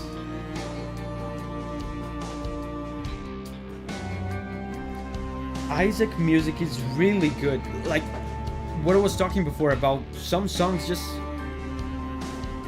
Some games just require music that stays a little bit on the background and doesn't call too much attention to itself. Isaac is really good at making music like that. Music that stays on the background and it's not too hype, it doesn't distract you too much, but it still manages to be unique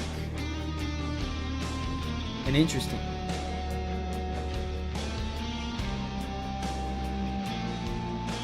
Uncle All says, gotta go now. Have a good night, guys. Bye bye, Uncle All. See you tomorrow on the Gameplay channel.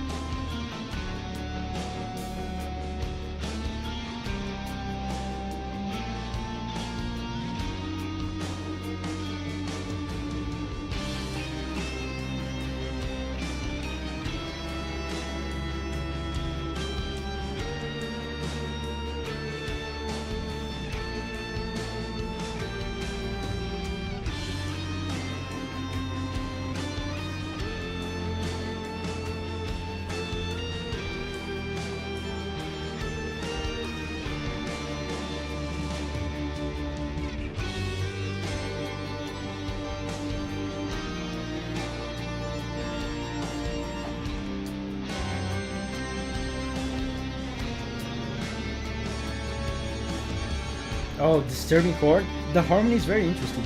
Usually, Isaac songs don't have interesting harmonies like this.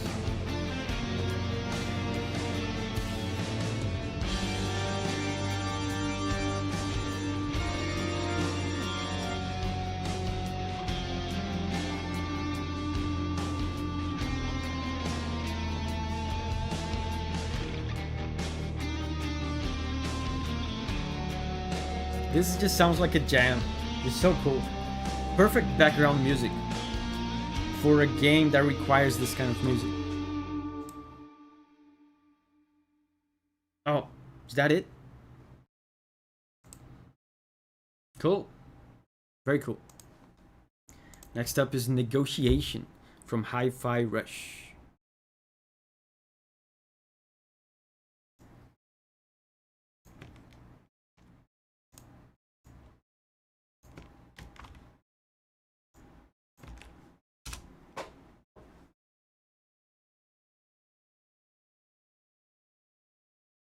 Whoa, this song has almost 1 million views.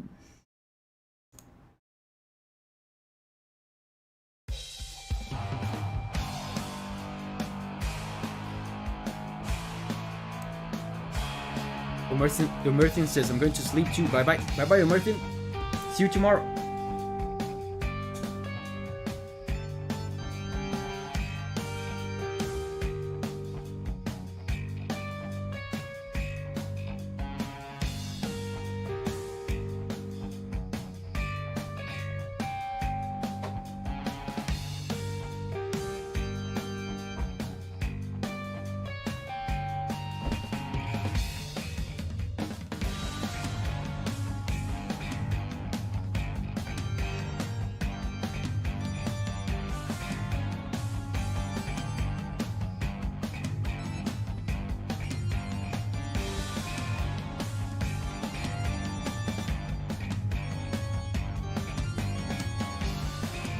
Interesting.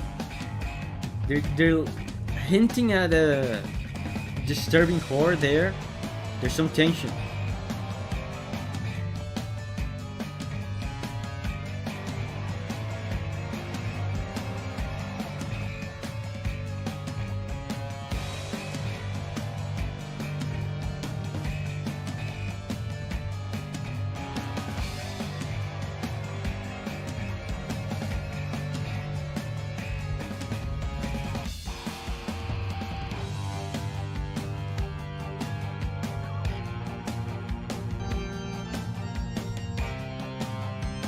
Wow.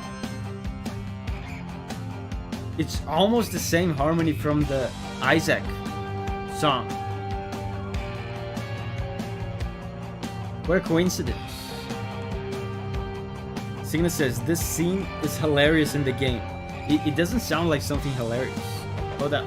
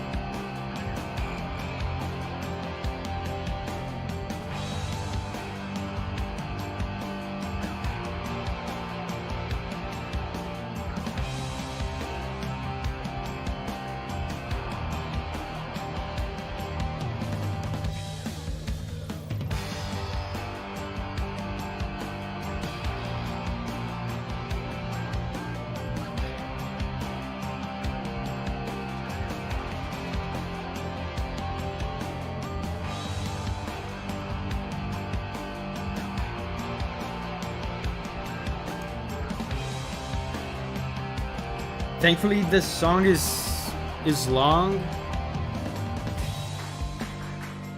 Oh, there's collapse.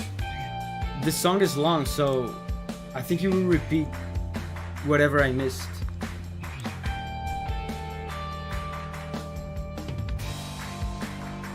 Collapse. That's so interesting.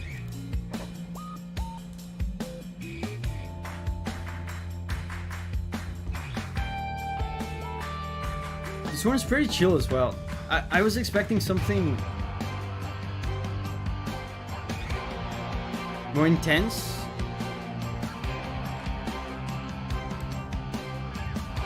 Strings.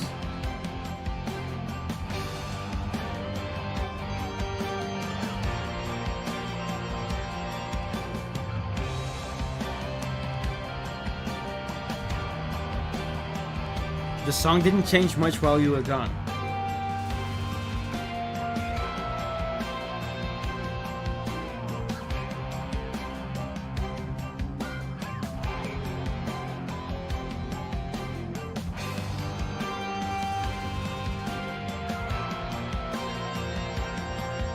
And they keep repeating the chord sequence similar to the Isaac song.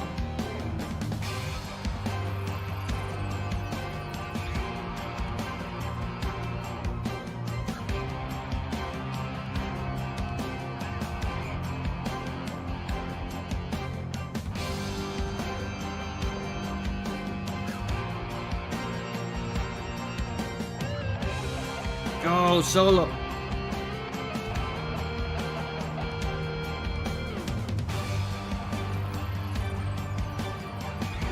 Go guitar guy. More solo.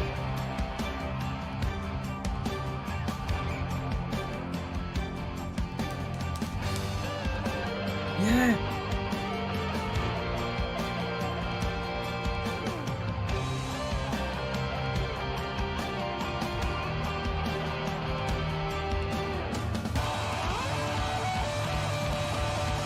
No.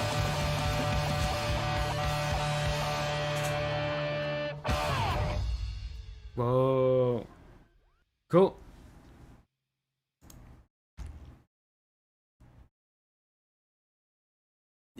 This was more chill than I expected for some reason. I guess the I don't know why. I guess the artwork that I had there of the game and the YouTube thumbnail set me up for like a boss theme or something. Next up is Discovery of Gravitation from Gravity Rush.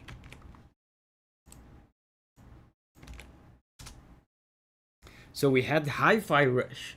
Now we have Gravity Rush.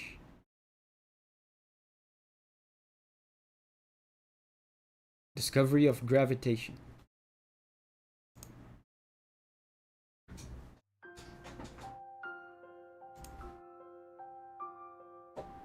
Completely Whack says, couldn't stay for long, but was fun. Have a good stream. Bye bye, Completely Whack. Thank you so much for the support today.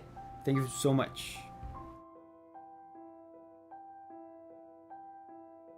Now we just need some Sugar Rush and we're golden. Piano.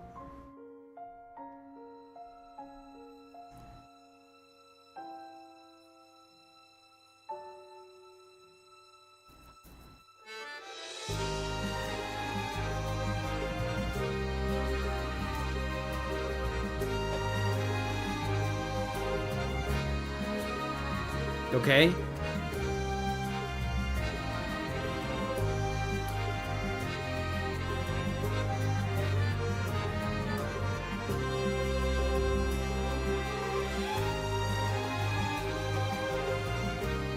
This is beautiful.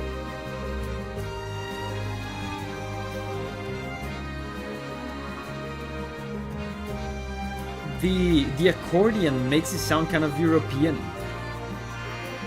Is that an accordion? I like it. I think so. Oh. It changed to like playful circus music. Oh, it's a...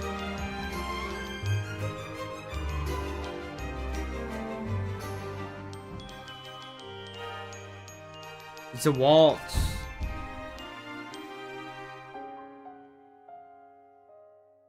Gravity Rush was not a game for people with motion sickness.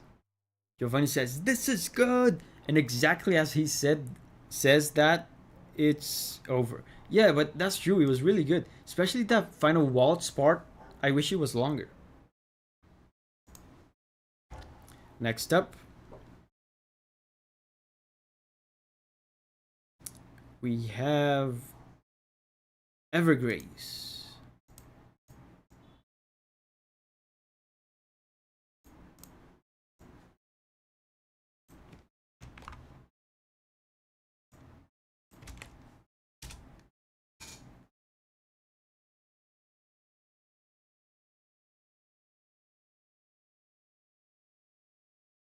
The Wind of Reuben.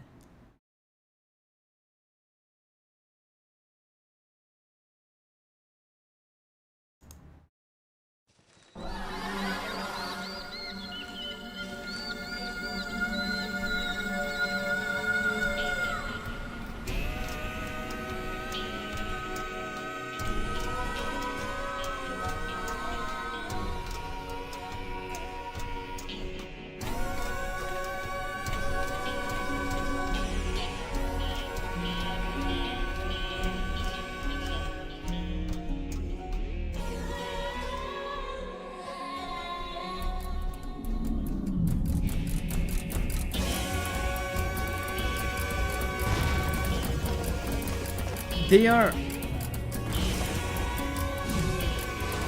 pitch shifting these vocals.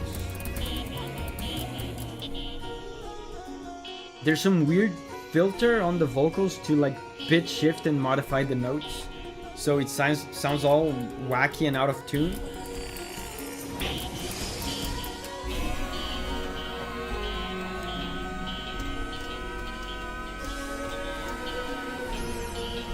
Sounds like my first song in BandLab.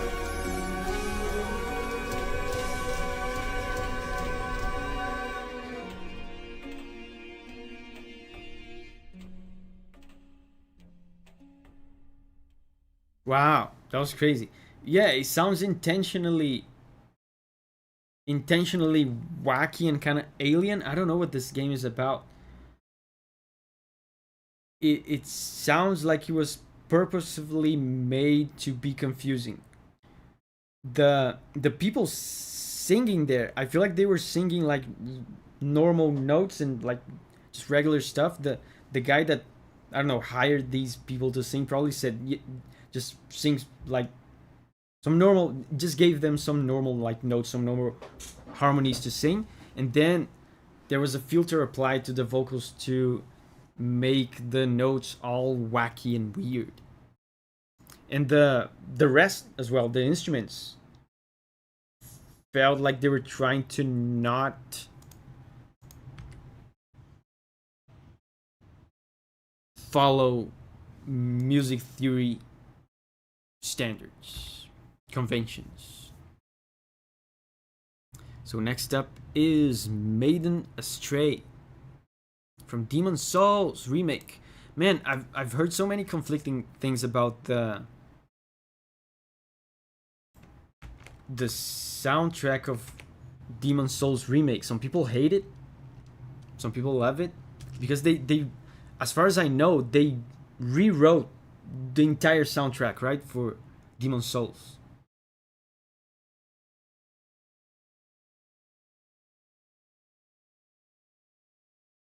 Let's see. This is the original Demon Souls. I mean, this is the remake of Demon Souls. Remake.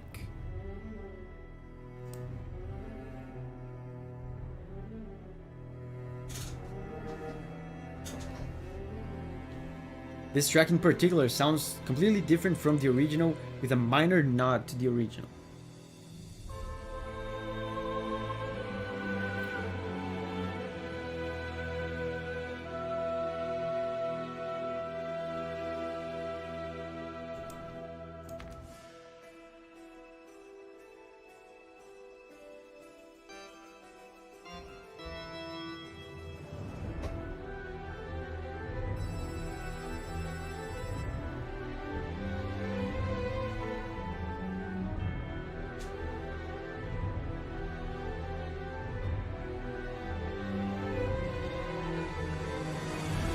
Maiden Astray. Is that a boss? This sounds like it could be a boss.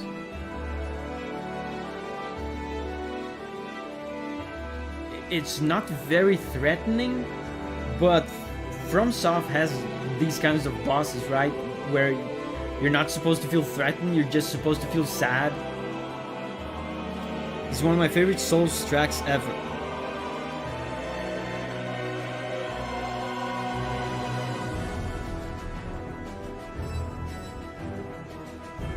Dun, dun, dun.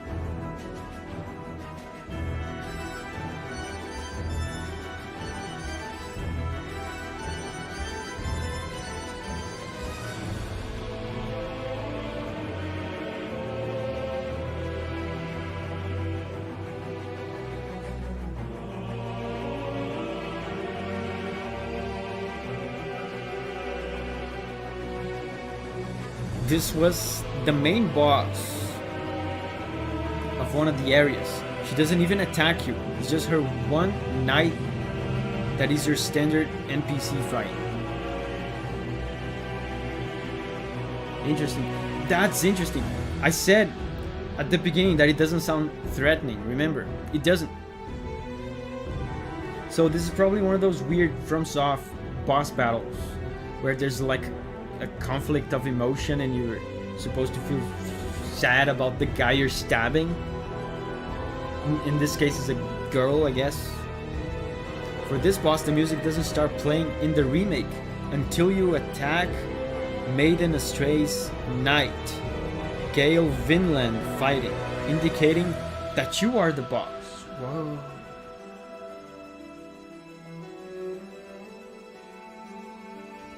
There's moments of... Look at that. Yeah, there's moments of gentleness. Really interesting. It's interesting how, even though it's gentle and not very threatening at all, I could still figure out it's a boss. Probably because of the nature of these games, right? Like 99% of the songs in these Souls games are bosses, because otherwise the game is often silent. Very interesting track. I love these boss fights where the music is kind of confusing and like you're fighting someone but the song makes you feel bad for them. That's a classic FromSoft cliche. So the next one is Inotria, the last song, Captain Spaventus.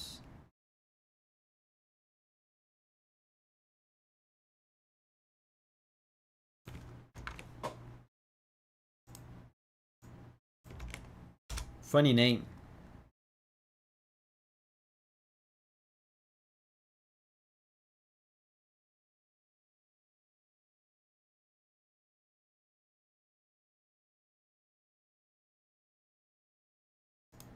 Yeah, it's 11 minutes long, which means we will not listen to the whole thing. But we can skip around and get to the good parts.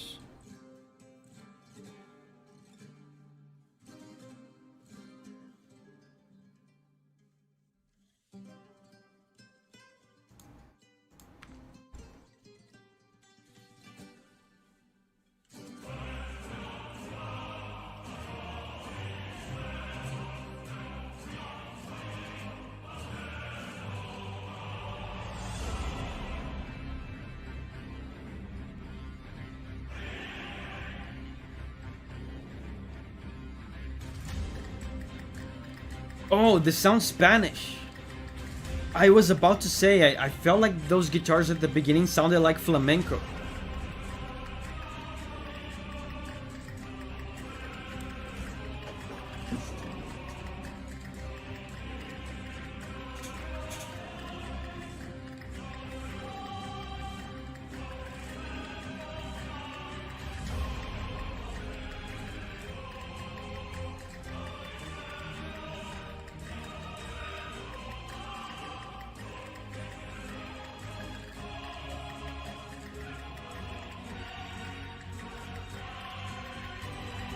Dude, crazy.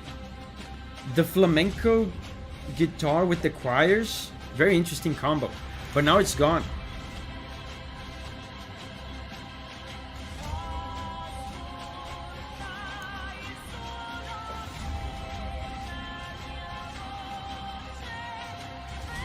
I think this is Spanish.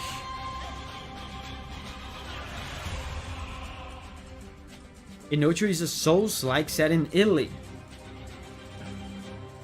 That sounds Spanish though.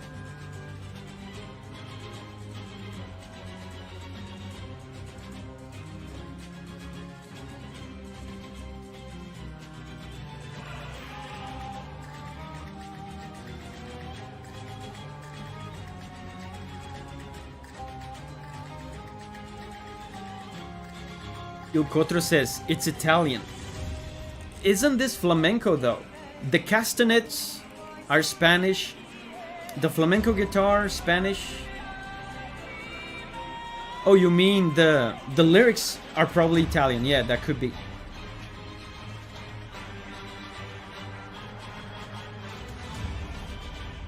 My American ear feels like Spanish and Italian sound a lot alike. They do, they do.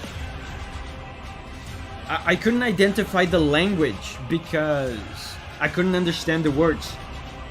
But as far as the music goes, the music style, this is very much flamenco. Austin says, I don't think the lyrics are in Spanish. Interesting.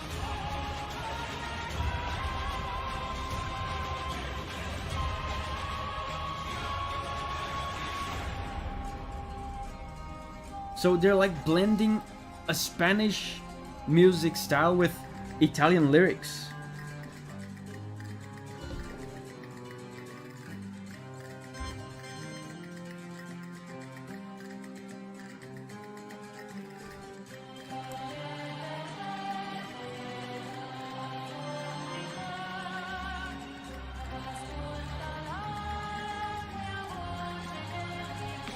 Yeah, this is Italian.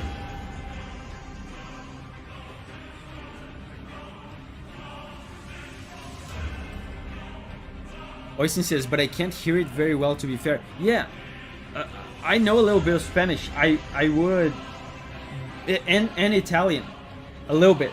I would be able to identify it, but the vocals are kind of muffled.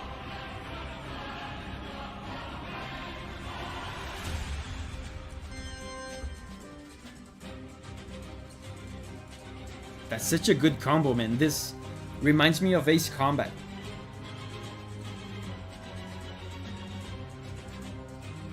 There's that one Ace Combat song where they do this. Flamenco with orchestra and choirs.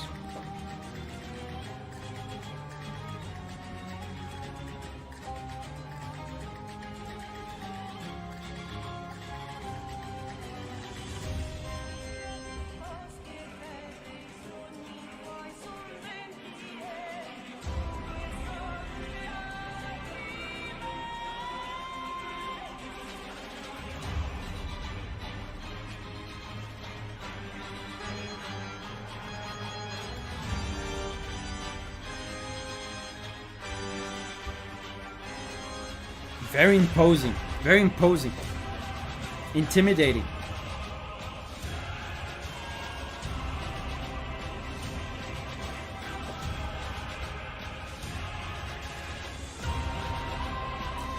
Il Cotro says, keep in mind that southern Italian culture is many parts similar to Spanish culture due to the century-long domination Spain had over southern Italy. Yeah, I imagine that, because it's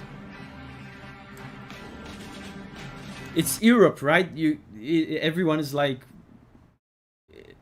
close to each other, so the countries have cultural influences over other countries, over neighboring countries. But yeah, this is already at 6 minutes. Let's skip around to see if there's anything cool. Oh, this is a different part.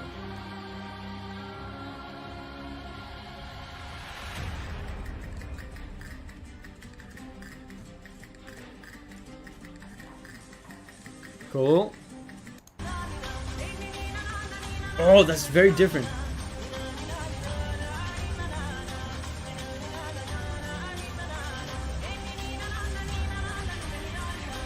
Wow, that's so cool, man. This is probably a second phase, right, or something, of this boss.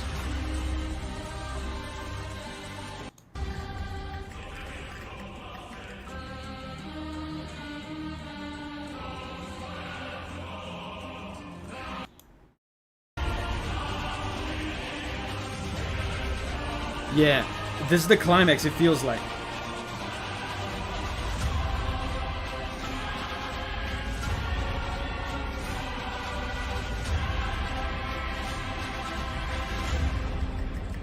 Cool. And the castanets.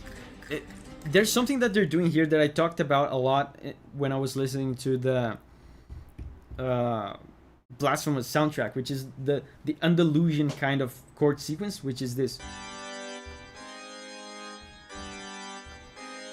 They're doing that here because, of course, flamenco, right? Cool. That was a cool one. So Alex says, Albo here on another account because YouTube stopped me from super chatting and hid me. Man, that's such a bummer. I've seen people saying that in chat. I wonder how many people were stopped or discouraged from super chatting because of this bug, I guess. Can I please have Brachidios? Yes! I've done a video. Monster Hunter Swing theme. I don't know what that means. What does that mean? I was about to say I made a video on Brachidios, but Monster Hunter Swing theme. Oh, that's a special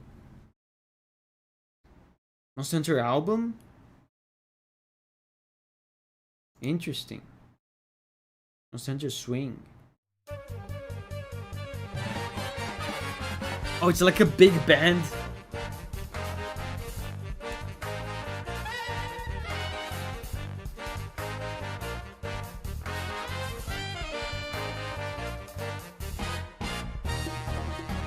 It's a big band Monster Hunter arrangement album. That's so cool. Oisin says, I can't super chat on PC. Man, that's such a bummer. I don't know what that's about. Unfortunate.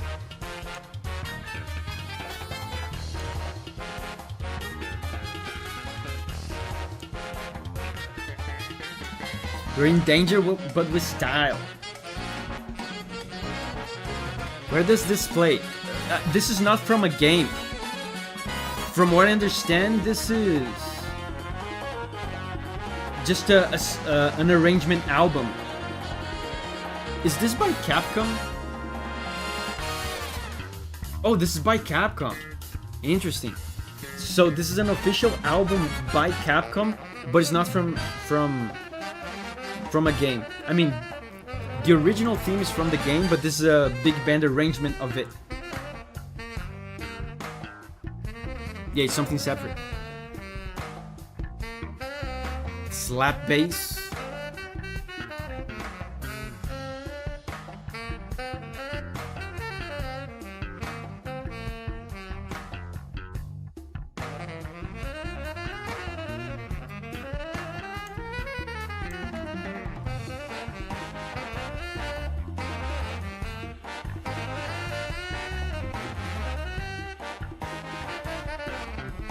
Dude, we're actually close to listening to all the requests today.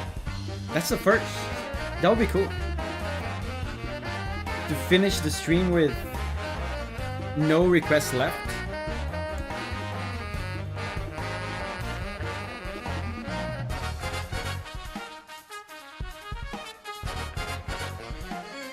Man, big band arrangements are so crazy. So much going on.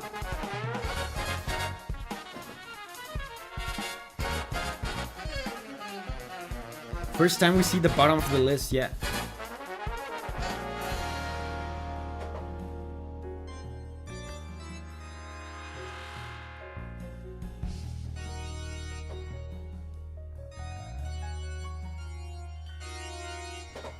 Interesting. Alex says, I found this on YouTube like a couple of days ago and I was just loving this. Very cool. Dude, now I want to listen to the whole album.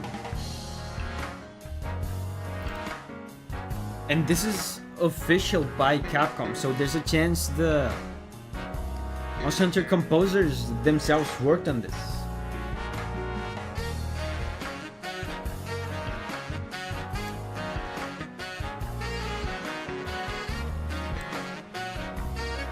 Giovanni says, this is my favorite today. I think my favorite today will be the next one.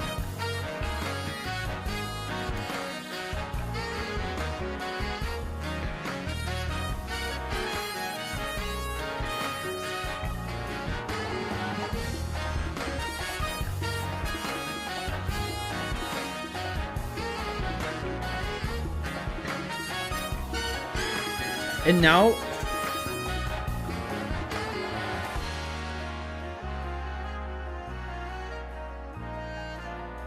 at the beginning, there was more of a resemblance to Brachelius. Now they have developed the music in a direction that strayed far away from Brachelius' theme. It's very interesting. They developed it into something different. Cool. So next up is my favorite. My favorite from the stream.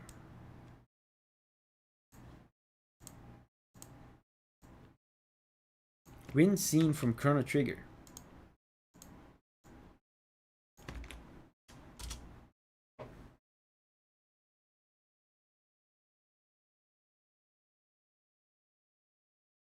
Oh, this is so good, man. Let's go.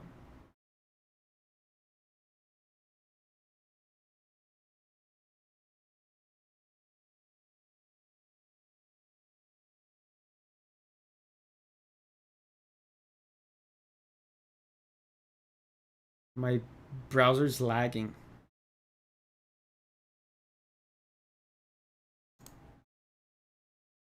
Ibrahim, hey, Ibrahim. How are you doing, man? Could I request King's Quest 8? Wow, King's Quest 8. Is that the newest one?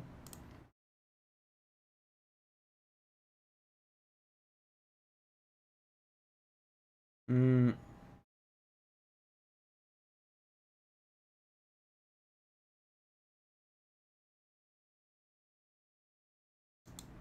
My browser's glitching for some reason.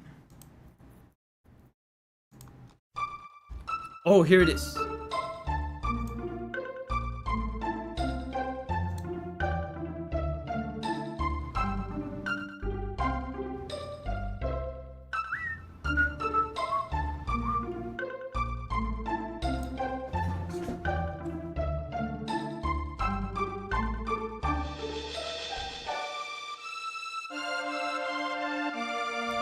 That is the newest one, but it's still like 20 years old. Wasn't there like a newer one?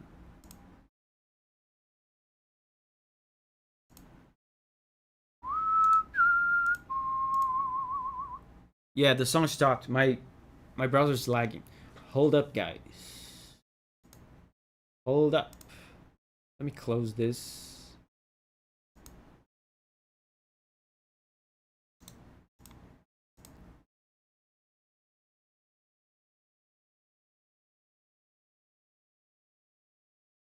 I guess, unfortunately, we'll have to listen to my favorite song of the stream from the beginning again.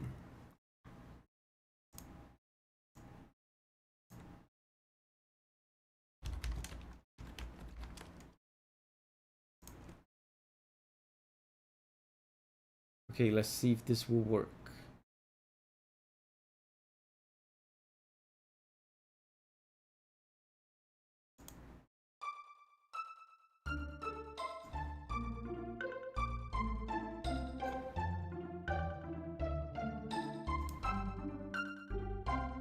Yeah, Giovanni says, this wins. This hits me right in the feels.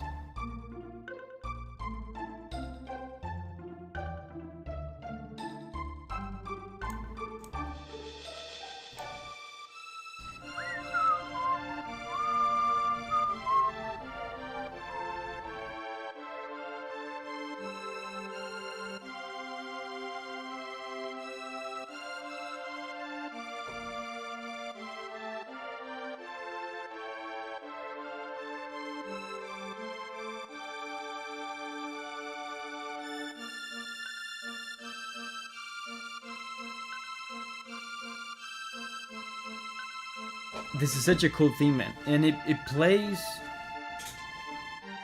right at the beginning of the game. Right when you get sent back to the past.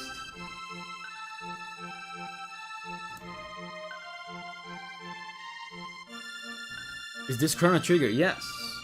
What's your favorite track to date? Mine is this one.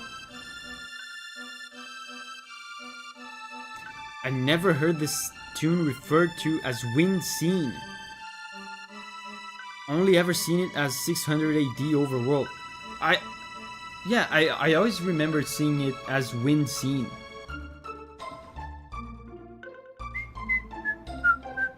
Never made much sense to me, but I remember always seeing the name as Wind Scene. Chrono Trigger stream went. Dude, I just modded my Super Nintendo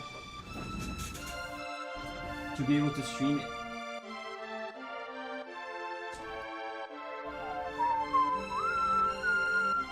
It's still opened up because I was doing some tests on it.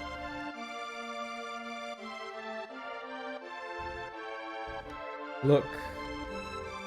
A naked Super Nintendo.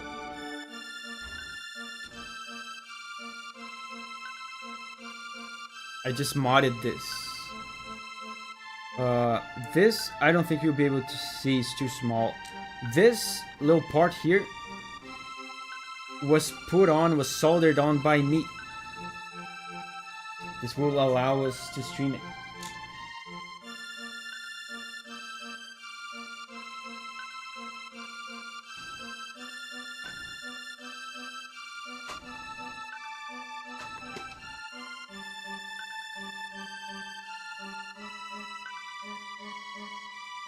So many feels just looking at that hunk of plastic.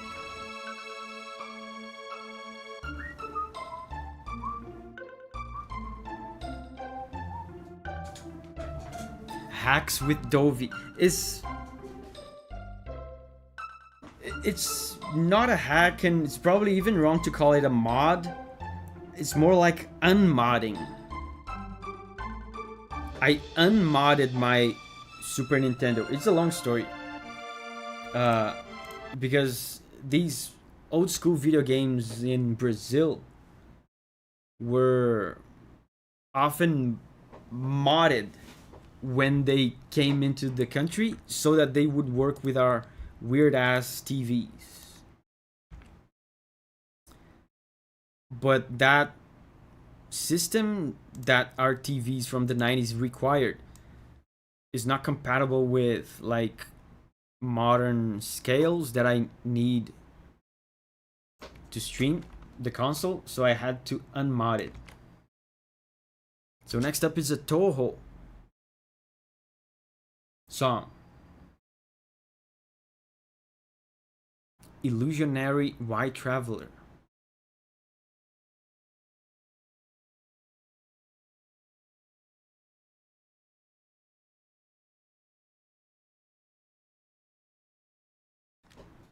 Finding Toho tracks is always tricky. Is it stage 4?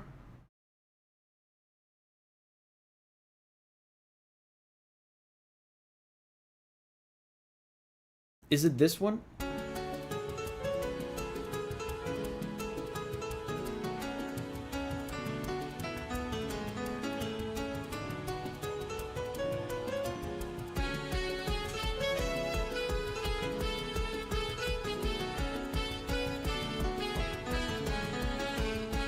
I think it's this one, but with Toho it's sometimes really difficult to tell.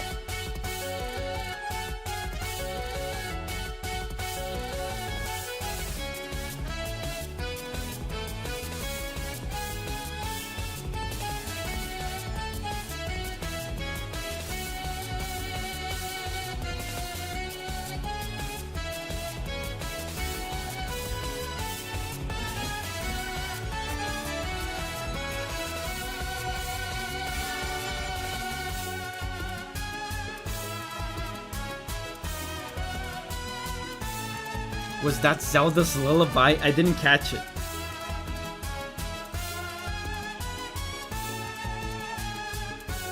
Zumpets.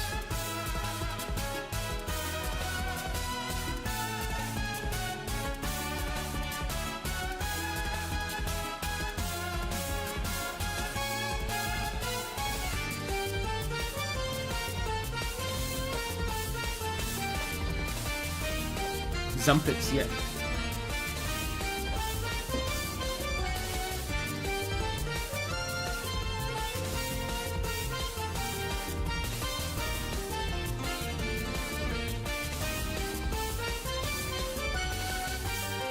He's doing more interesting things with the harmony in this one. He's still using the ever-present Toho sequence, but he's going places with this one.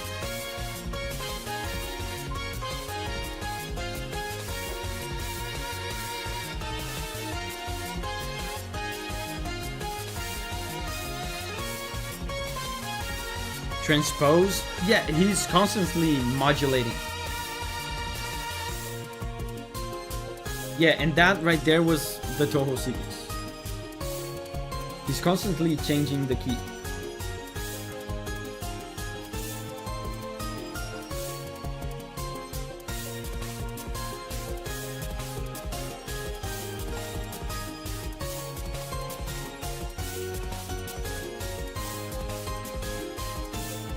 Oh! Oh, it's fading out. Cool.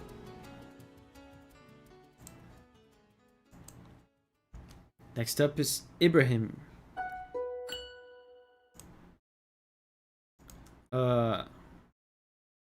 King's Quest 8 Mask of Eternity.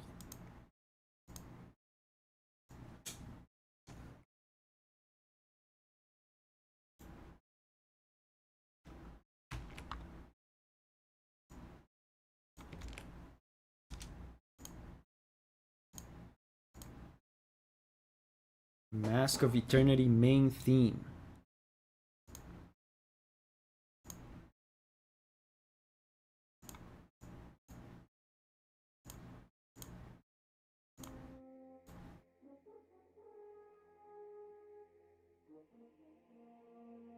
Where's the song?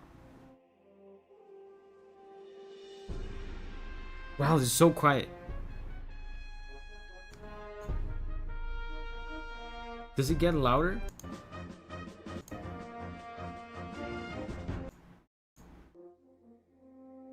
Let me try to find a louder version.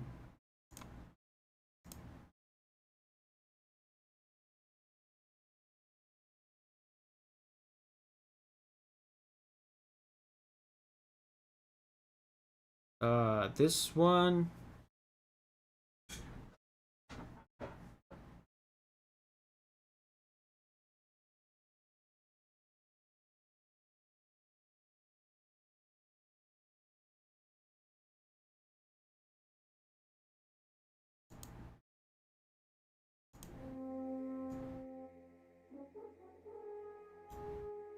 Wow, all the versions are quiet.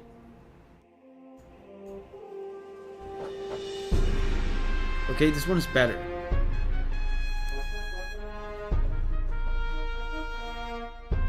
Ibrahim says, I don't know if it's any good, but it's a childhood memory. King's Quest, isn't it Sierra? Old school Sierra music was pretty cool.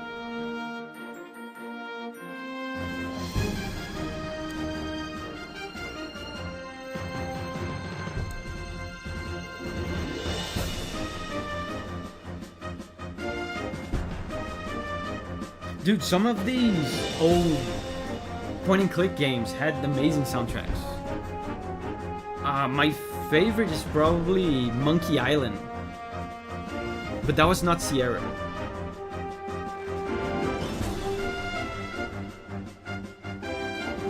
Sigma says, I used to live next to Sierra at the time those games were popular. I had no idea how cool that was.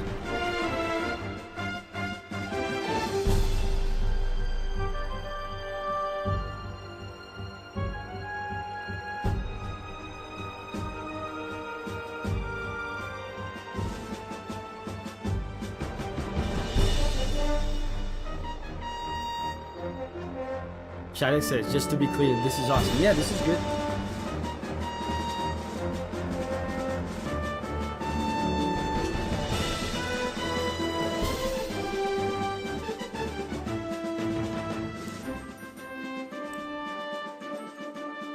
If you want a good game in that style, I've been thinking about The Longest Journey again. Incredible game. Is that an old game or a new game? Because sometimes people still make new games that are meant to like evoke that style, that old school point and click style. Especially indies. Next up is versus Nebula Grey. Mega Man Battle Network! Mega Man Battle Network is super good. I've never played 5, but I'm excited.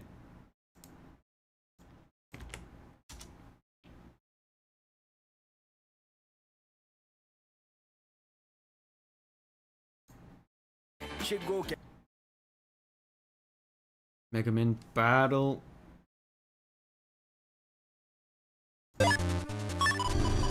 Wait, what? This is the actual boss fight with sound effects and stuff. Versus Nebula Grey.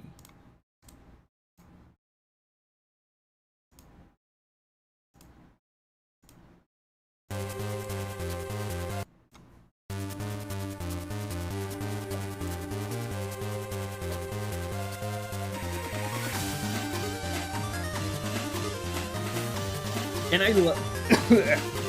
I love how this game, Mega Man Battle Network 5, was already on the DS, which was fully capable of reproducing orchestral samples, very good orchestral samples.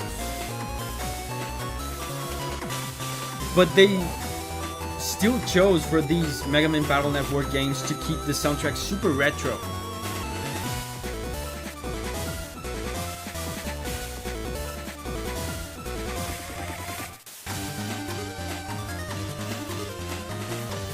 Very interesting.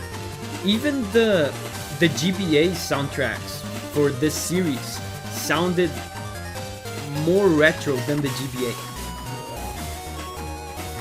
I like how you can kind of tell it's computing themed without seeing the game. Yeah. That's why they did exactly what I'm saying they did. That's why they kept the song retro and kind of electronic and chiptune.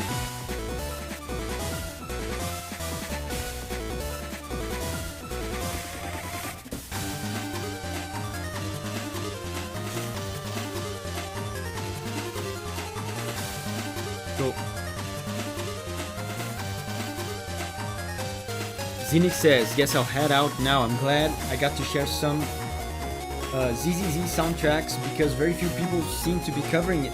Thanks for the stream. Thank you, Zenix, for the support today. If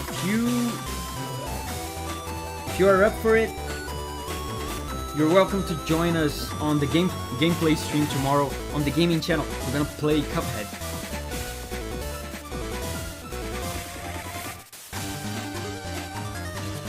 Cool. It's looping now. So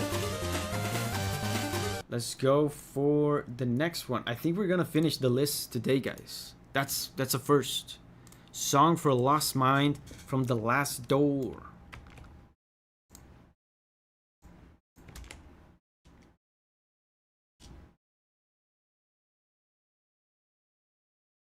Oh. That's the same guy that made the music for Blasphemous.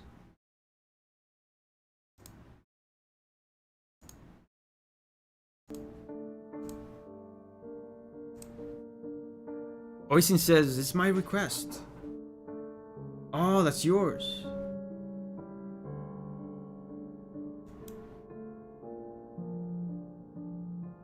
Ibrahim says, Cuphead into Elden Ring? I don't know, man. I said last week.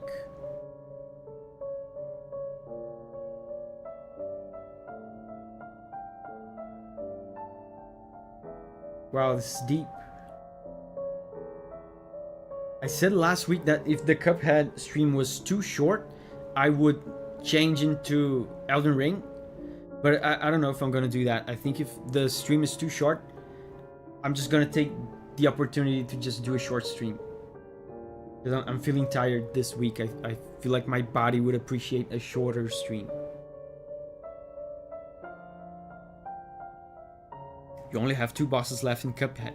I don't imagine a pro gamer will have much issue with them.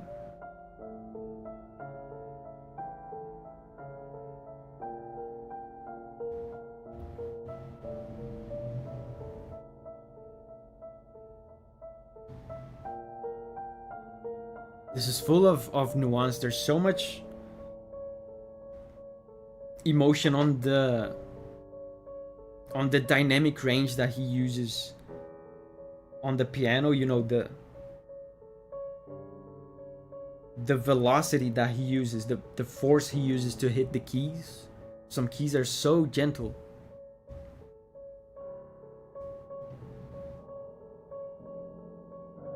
If you finish early, tell your people to go to my stream. Yeah. Apparently YouTube has raids. I never knew about that. And I don't know how to do it. But yeah, I can just tell them.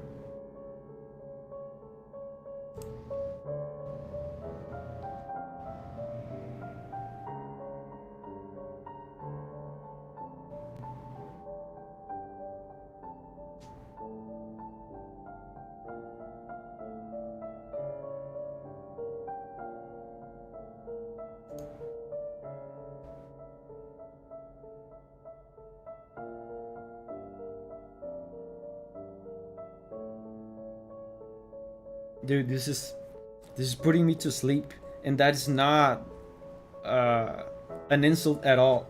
is putting me to sleep in a good way.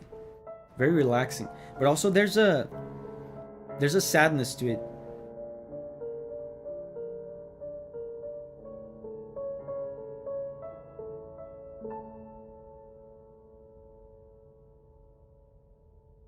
Cool.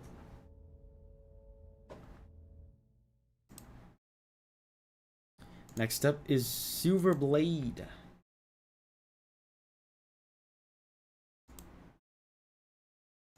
Well of Souls.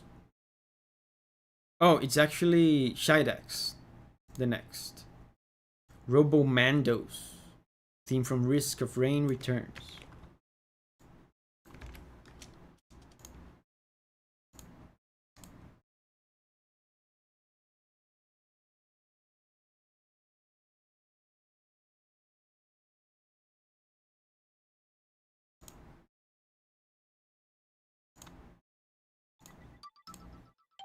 Is that it?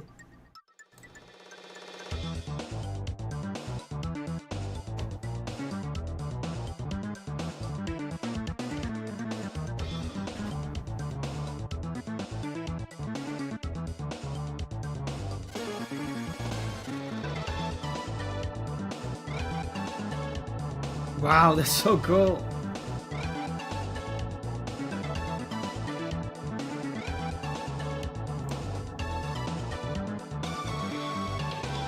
Quirky, yeah, but there's like a... There's a danciness to it. Now it's faster.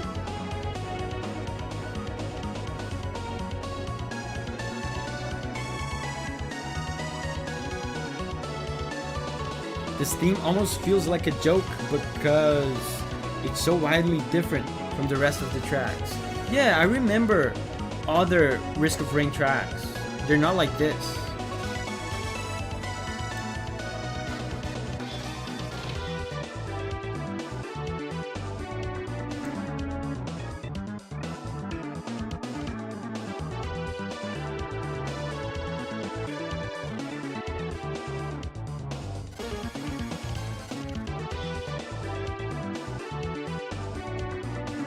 This almost sounds a bit like Toby Fox. It sounds like some Deltarune song.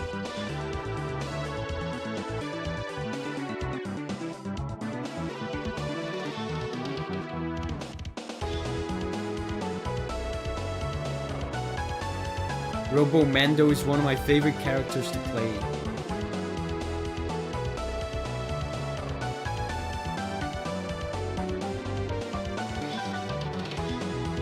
The drums, yeah.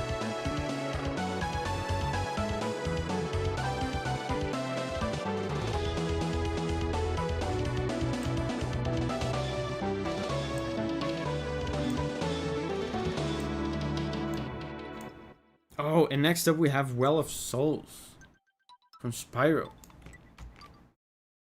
Spyro used to have some good music. I don't know which Spyro game this is. If it's a newer one. I don't even know if they make newer Spyro games. Well of Souls.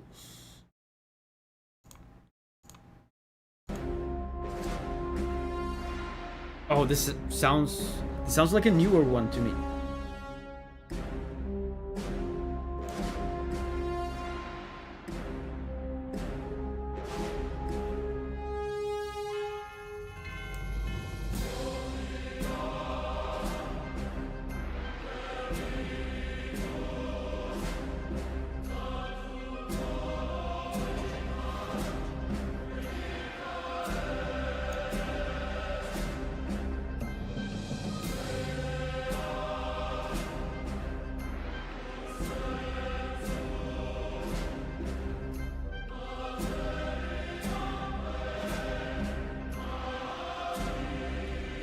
Didn't expect this. Yeah, it sounds very serious for a cartoony dragon game. Was not expecting this. I don't know much about Spyro music.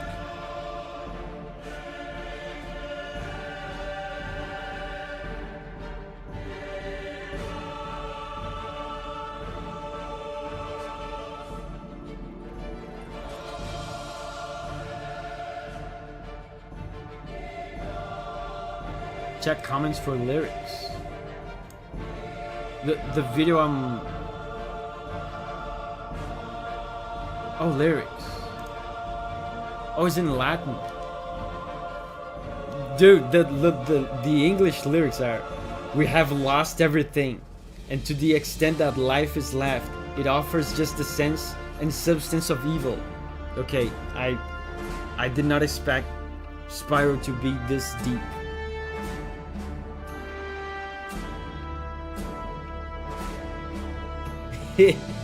What is the use of plunging a sword into a body already dead? There is no longer any room in me for a fresh wound. Interesting. Wow, Spyro.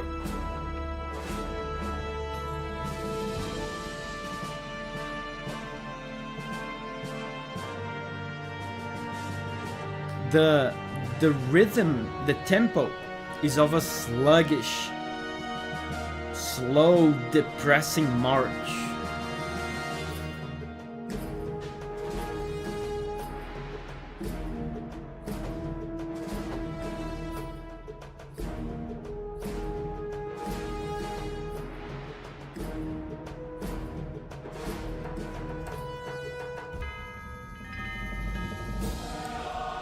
In the choir again. This is so hilarious when you know what Spyro looks like. Do all Spyro games have like serious music like this?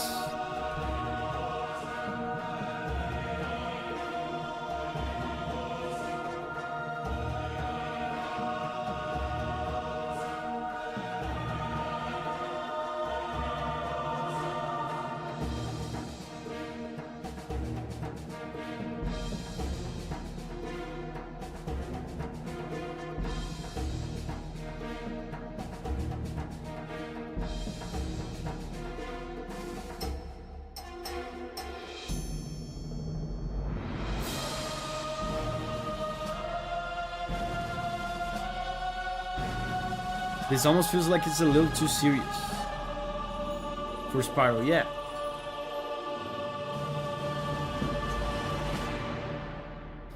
Austin says, oh wait, I think I know what this game looks like. Yeah, it's hilarious. So next up is Rise of Legends, Vinci losing theme. And after this, I think I'm gonna do this right now. I'm gonna close the requests.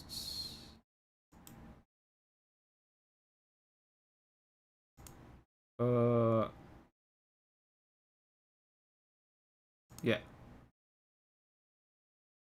Requests are temporarily closed. They're actually permanently closed. Because we've been streaming for 5 hours and it's time to leave.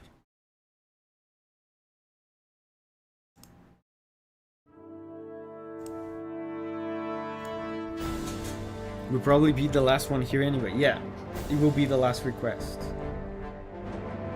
Rise of Legends. I feel like I've heard of this. Vinci losing theme. Losing theme, that's interesting. Does that play when someone loses?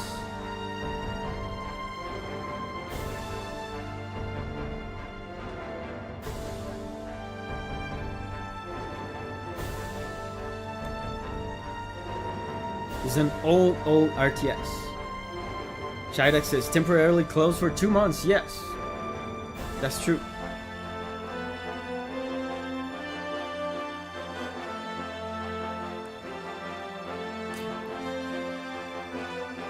This sounds surprisingly positive for a losing theme.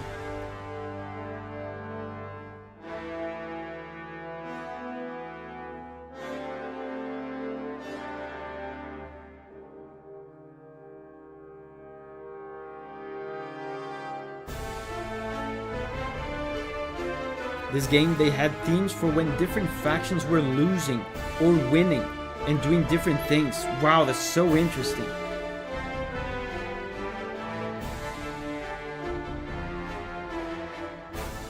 But is this a faction you control? Or are they an enemy? Is democracy next? When is that? Yes, democracy is next. It's usually on the last Friday of the month.